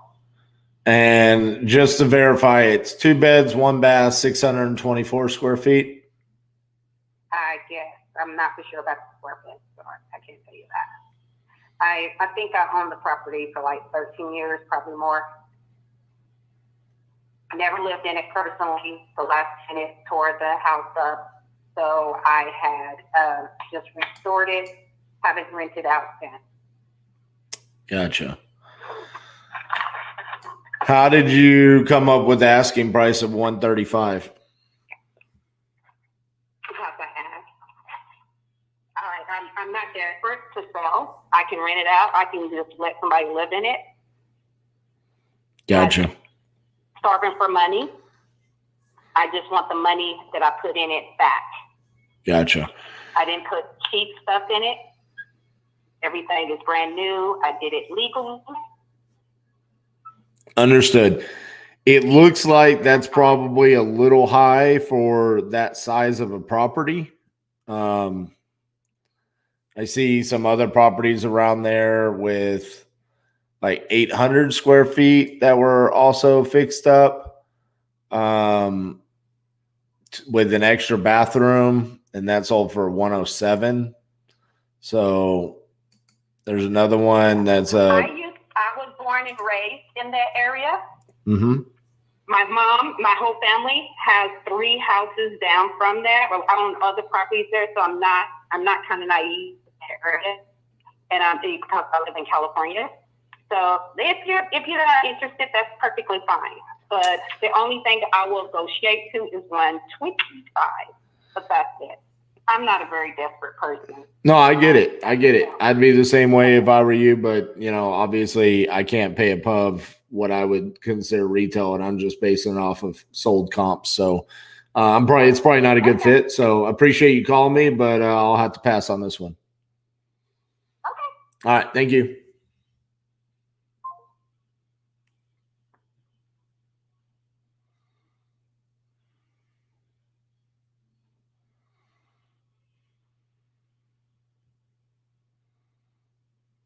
Okay.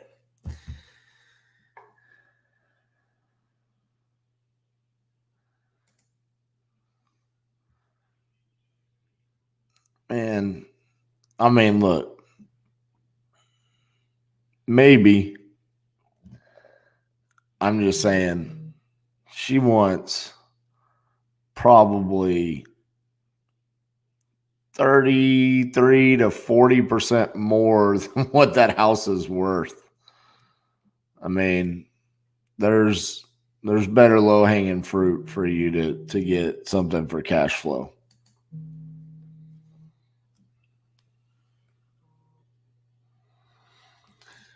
Hello, this is RJ. RJ? Who is RJ? Well, my name is RJ Bates, and I was reaching out to see if you had a property that you were looking to sell. Yes, I do. It's across the street. Excellent. Tell me what's going on with it. Well, it's in the real estate house with RB Ballinger. Okay, so it's listed on the MLS. Yes, I'm sure it is. Oh, okay. Well, I'm sorry about that. I thought it was off market. I apologize about that. Okay. Bye-bye. Hello, this is RJ. This is who? RJ. RJ. How can I help you? You've been calling my phone.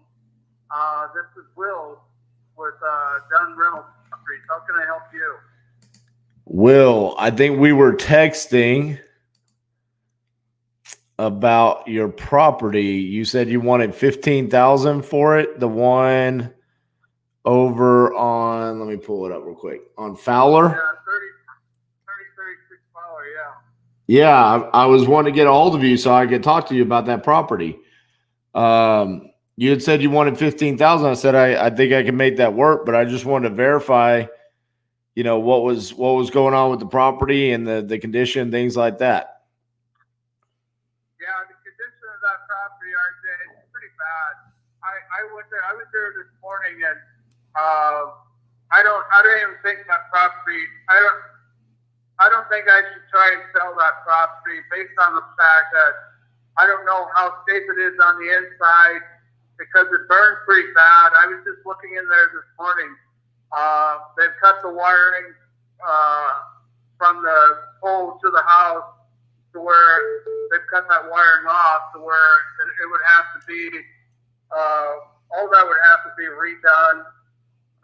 While the plumbing still works, but the city had the plumbing cut off and the gas. So, but interior wise, I think that it may be too burned for you. I don't know, you know, but did you drive past the property and look at it or what? I haven't myself. No. I just got your information probably on a vacant property list. Yeah. And that's in an area that I'd like to fix it up and keep it as a rental property. Do you think with the damage that's there that we could salvage the property? Or you think it's a tear down? I'd have to be on the inside to be honest with you, RJ. I'd have to get a better look at it. I'm asthmatic. I can't really stand to be around that smoke. It really affects my asthma. So I pretty much think the city gave me a notice to rectify. They want me to rectify. Normally I look at stuff to see if it's salvageable, but like I say, feel free to walk up there and look around it. You know, if you think you can salvage the outside of it or inside of it, let me know. But yeah. Well, I mean, I am interested in the property. Obviously, I didn't know that the damages were that bad. I mean, are you negotiable on the 15,000? Like I say, I haven't been able to walk through there.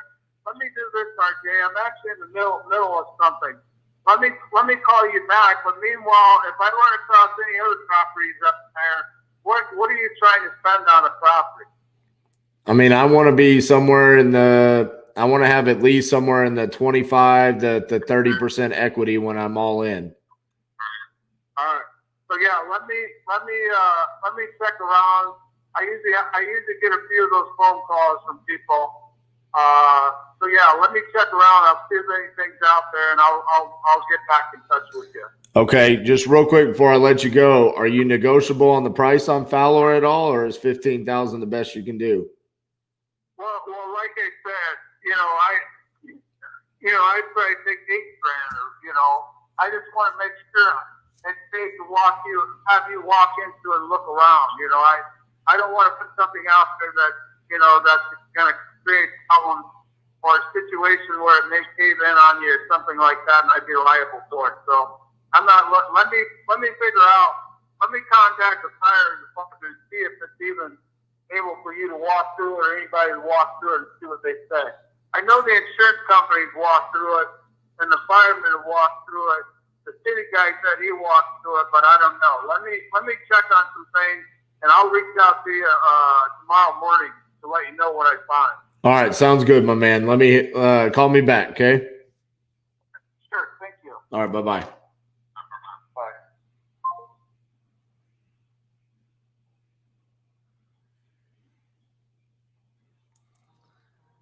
That is our Nebraska deal. And if that one doesn't go through, then we're going to have to circle back around to Nebraska because we lost the other one the verbal agreement. He said he sold it to someone else this morning without even letting me know. So that's not that fun. I don't know how else to put it other than I was hoping that was going to be our Nebraska deal right there. All right. Let's get out of here. That's why I had to be so short with the woman with the listed property because I could recognize his phone number because I've been trying to get a hold of him. And I'm like, geez, no, this is the guy I need to talk to right now. Sure enough, that property does have fire damage, which is why I wanted to talk to him.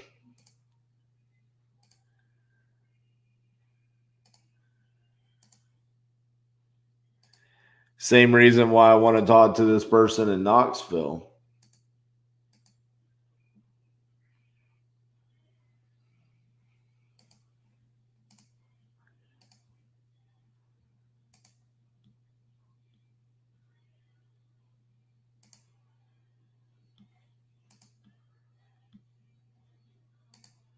This guy. Where you at?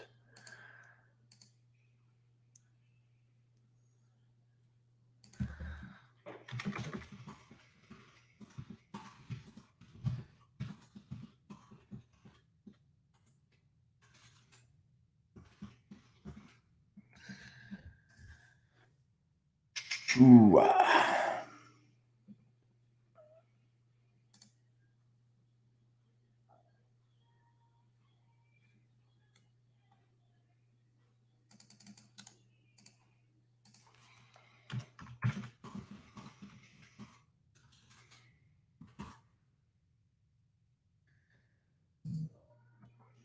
Oh, he's like, have you been trying to get a hold of me? Yeah, bro. I'm the guy who was texting you about buying your house. How do you forget that?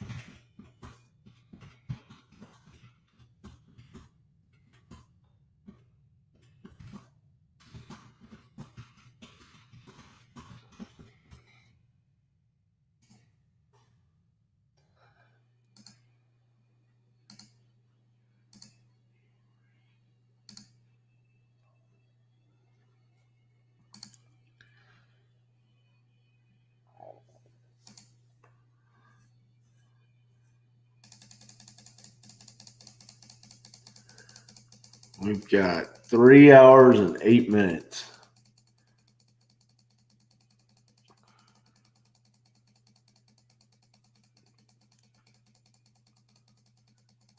We got to get something going.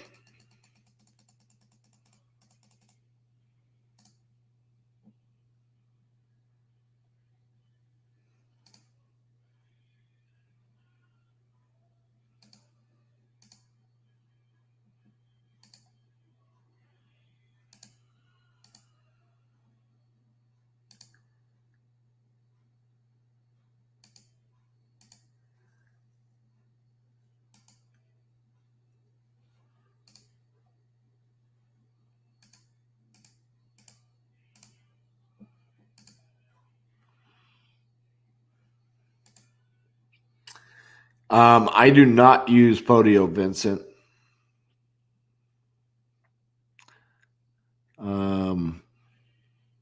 That Podio is a landing page for Casey Della's transaction coordination.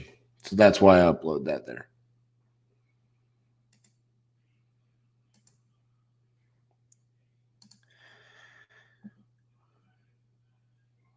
All right. He responded. Now go sign it.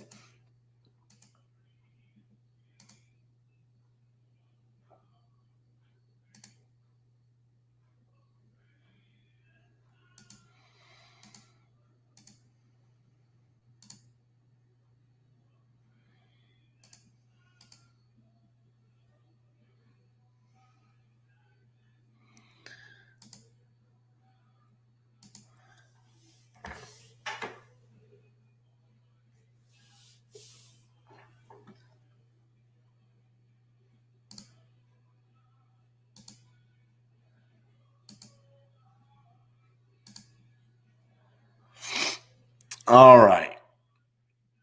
While we wait on more responses,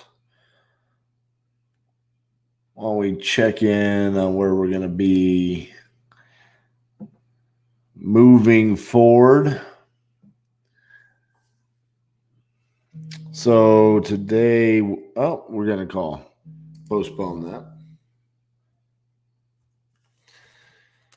Hello, this is RJ. Yeah, you call text my phone about some guy named Ralph.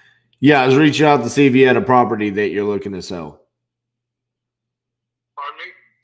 I was reaching out to see if you had a property you're looking to sell. Oh no, well there ain't no Ralph on this other end. We ain't got no property to sell. Okay, very good. All right, thank you. Bye-bye.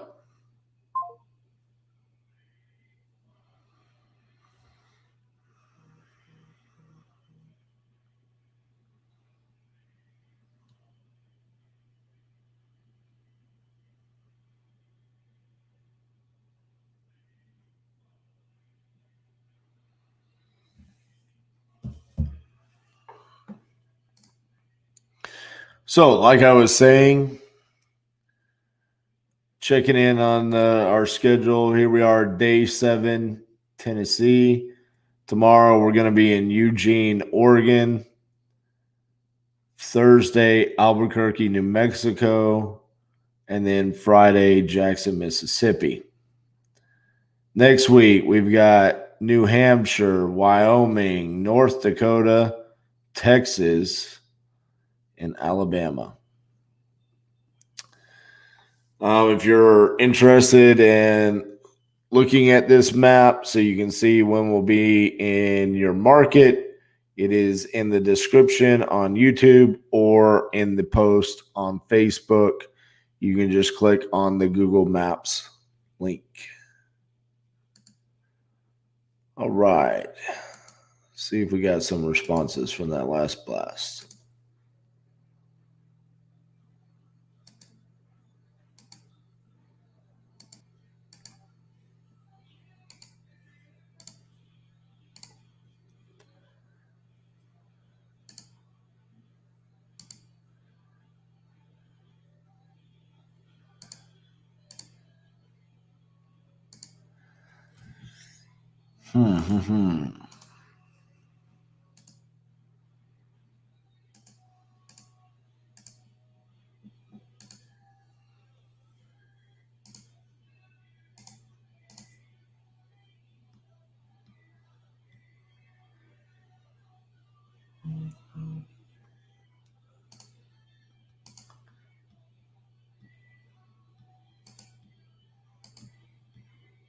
Very slow response rate. Actually, I want to check that.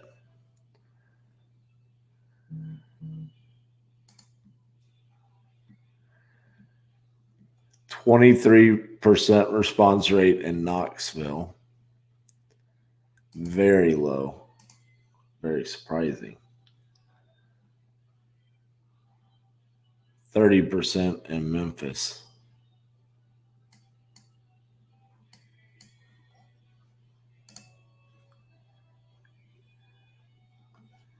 No, I'm sorry. Now it's 26%.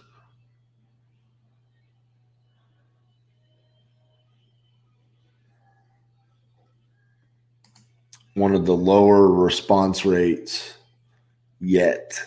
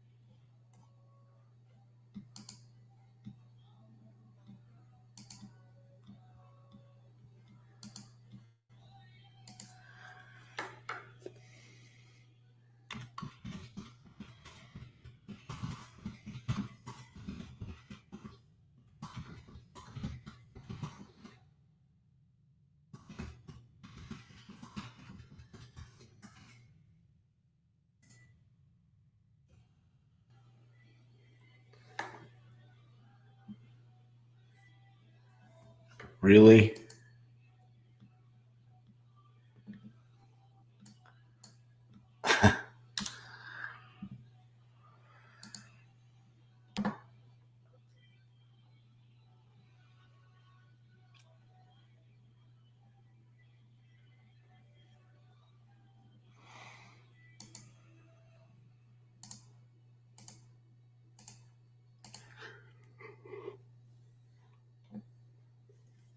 Man, had some system issues today.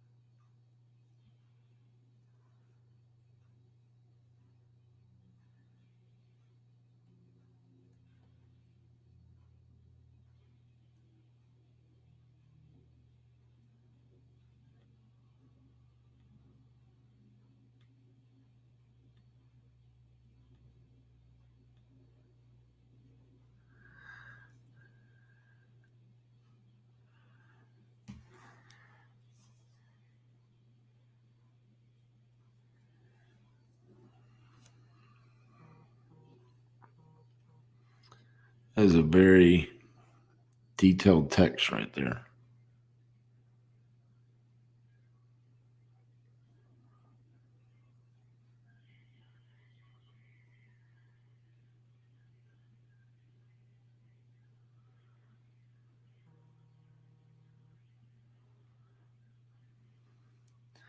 Hello, this is RJ.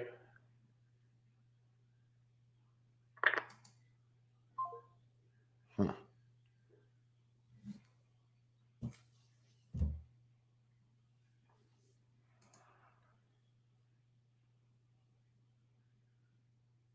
$939,000.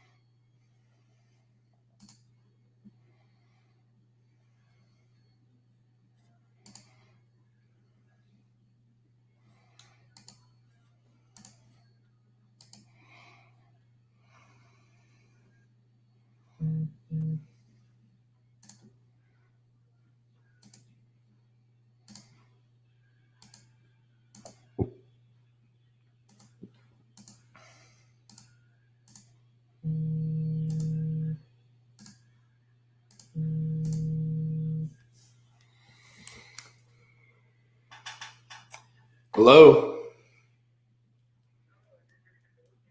Yes.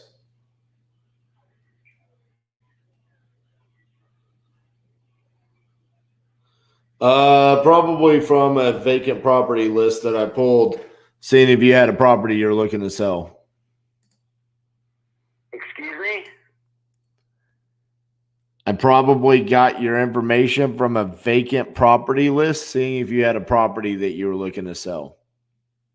Oh. Oh.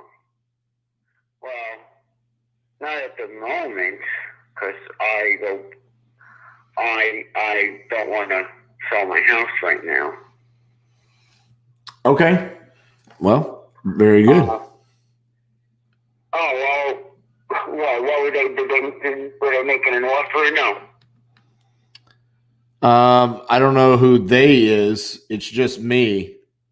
I'm interested in buying your house. If you have one that you would like to sell. Oh, the one on Shackford Street? I don't know, because when you call, it comes to my cell phone and it's not in my system. So I don't know what property is associated with this phone number. But I mean, do you have a property that you would like to sell? Well, I might be interested. Okay. Well, tell me more and let's see if this is something we can do. Oh, I don't know. I'm not sure. I'd have to get back to you. I'd have to think about it, see what my payoff balance is and yada, yada, yada, and how much you're willing to offer. Okay, well, why don't you check that out, and then we can go from there. Okay. Oh, you haven't seen it. Where are you in Maine? I actually live in Fort Worth, Texas, but I have branches of my company across the country. We buy properties all across the country. Oh, okay. All right. I haven't been there for a while, but it's not empty per se. Okay. Well, yeah. So sometimes that information is kind of tough to figure out. So yeah, why don't you take a look at it, see if it's something that you're interested in selling, and give me a call back if you are. Okay. Okay, Mr. Bates. Thank you. Thank you. Bye-bye. Okay. Bye-bye.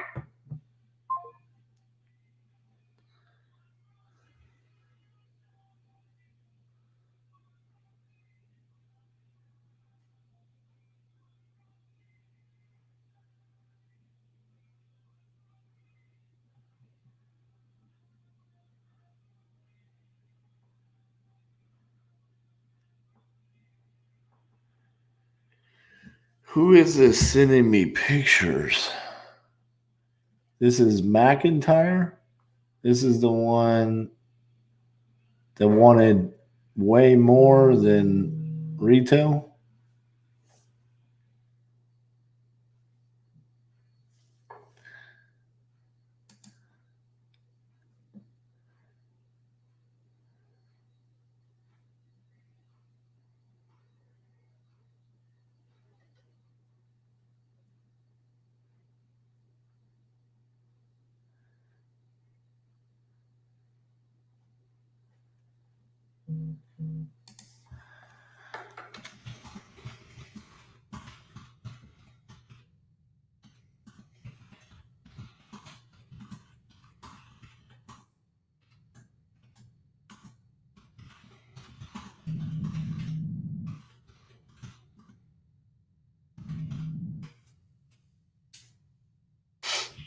Hello, this is RJ. Hello, I was calling because you texted me about my house for sale. Yes, ma'am. Did you have a property that you're looking to sell? Yes. Mm-hmm. Excellent. Well, tell me what's going on with it. It's rented right now. Oh, it's rented right now? Saw it already? I'm sorry? Have you already saw the house? No, ma'am. I haven't seen it. I just wanted to reach out to see if you were interested in selling it. interested in selling it. Okay. And is there a tenant in the property? Yes, Okay. And how much does the tenant pay a month? $700. Okay. And are they on a lease or is it month to month? They've been there a year, so it's month to month now. Gotcha. And how much are you asking for the property? 119, but it would be negotiable. I'm sorry. It sounds like you got really far away from the speaker there. 119, but you could come and look at it and make me an offer if you like. Well, I'm going to tell you, if it's rented out for 700, I'm not going to be anywhere close to 119. I'm going to be probably less than 70,000 just based off of that rent rate. Oh, okay. Because if there's a tenant in there, then obviously I'm going to be inheriting that tenant. And if that's what they're paying, I have to make sure that it cash flows, and that wouldn't cash flow at 119. Okay. Okay, so do you want to come look at it? Well, I mean, I don't need to come look at it if you're wanting it at 119. I mean, if you're going to be negotiable to come down less than 70,000, then that might be something that we can discuss. But I mean, based off those two numbers right there, I would have to say no, because I'm not going to be able to. I'd be losing money every month if I bought it for 119 and rented it for 700. Oh, okay. I'm not gonna sell it for under 70, but we could probably negotiate about maybe 80 or 85. Okay. And do you think the tenant would be able to pay more a month? Either that or you can get another one, because I was getting ready to go up anyway. Okay. Real quick, what's the property address? 3714 Hampton.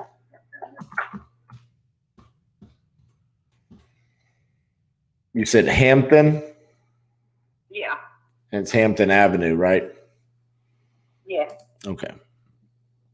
All right. Give me 2 seconds here. Pull this up.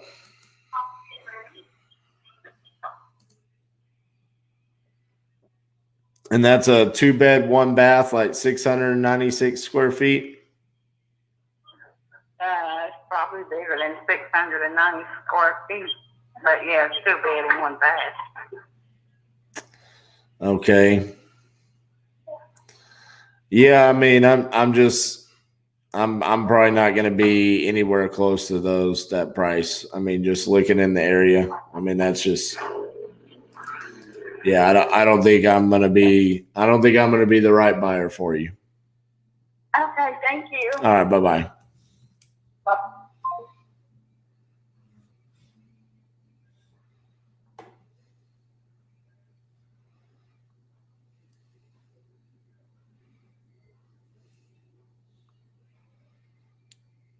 She said 119.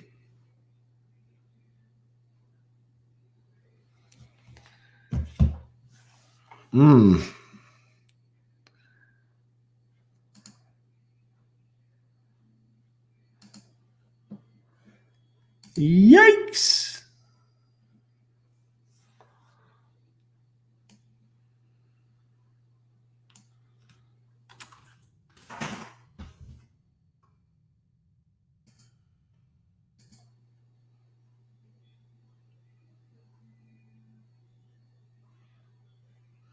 Oh, vacant land.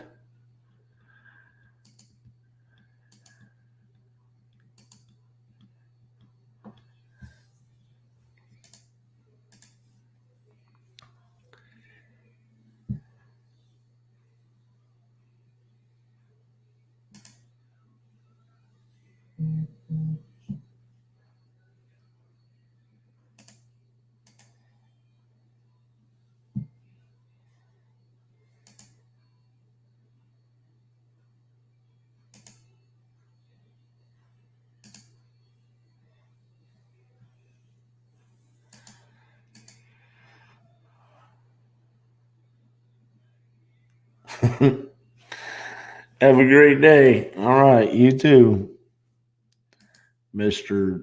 This is a great return on your money. What city in Ohio? That's a state. You got Columbus, you got Cincinnati, you got Dayton, you got Cleveland, you got Akron, you got Canton, you got Toledo. It's a lot of markets right there.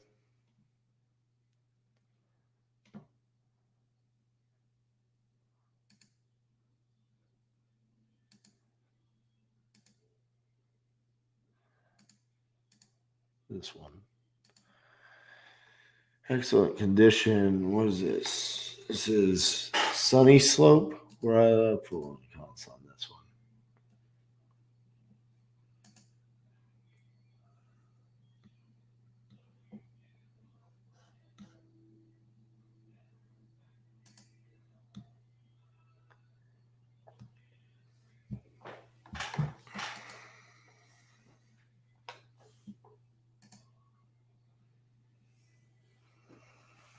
No, dude, the comps were like 35,000. That was, and she was 600 square feet. The thing was insanely cheap. Cincinnati, we got you.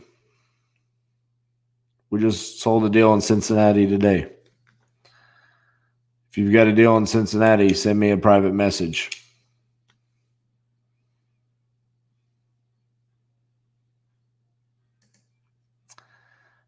It would be possible to do this, but I think it's pretty much varied because I've been paying attention to it as it's been going. Plus, you're going to have so many templates anyways. It's not like we could get rid of them. We might be able to get rid of some of the ones that aren't working.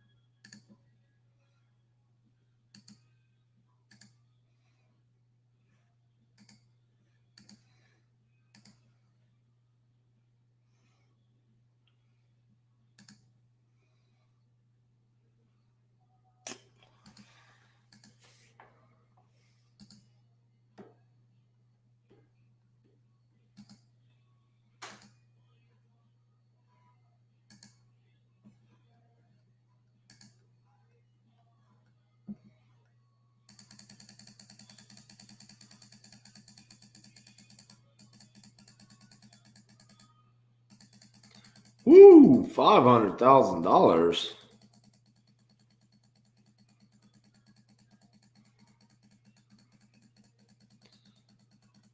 It's a doozy in Cincy.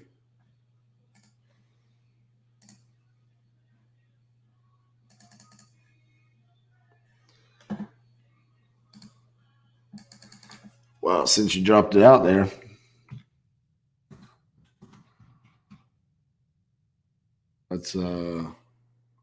let's analyze it.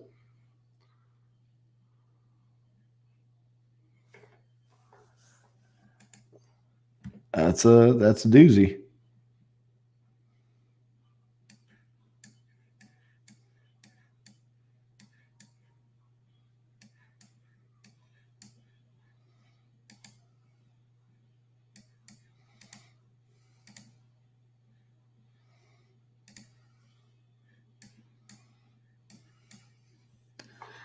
What is that?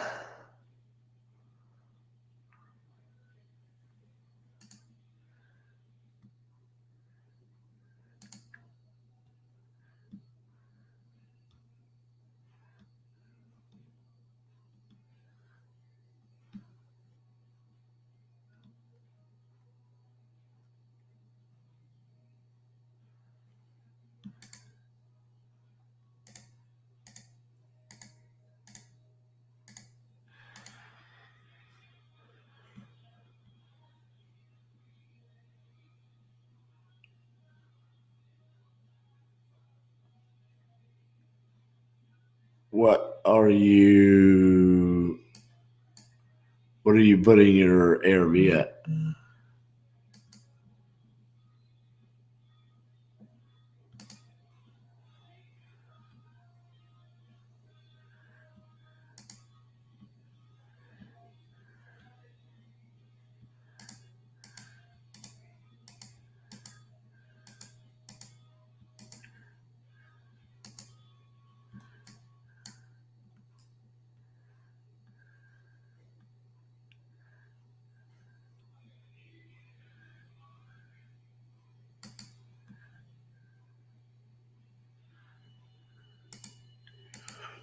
Because this one's going to hurt you right here. You're at 520 right here, and this is in really good shape.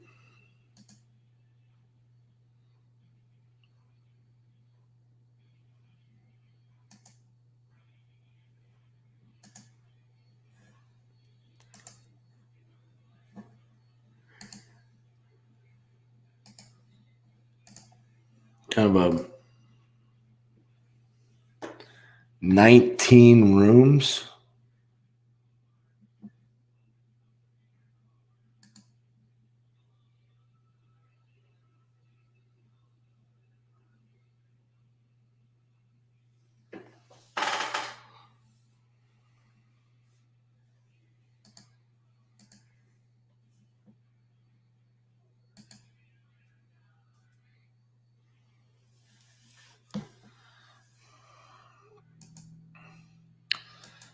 Right, but I mean, you said there's 19 rooms in the house, 7 bathrooms, but what's the ARV?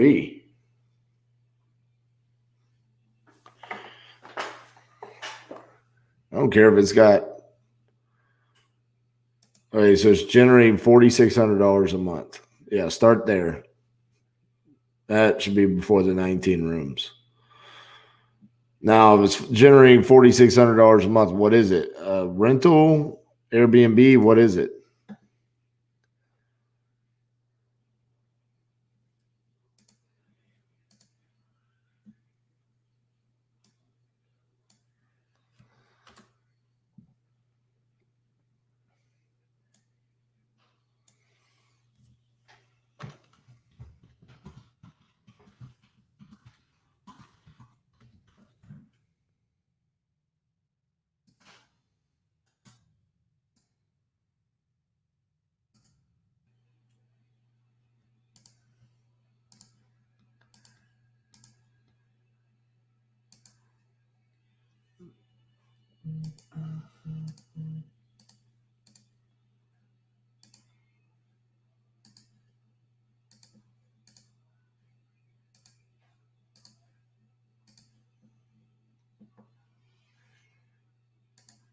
Rentals are Section 8. What? Is it multi-family? What is it?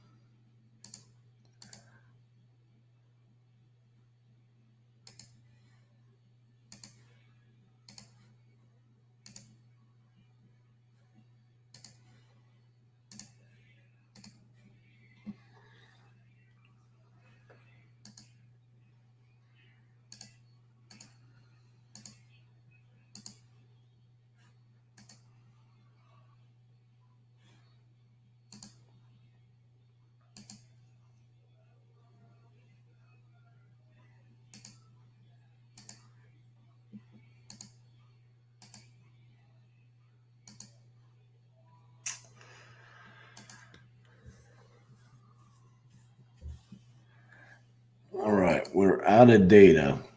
So means we've exhausted Knoxville. Let's go to Memphis. Not skip traced.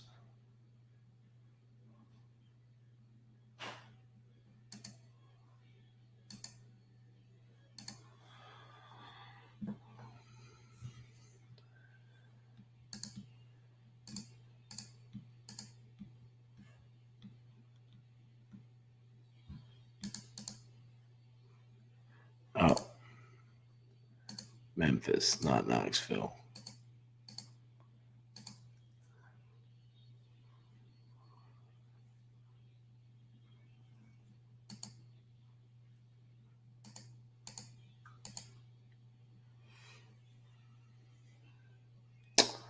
What is happening? I know I haven't skipped all that.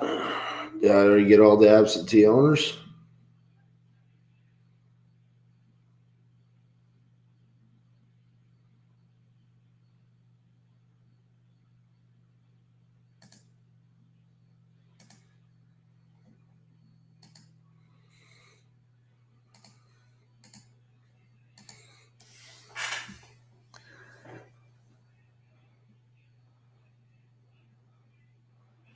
$1,200. There we go. All right.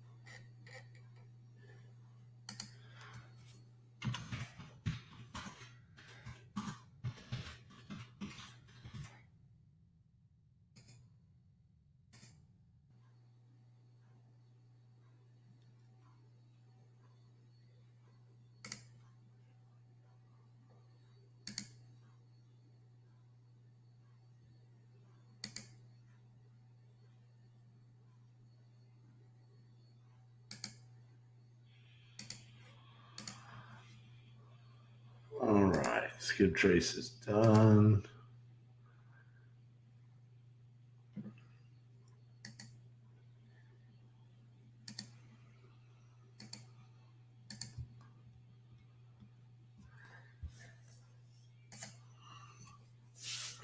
It's been a pretty weird day.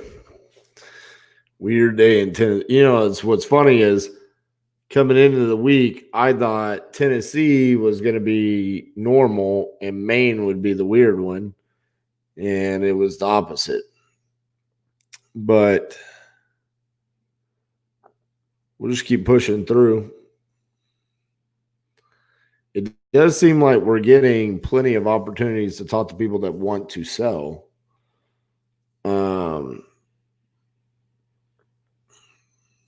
Just everything's been way too high priced.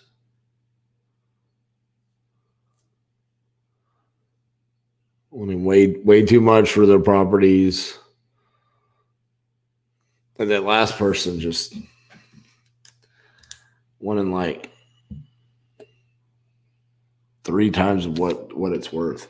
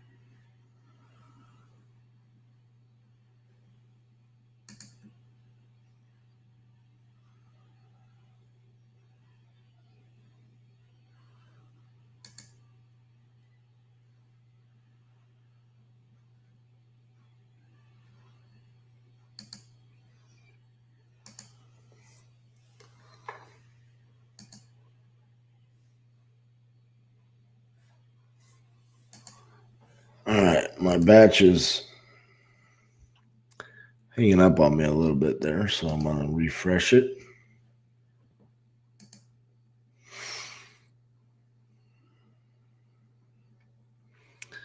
What do you guys think about batch leads so far? Batch system. It's been pretty incredible, to be honest with you. I mean, this is pretty awesome what I've been able to do in 7 different states so far.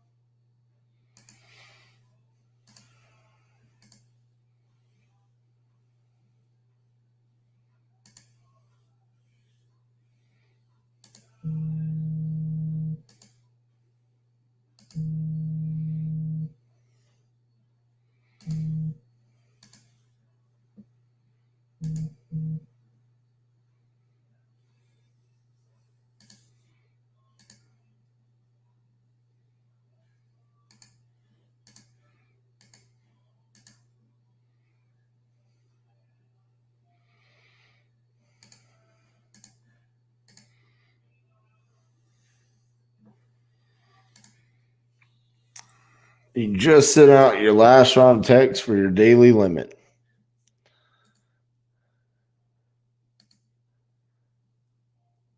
You know what I do when I get to that point? I buy more phone numbers.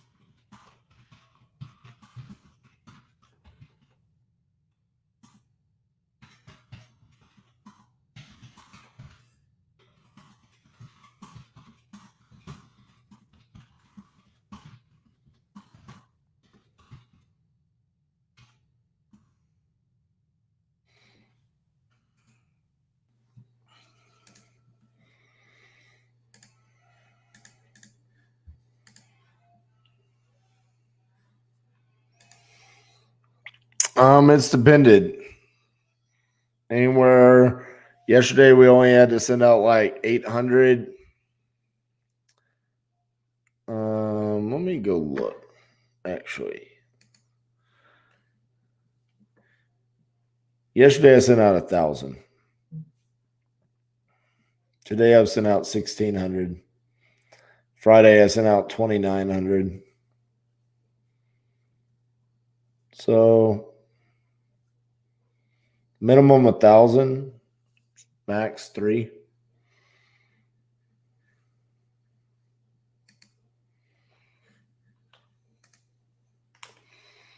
The entire team is using batch. Yes.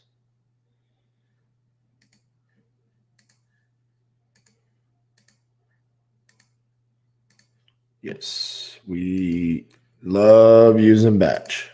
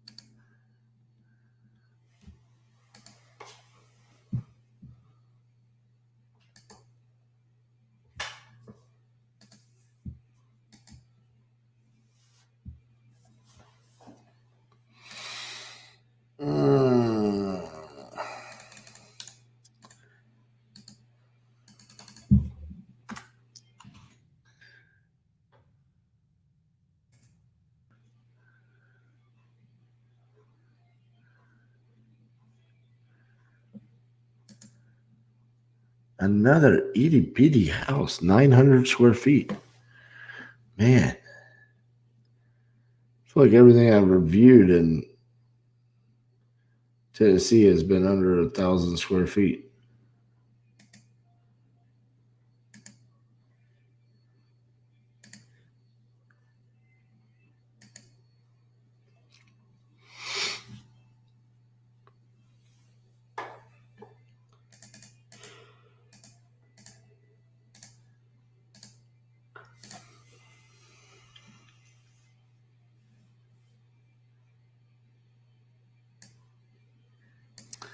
That has to be bigger than that.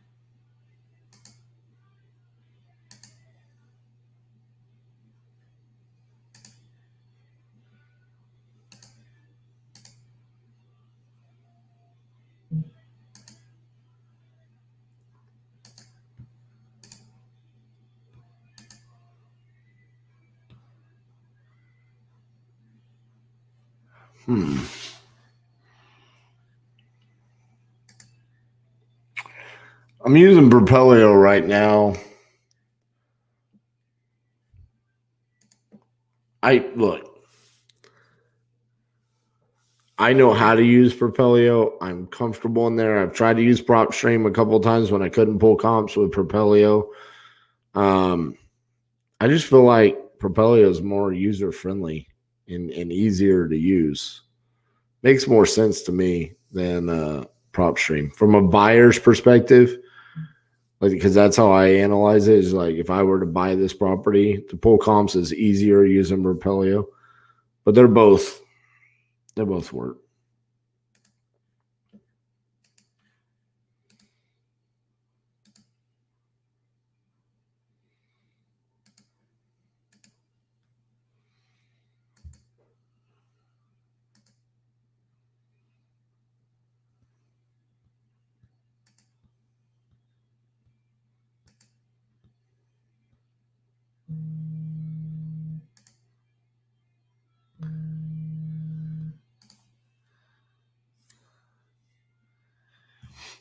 Hello, this is RJ. Who? RJ? Oh, you've got the wrong number. Okay, I was reaching out to see if you had a property that you were looking to sell. Very good.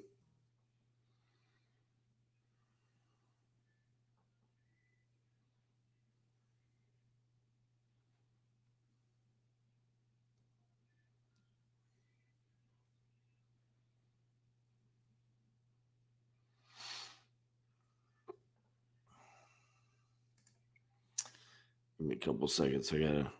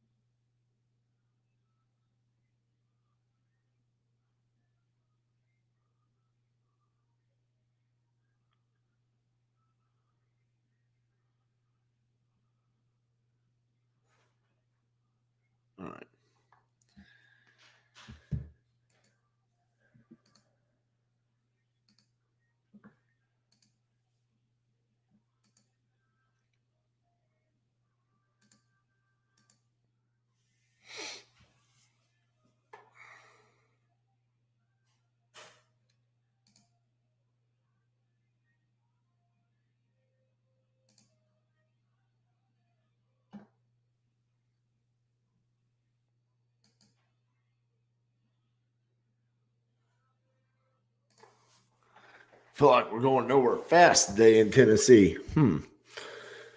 All right. We got about 2 hours and 15 minutes left in the day. Got to make something happen here.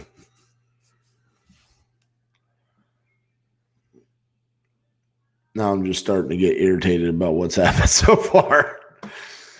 So,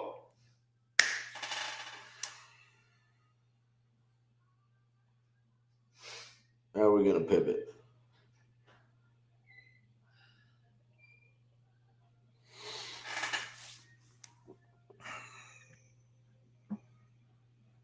I don't know yet. I'm going to go take a break. Figure it out.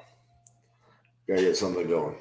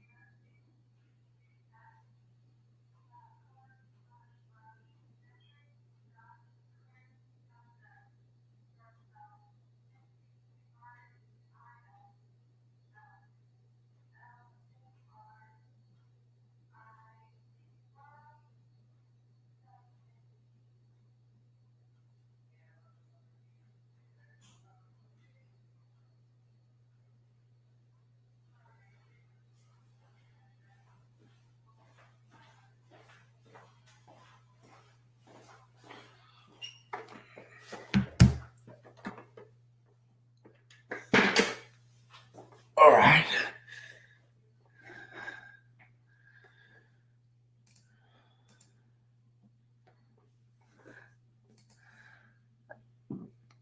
Not really. Where's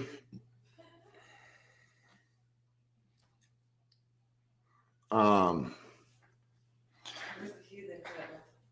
I don't know. Did you eat your lunch? I ate the sandwich, yeah. You didn't get a snack? No. Oh, here he is.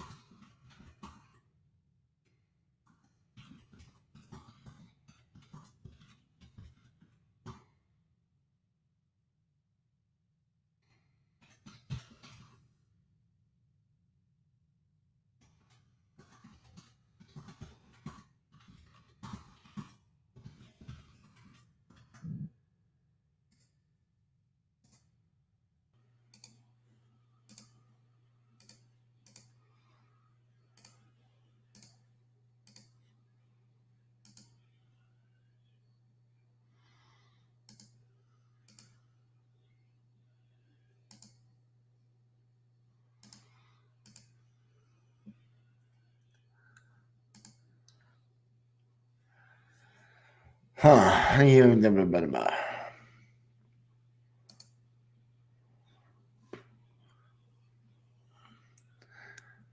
guess let's pull some more.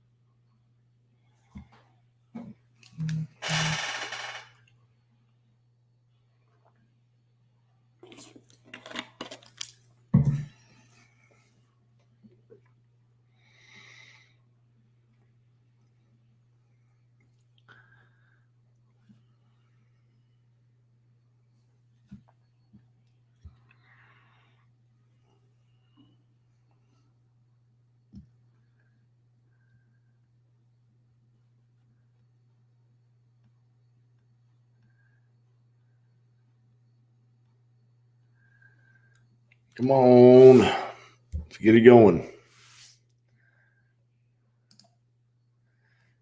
It does this every time I try to do 500.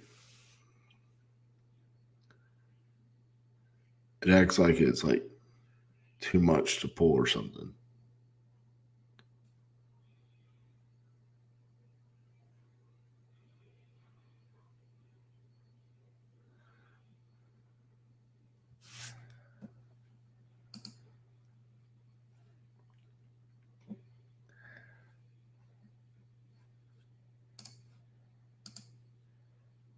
All right. Let's try this again.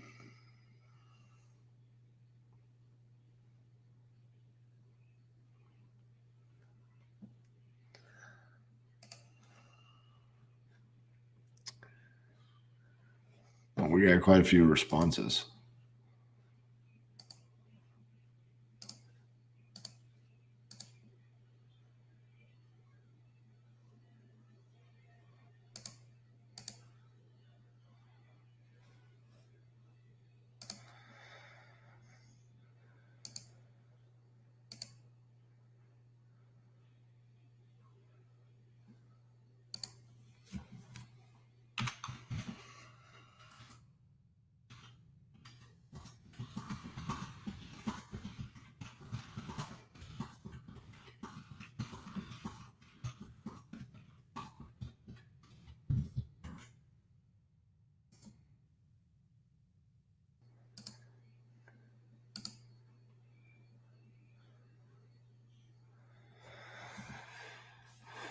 see if we can get this guy on the phone.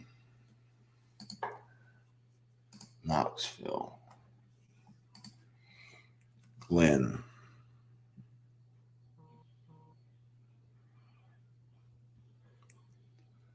Let's go after some low-hanging fruit.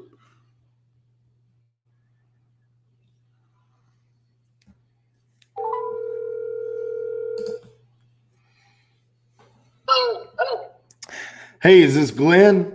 Yes, it is. Hey, Glenn, this is RJ Bates, the guy that was texting you earlier about the property in Knoxville. Yes. All right, so I'm glad do you have a couple minutes to talk to me?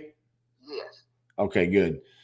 All right, so you're wanting like 12,900 for the property? No, that's 129,000 for the property and house.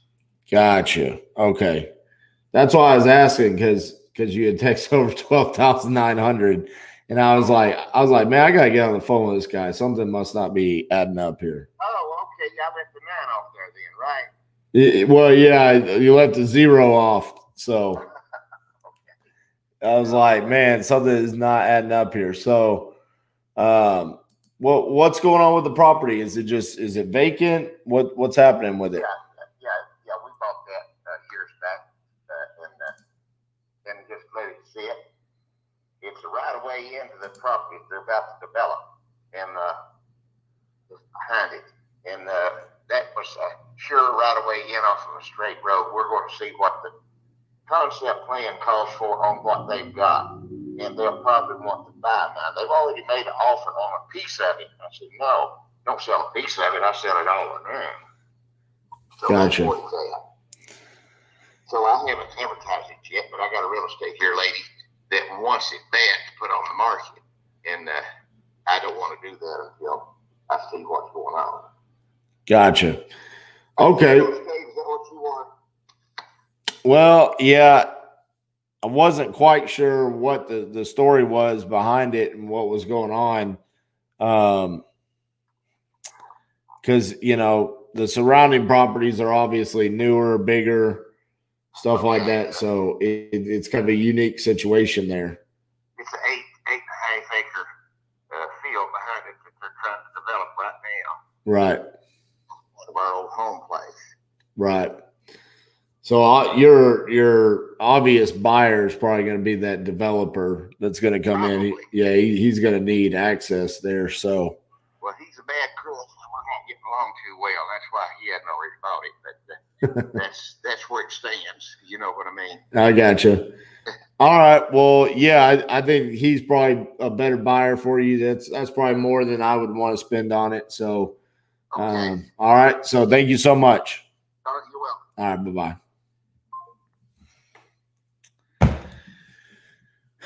Well, kill that one.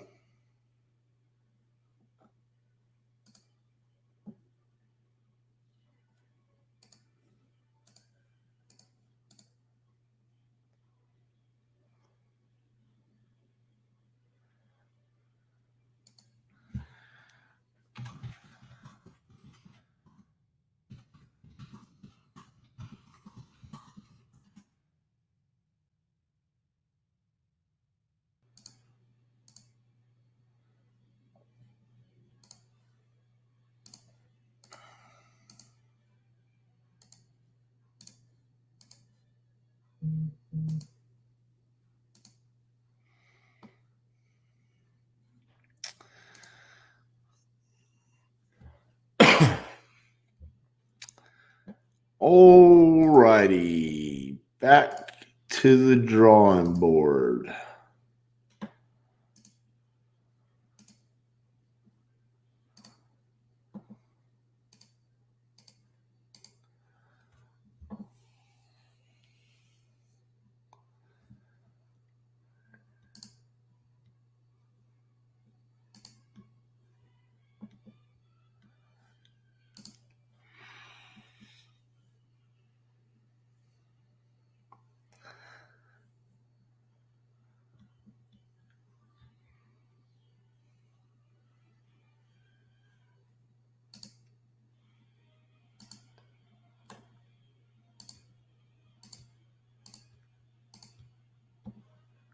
Come on.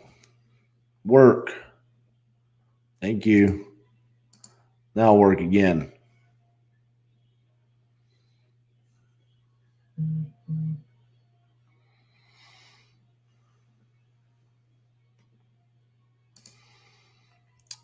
For as well as things went in Maine yesterday, we are getting the reverse treatment in Tennessee. Frustrating, like moments like this.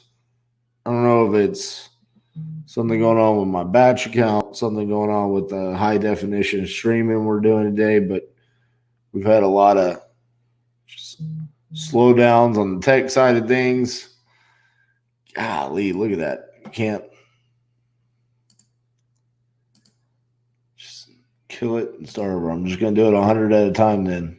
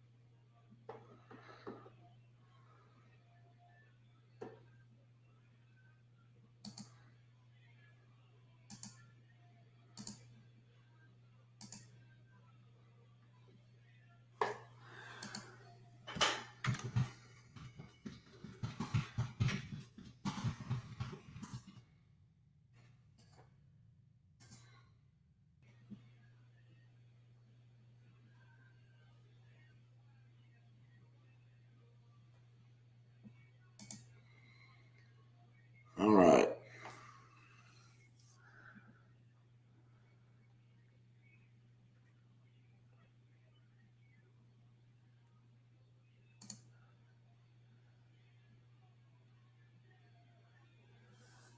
Two properties, 100,000.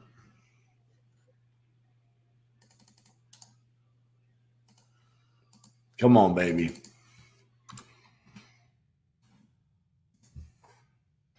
Come on.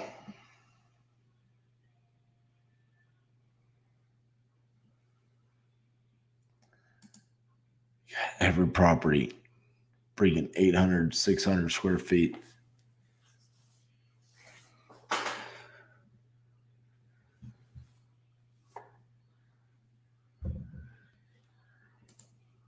Yeah, Tennessee's kind of boring like the football team.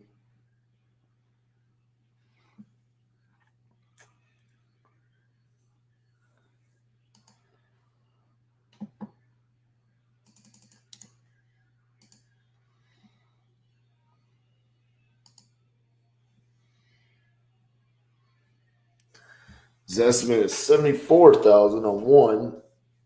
That puts at 150.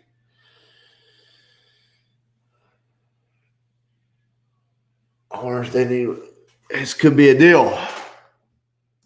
If that number is accurate and Propelio wakes up.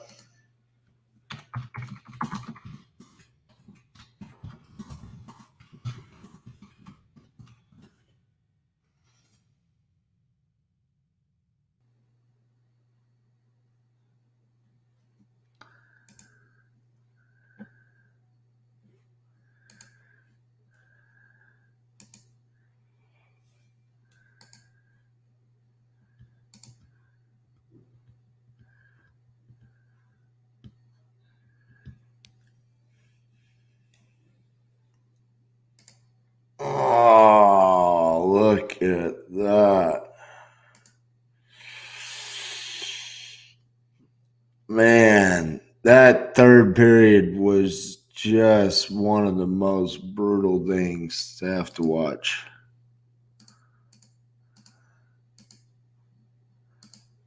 It was brutal.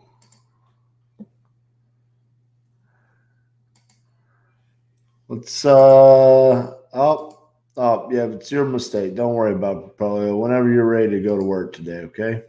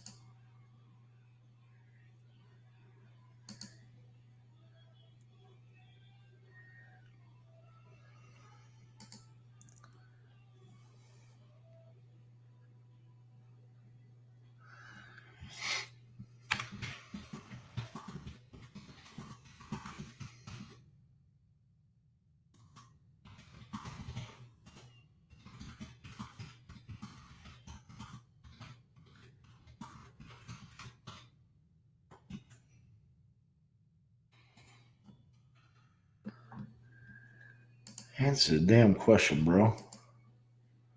Hey-o. It woke up.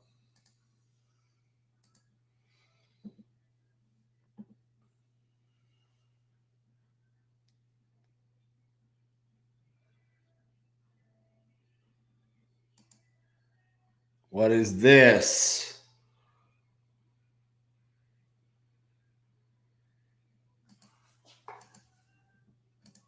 This turd bucket sold for $140.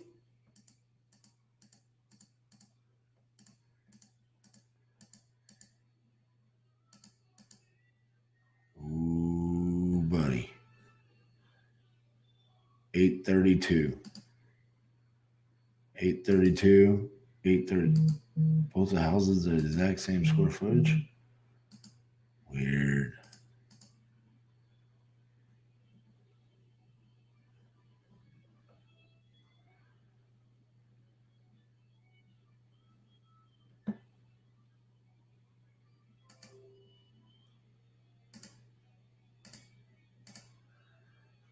The Knights are not going to take it all. No. Have you ever heard of offense wins championships? No, you haven't.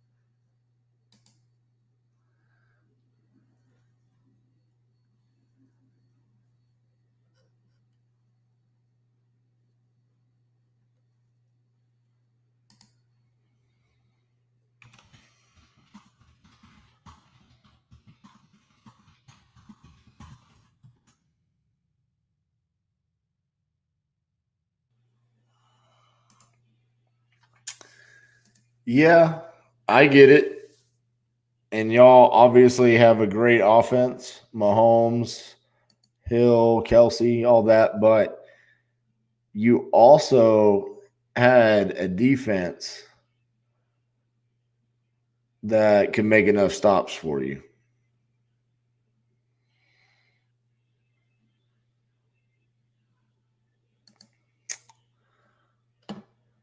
So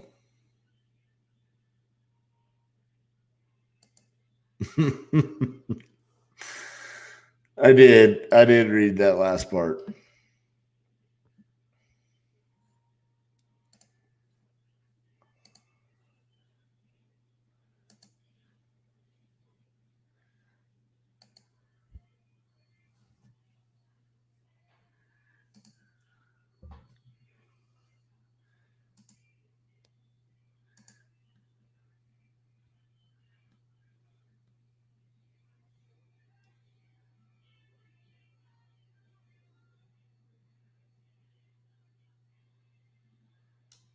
What?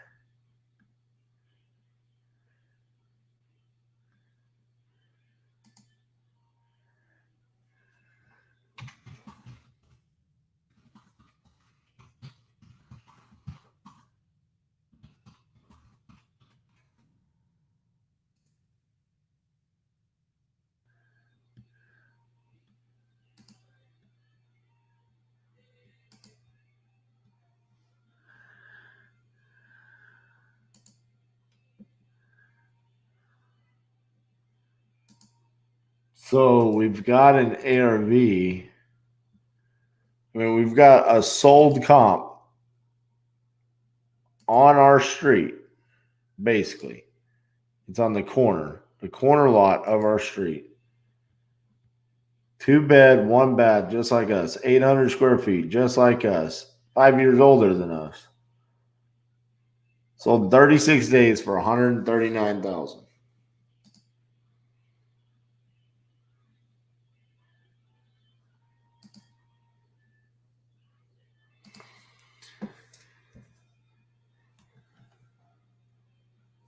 So if you use that as the ARV,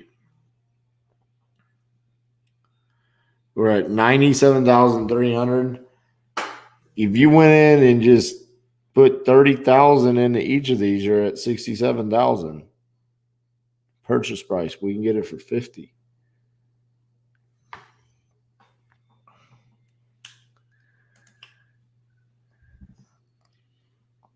I mean, even if you had to put 40,000,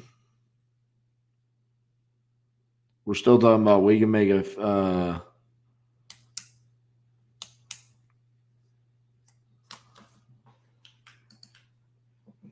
what about basement and garage?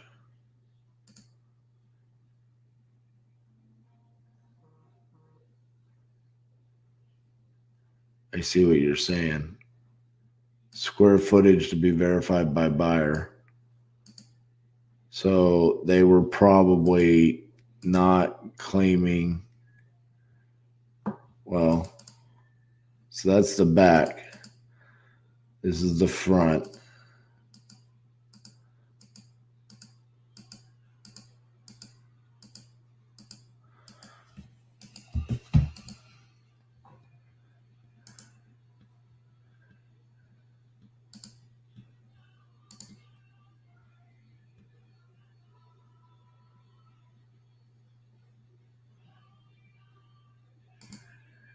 It looks like ours might be.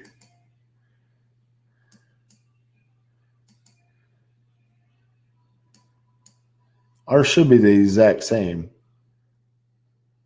We should have a basement there.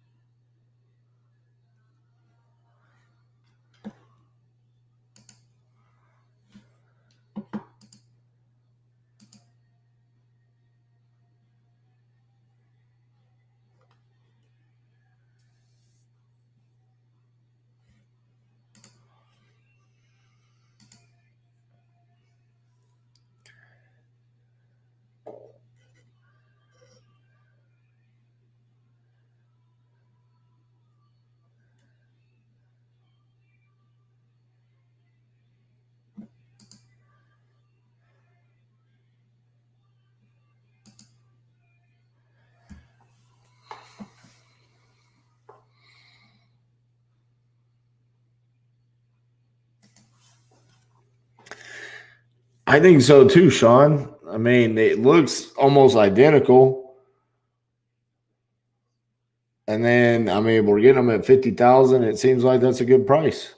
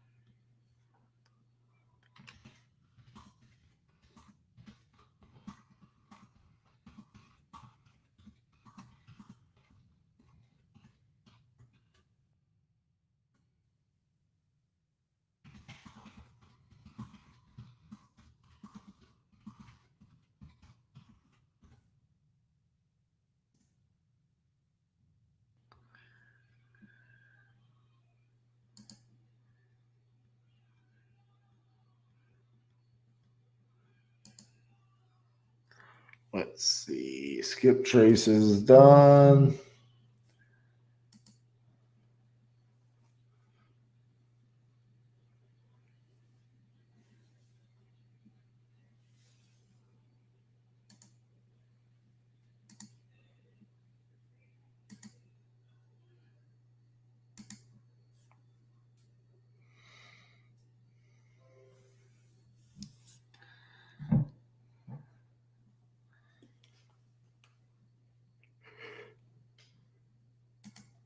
Man, I think we might have one in Knoxville. Actually, we might have two in Knoxville.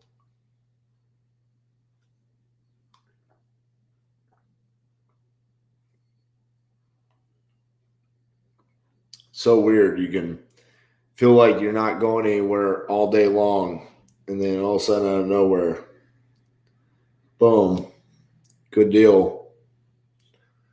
Changes your perspective of the day. Tennessee still plays boring football.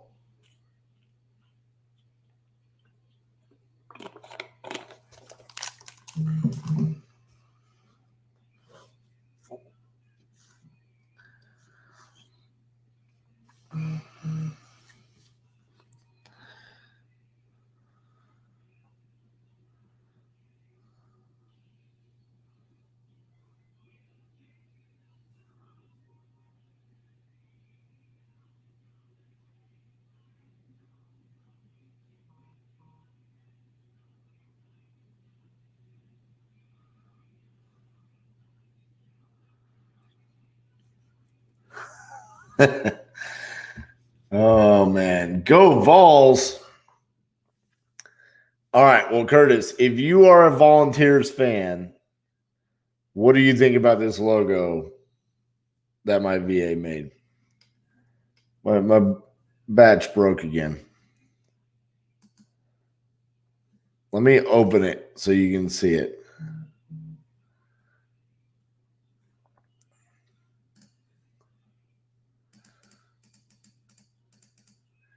I always think it's so funny because I really don't give like a whole lot of direction with logos.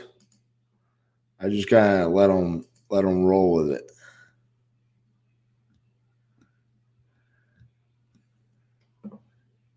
So this is an outline of the Davy Crockett statue that is in Tennessee.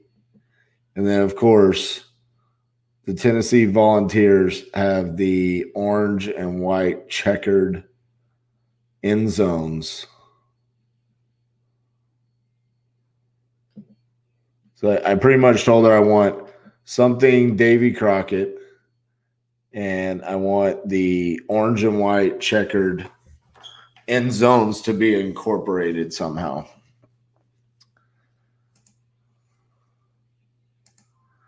Yeah, the checkerboard, man. The checkerboard is vital.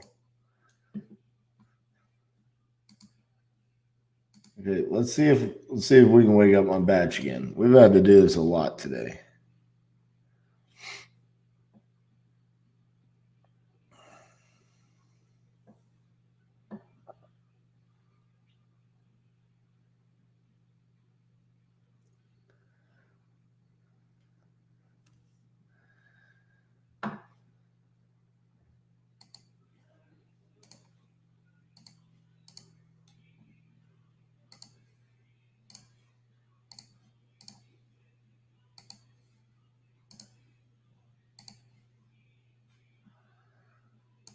right. Knoxville.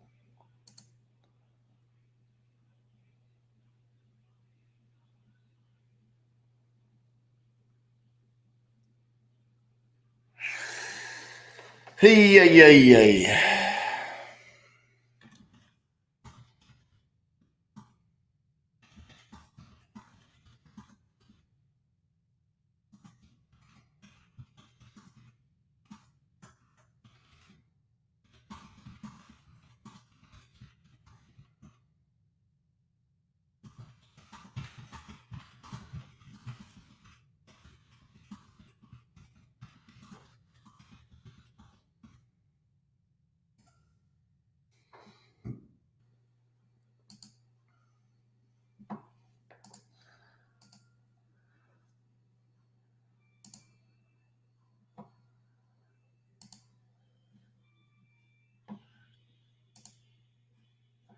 On. Did this push to a campaign? Let me see.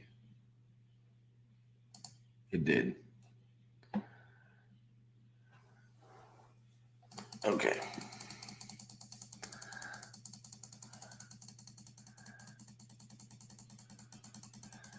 So we got about an hour and 37 minutes left today.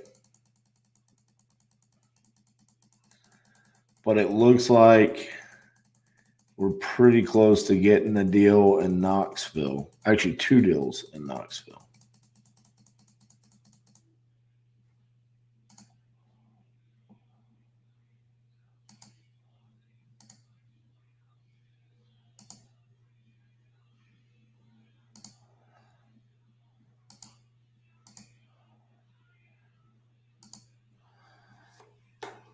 As long as it's legit.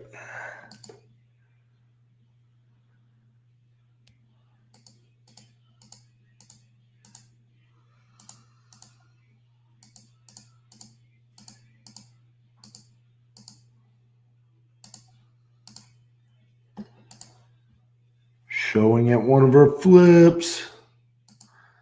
Come on. Buy it.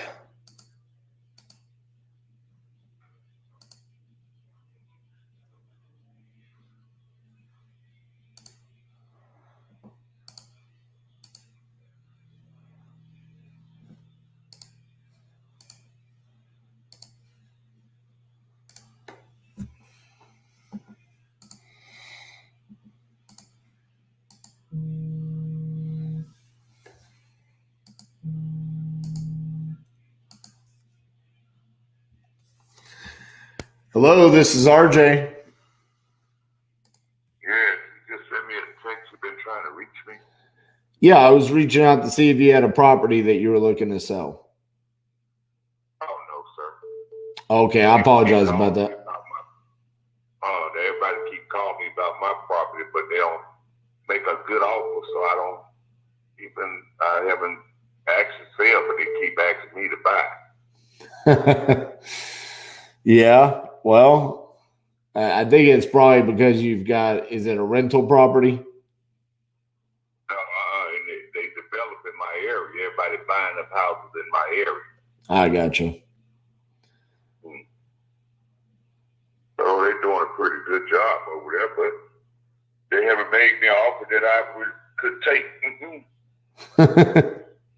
Well, what are you looking for? Like I tell them, make me an offer I can't refuse. I hadn't called nobody. Everybody calling me. So make me an offer I can't refuse, and then we'll go. I got you. Well, I'm an investor, so I would want to buy it as a rental property, so I'm probably not going to be the right guy for you. Yeah, that's correct. All right, well, thank you, man. All right, man. Have a good one.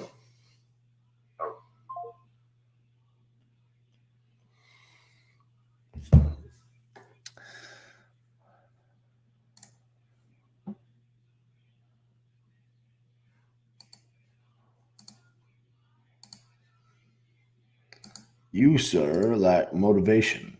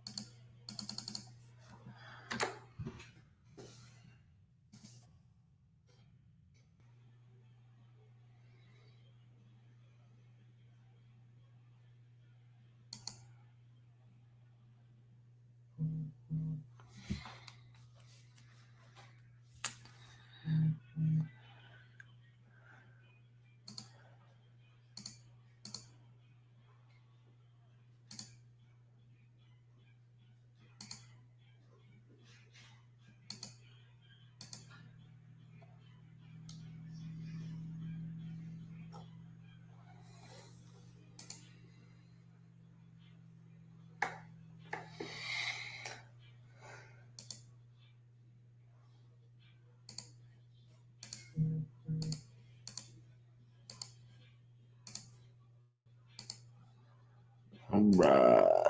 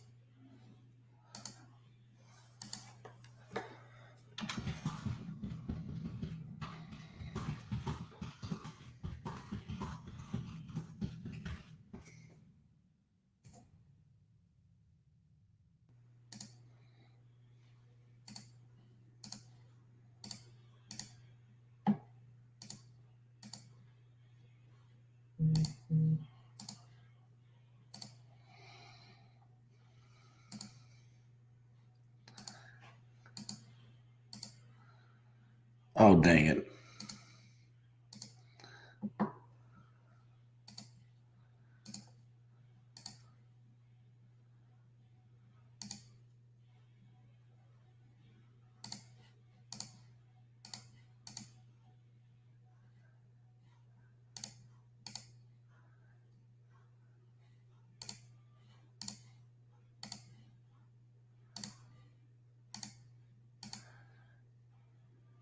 Wave of responses.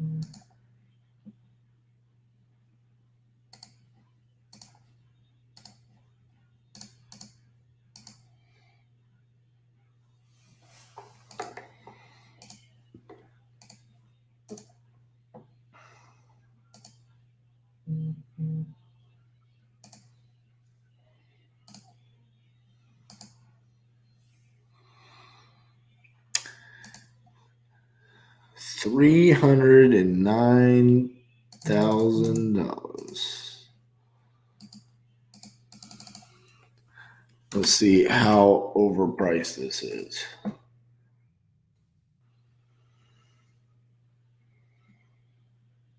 Oh, he's upside down. That might be the reason.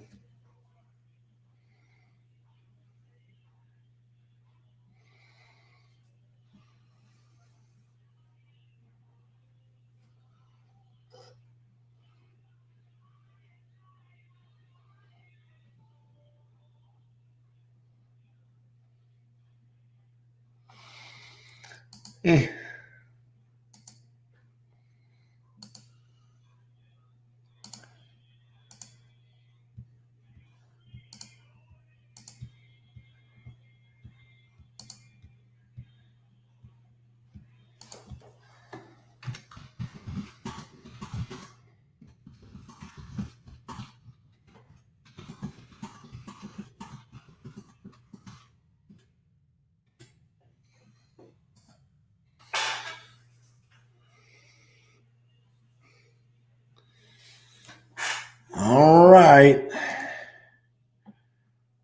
We're at least going to send a contract out. He says he's going to look it over. That made me feel great, but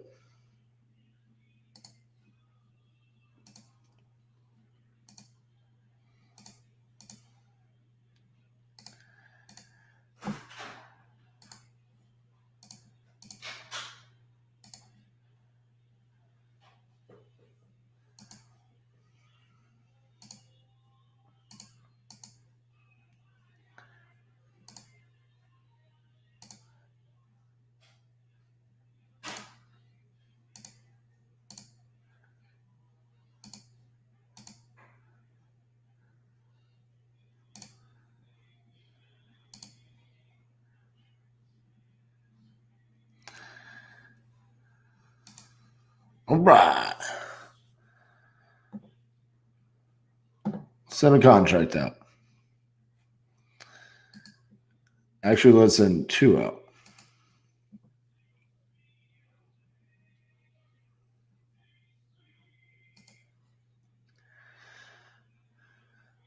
What a weird day.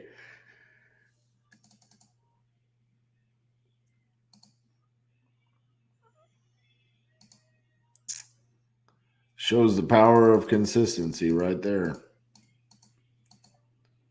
Just sticking with it throughout the day. And eventually we get to the point where we're sending out 2 contracts.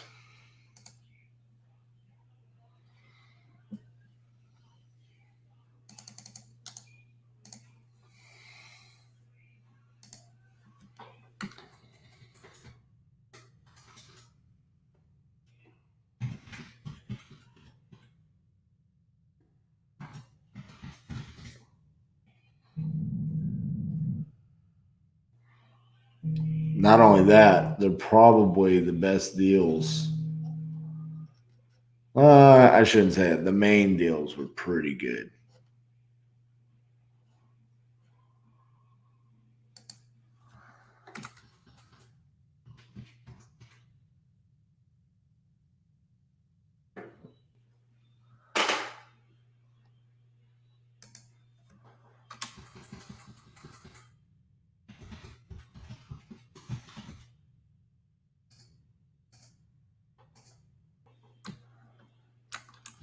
They were pretty good.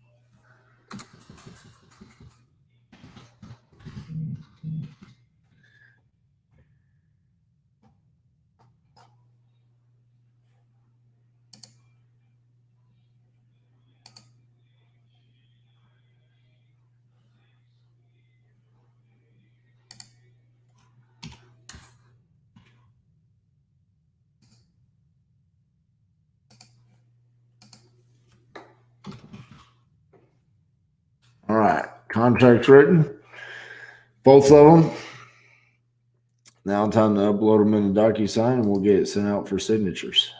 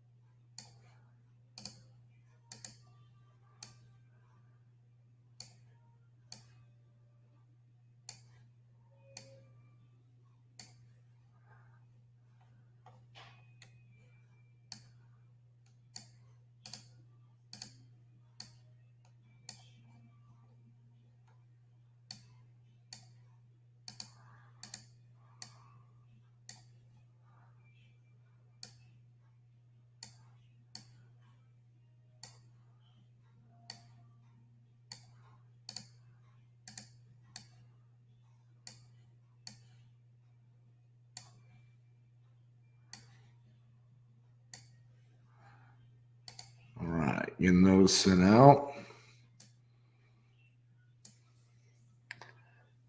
What is this? Lombard.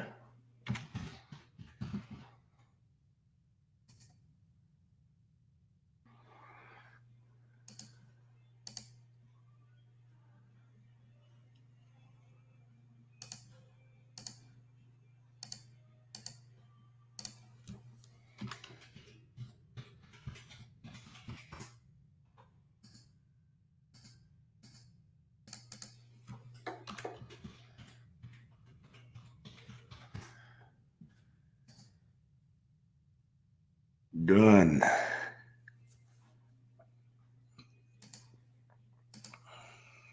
Two contracts sent out.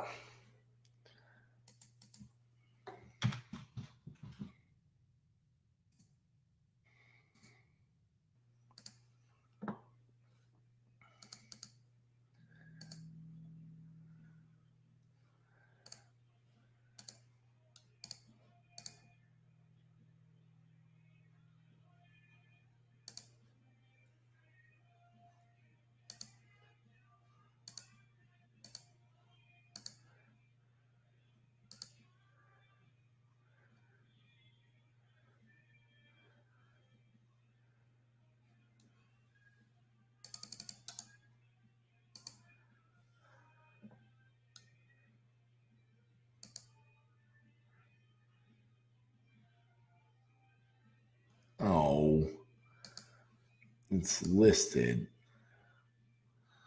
Well, that's not what I wanted.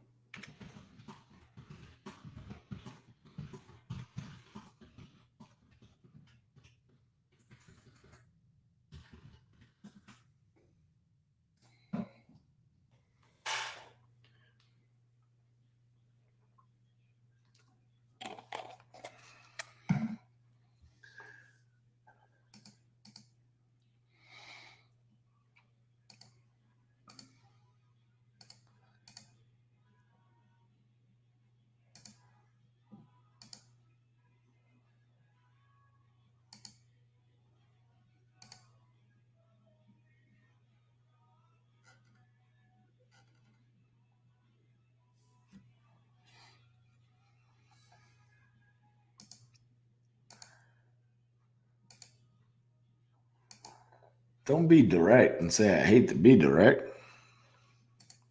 Embrace it. I actually like it when people are direct like that.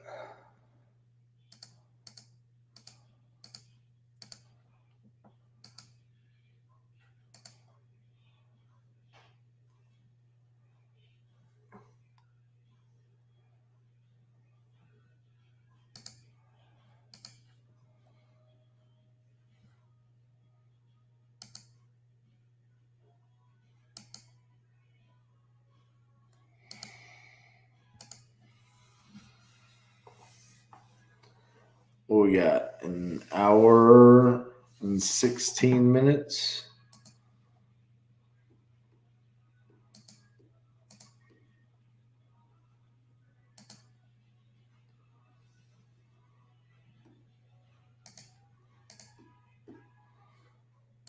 Did I clear the entire?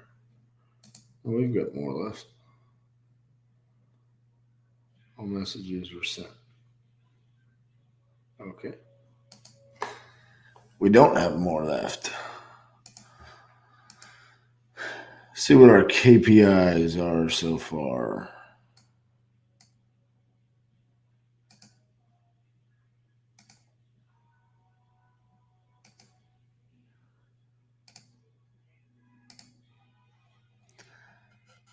All right, Knoxville 26%,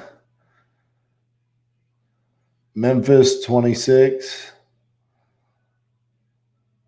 So Jacksonville's still the lowest, but Knoxville and Memphis were right up there.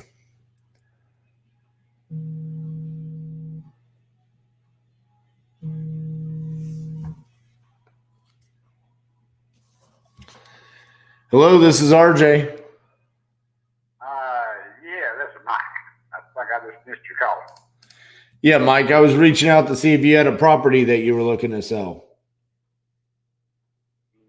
No, right at the moment I don't have, sir. Okay. Well, I apologize about that. I thought maybe you had a rental property that you might be looking to sell. Right at the moment I don't, but I appreciate you calling. All right. Bye-bye.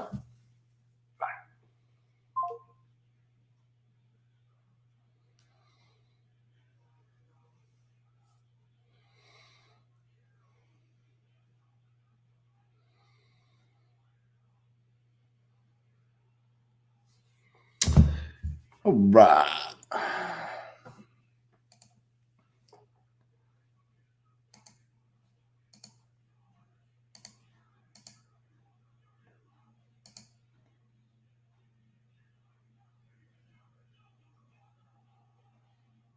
Weird. Oh, you can't see this. This guy wrote, I'm sorry, but due to the national coin shortage, we're unable to accept or receive payments at this time. All right.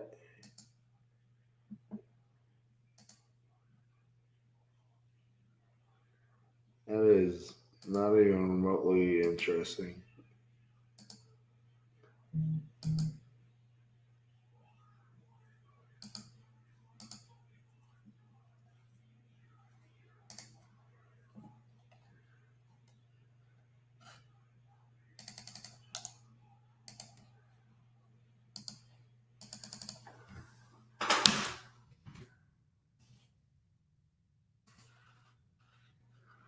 Maybe I was wrong. Maybe I just assumed Memphis was a good cash flow market.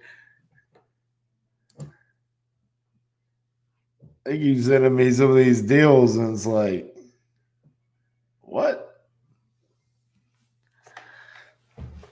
Charging $1,300 a month in rent and $200,000-$300,000 neighborhood.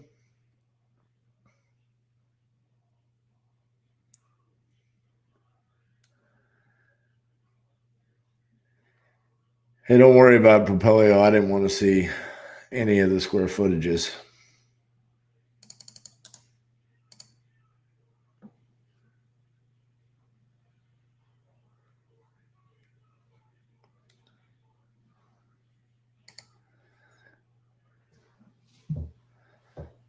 This is 924 square feet. So that's a good comp for us right there.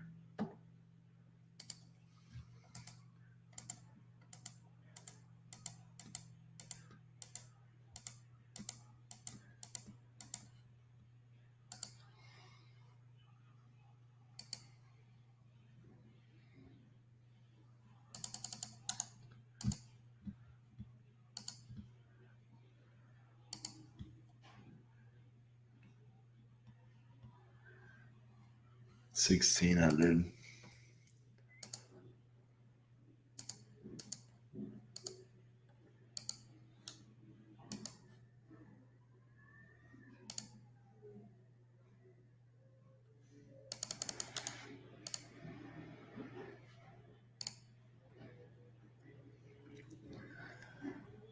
$1,200.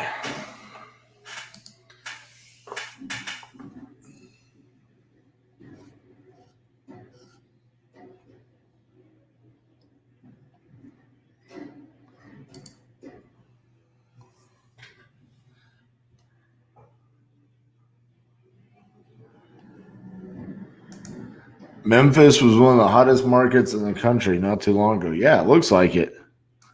I mean, like this one right here. I mean, this is a $200,000 house, and they're renting it out for $1,350 a month.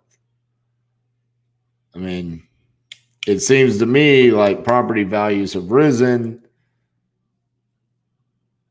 So you've got someone that's renting something out for $1,300, and they might be cash flowing, but in their mind, they're saying, "Hey, we've got a $200,000 house." But as an investor, I'm looking at this saying, I mean, worst case scenario, I can't be more than 135,000 all in.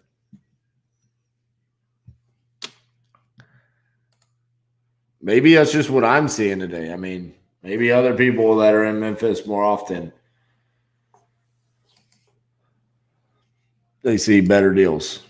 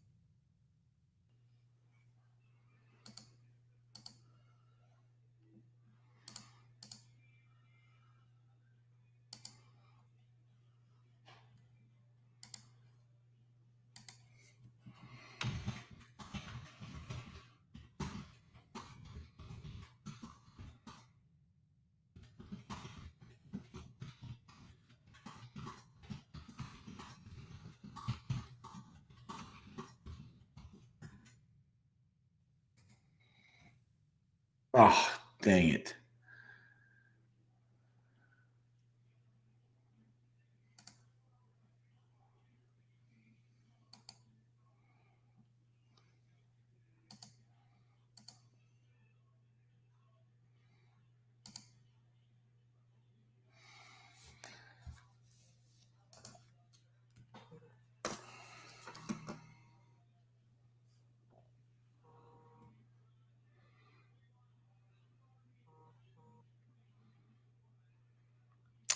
I'm going to try to call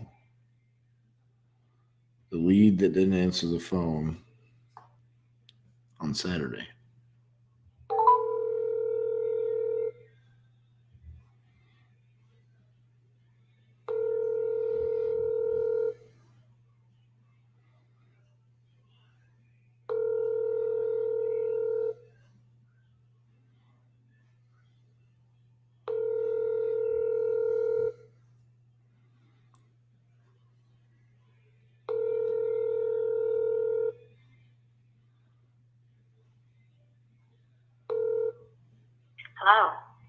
available to answer your call at the present time. Please leave a detailed message with your name and phone number, and I will give you a call back as soon as possible. Thank you, and have a blessed day.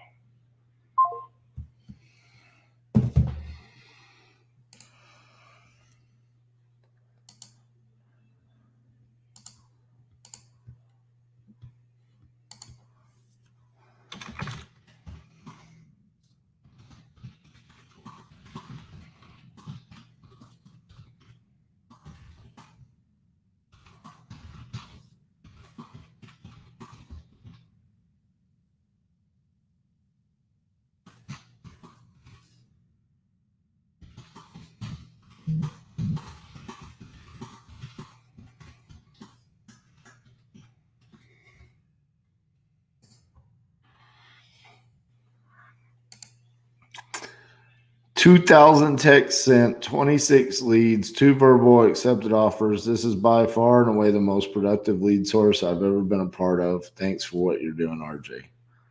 That's awesome, man. Awesome. No, you need to write your own text templates. Because we're all having problems with stuff getting marked as spam. So you need to be unique and come up with your own so you're not spam. If we all just started using the same template, then we're just going to lose this marketing technique.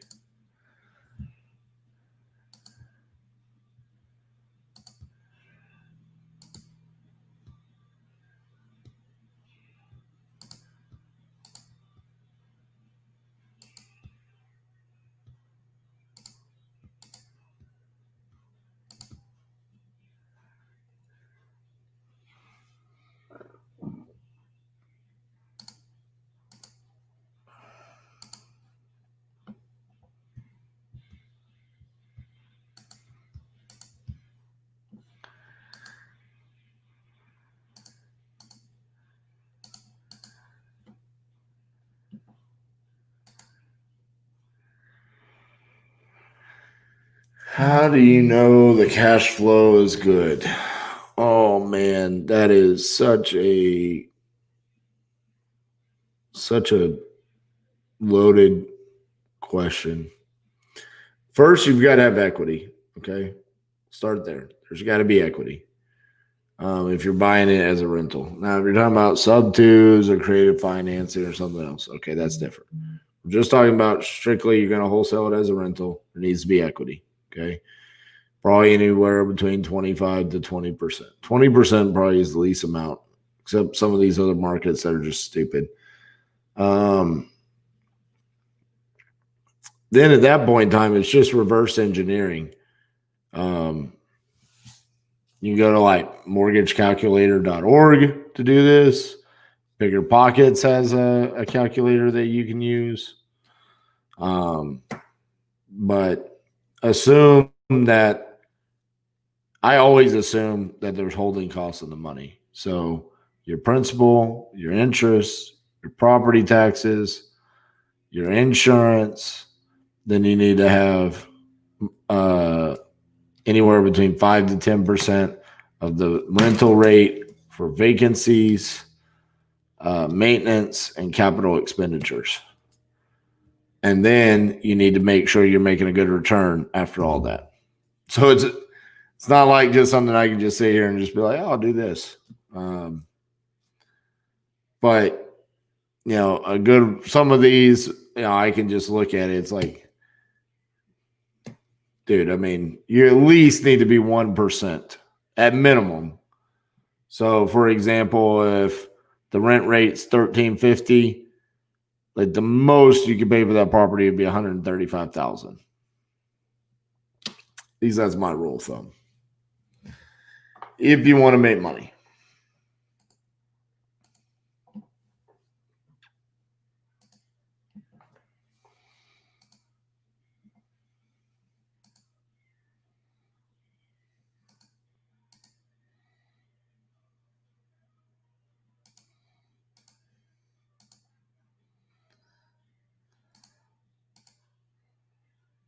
I misspelled Tennessee.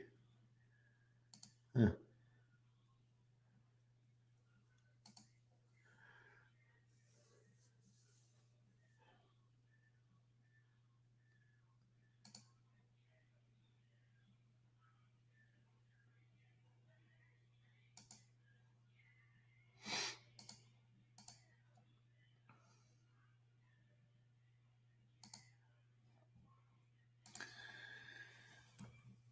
All right.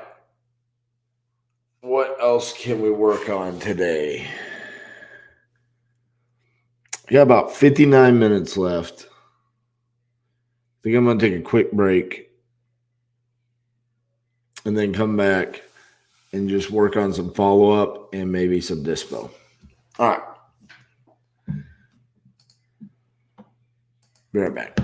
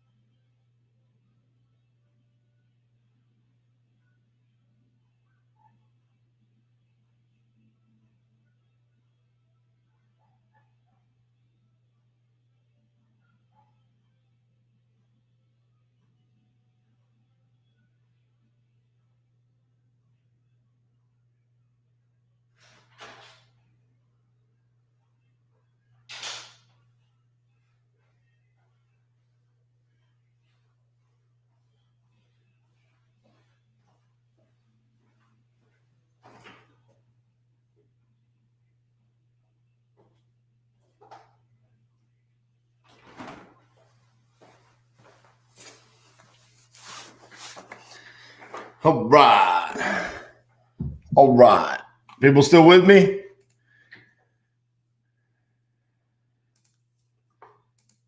People still here? See if anybody respond. I don't think so. I don't think we got much while we're gone.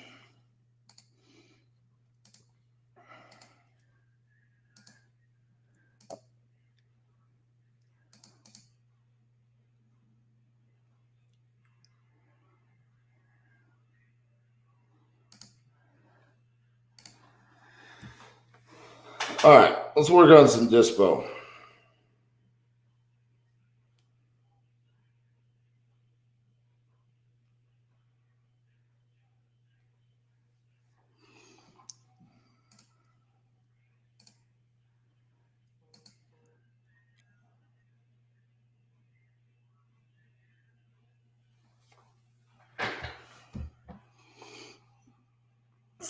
All right, seller has a question right here.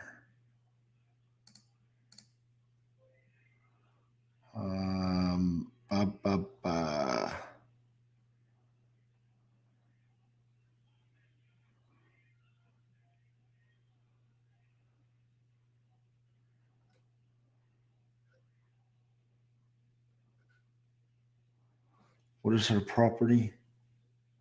McQuaid.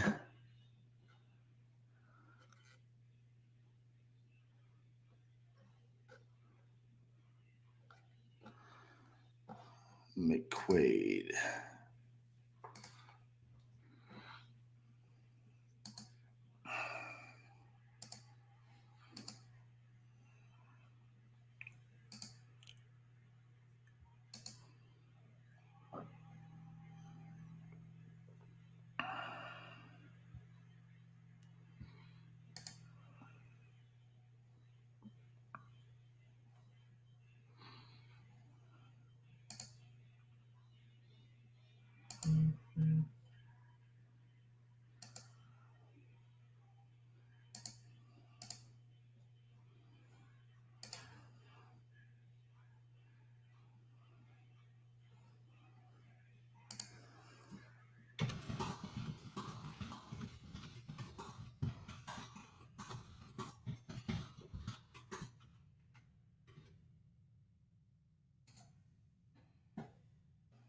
Okay.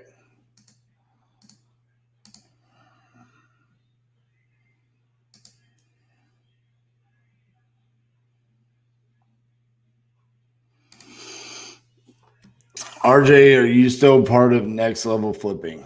No, I'm not. I actually resigned from Next Level. No underlying drama or anything like that. Just it was better for me and Cassie just to focus on titanium.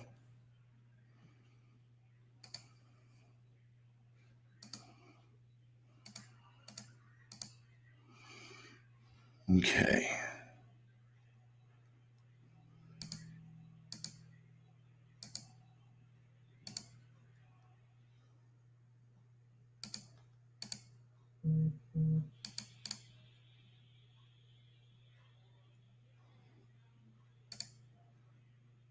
Like, look at this. This is everything in Memphis right here.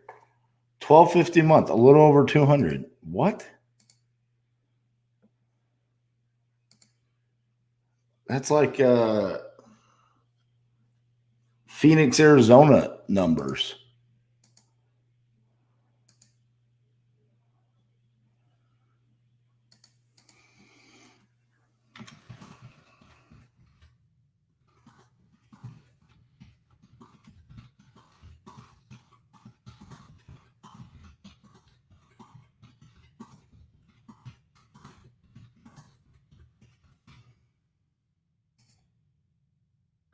That's what I get for calling Memphis a cash flow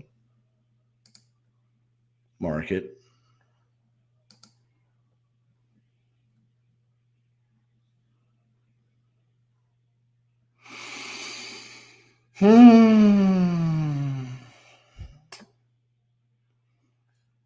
All right.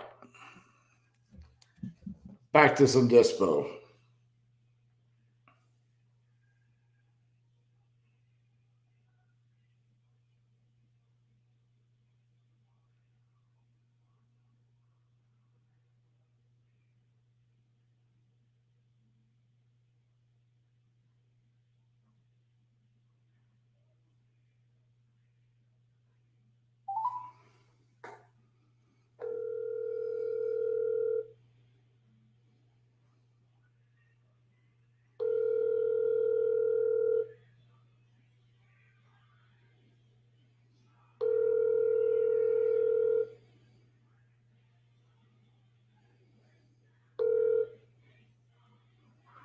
Hi, this is Kevin Mills. Try to contact your phone call, but please leave a message. Bye. Bye. At the tone, please record your message. When you have finished recording, you may hang up or press 1 for more options. Hey, Kevin, this is RJ Bates calling you about that property in Gulfport. We got a lot box on there for you. The lot box code is all zeros. It is vacant, so feel free to go by there whenever you want. Let me know what you think about it, man. Let's make it happen. If you want to call me back, my cell phone number is 817-915-6860. Thank you.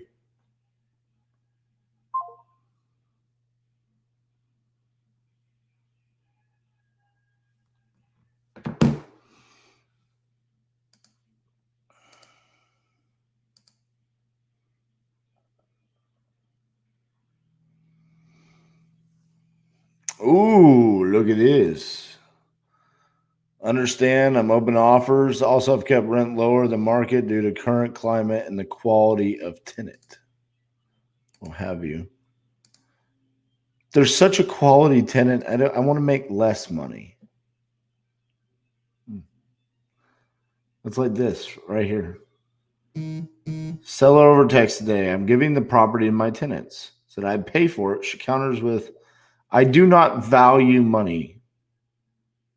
You must have been marketing in Memphis, Tennessee.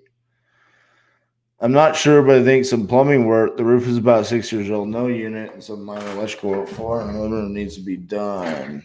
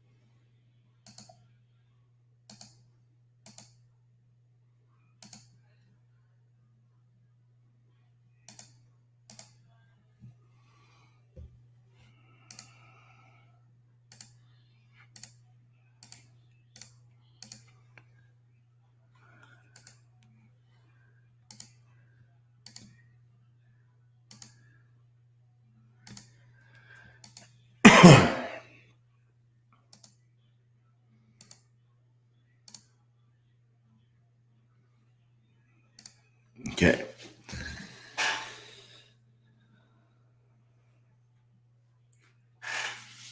What are we going to do here?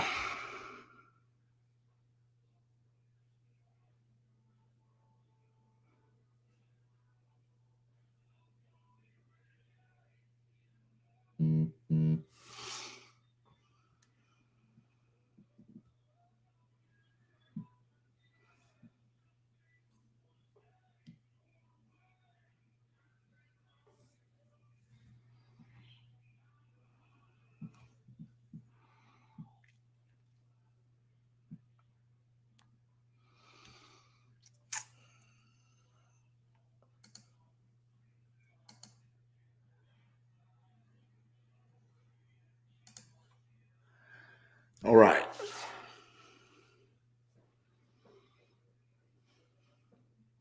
So we've got a contract sent out in OKC. We've got 2 contracts sent out in Knoxville, Tennessee. Contract sent out.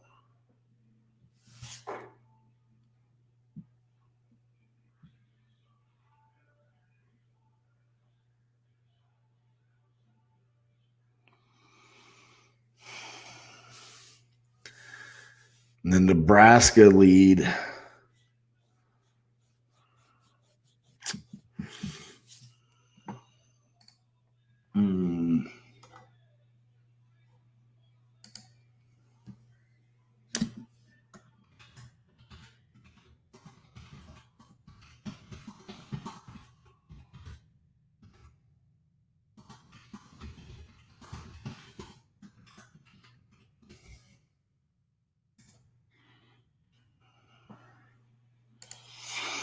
Yeah, Jason. No. The pre-foreclosure one that I was talking to you about, I just texted her today and asked her if she thought about the conversation we had. The other Jacksonville one, I'm texting back and forth with her now. She's still waiting to hear back from her attorney.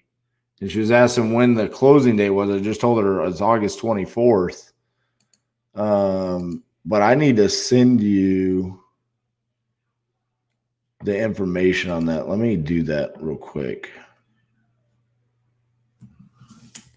I'm actually going to text it to you right now or Facebook message it to you.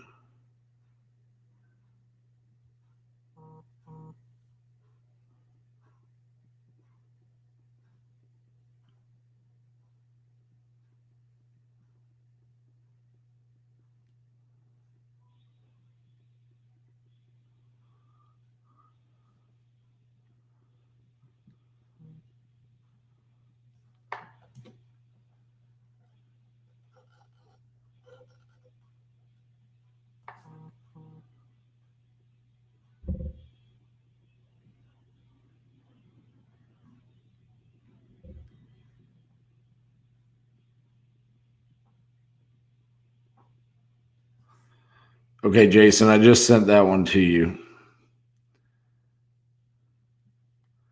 That's the one that we're going to get under contract here in the next day or so.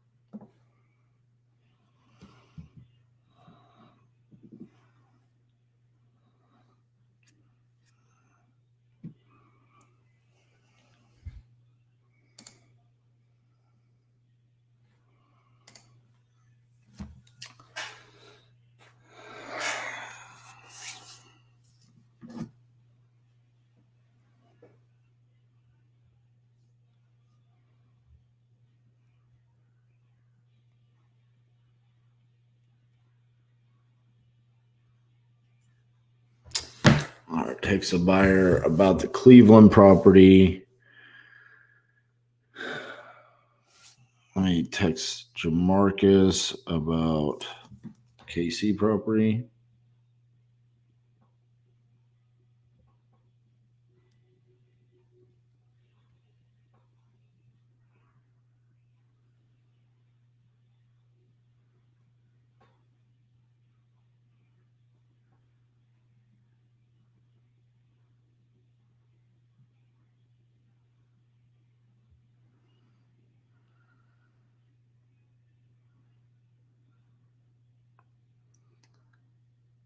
Other one, I need to get a lockbox on in Kansas City.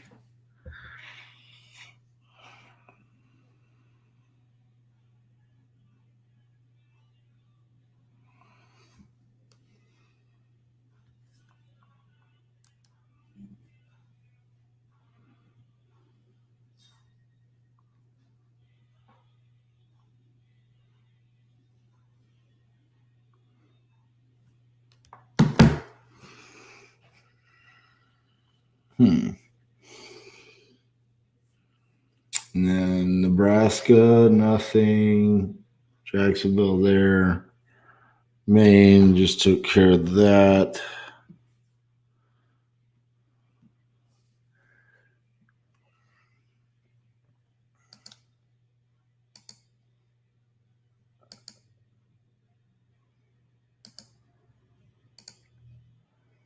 All right, let's go ahead and pull our data for tomorrow.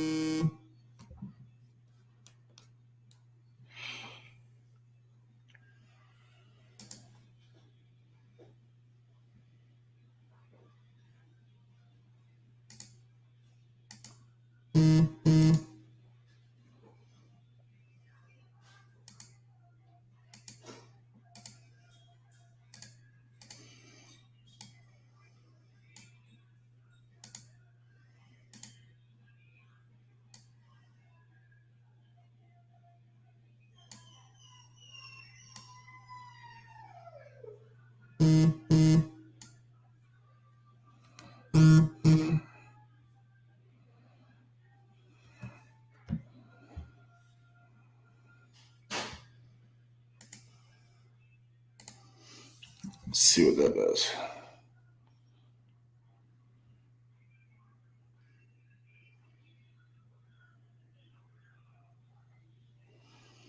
$2,300 retired landlords.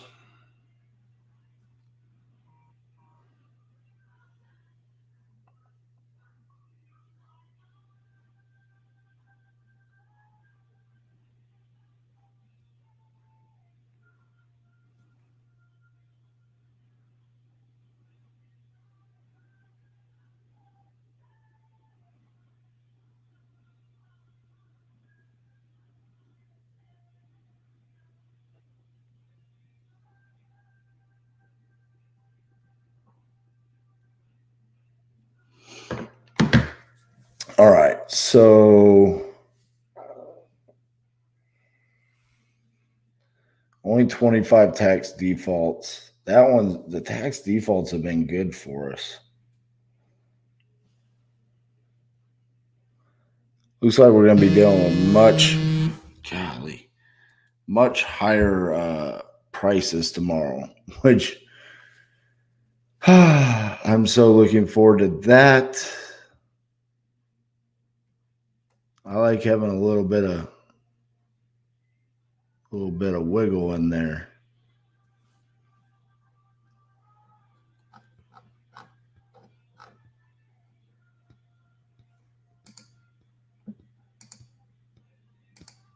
See how many vacants are in this.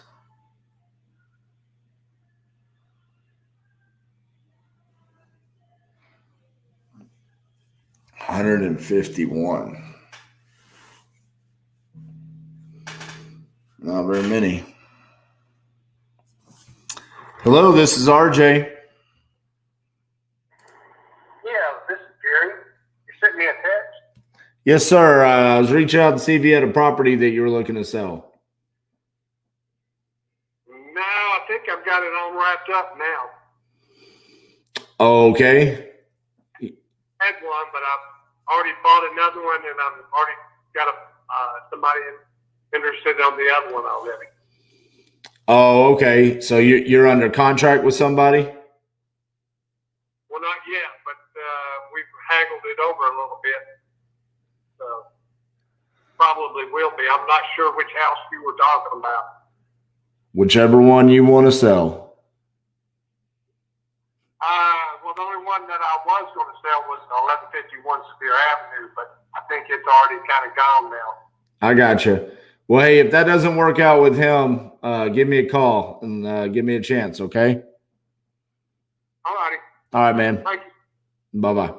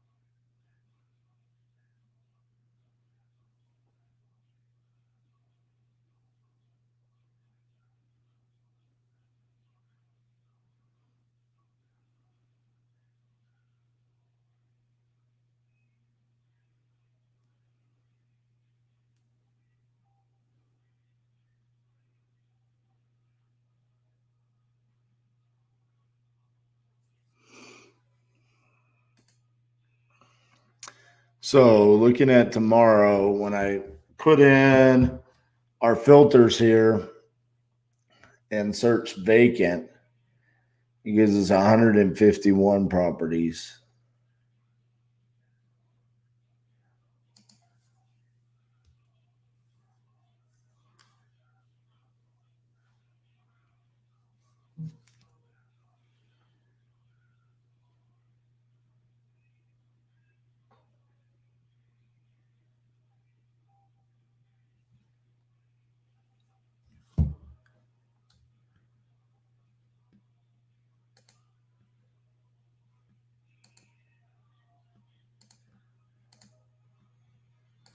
What happens when we do that?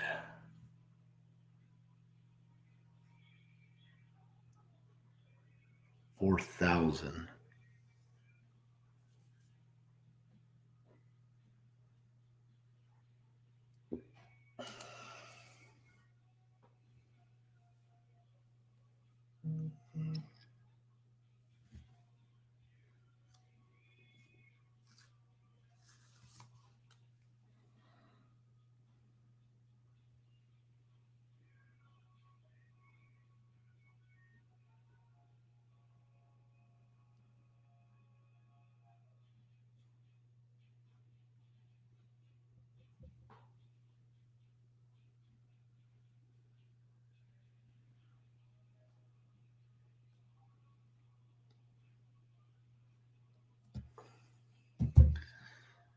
All right, let's go ahead and select all these.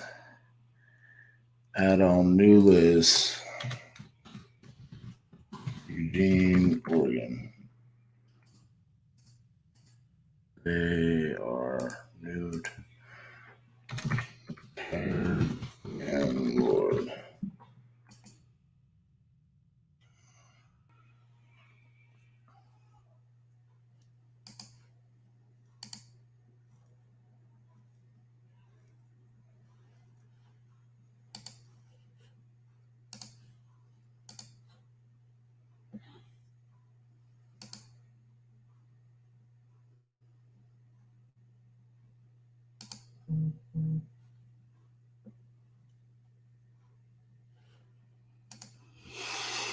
All right. So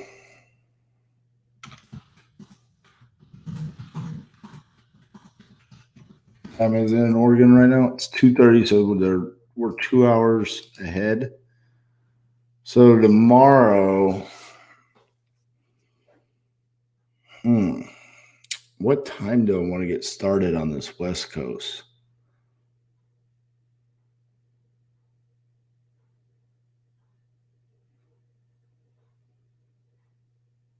If I start at noon Central Time, that would put us at finishing at 8 p.m. Central Time.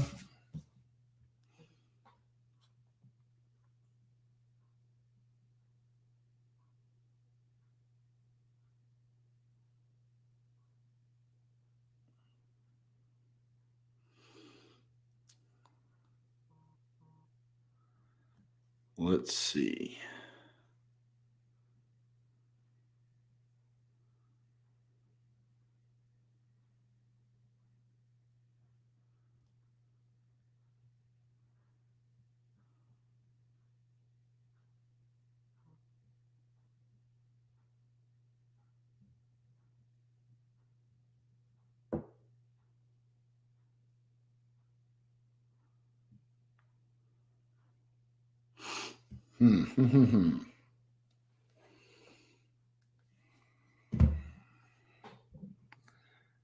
Might get started at noon tomorrow.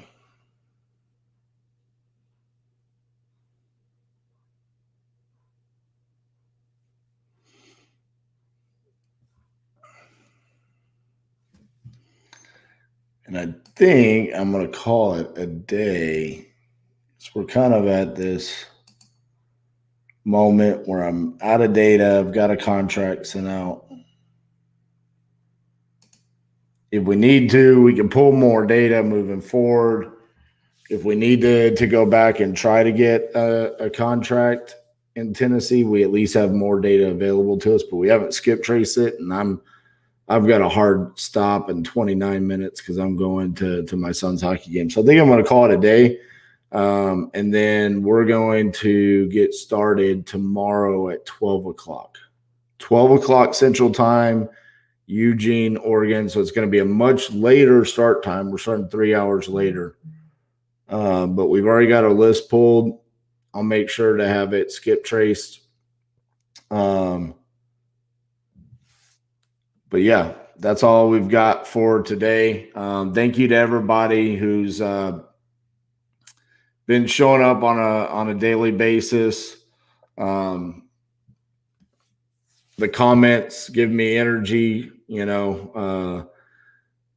telling me stories about how people have signed up for batch leads, what's going on in their own accounts, getting leads and more deals than they've gotten, over the past couple of months. That's awesome to see. That was obviously one of the major objectives of doing this, is to see other people jump on the train and better their businesses and better their lives. So awesome to see that, guys. But yeah, we're going to call it a day. Sent out a contract on 2 properties in Knoxville, Tennessee. Nothing in Memphis. It was pretty weird in Memphis. So we pivoted, went to Knoxville. Looks like we've got a really good deal there potentially. Let's hope we get that. Let's hope we get that locked up and signed. But we will see y'all tomorrow afternoon. Oh, we've got something crazy. Just logged on and just chose my market in Eugene. So yeah, we're gonna be here. We're gonna be in Eugene tomorrow. And if you are in Eugene and you're a wholesaler, let's JV. I've never done anything in Eugene, Oregon before. Don't know anything about Eugene, Oregon, other than the fact that hey, go Ducks. But you know what's funny is today was not that great of a day, but then when you look at it, if we get those 2 deals in Knoxville, they're probably 2 of the fatter deals that we've gotten so far. So it's funny that goes to show you what happens when you're just consistent, even if it's not like vibing, you know. I mean, whoever this is saying go Ducks, send me a message on Facebook, a private message. Let's see if we can JV some of these deals. Love to do that. See how many Ducks stories I can tell tomorrow. I'm pretty knowledgeable about college football. So, I mean, if I could hang with the Nebraska fans, I know more about Oregon than I do about Nebraska. So, all right, guys. That's all for today. Tomorrow, 12 p.m. Central Time, which will be 10 a.m. Pacific Time. We'll get started in Eugene, Oregon. Let's make it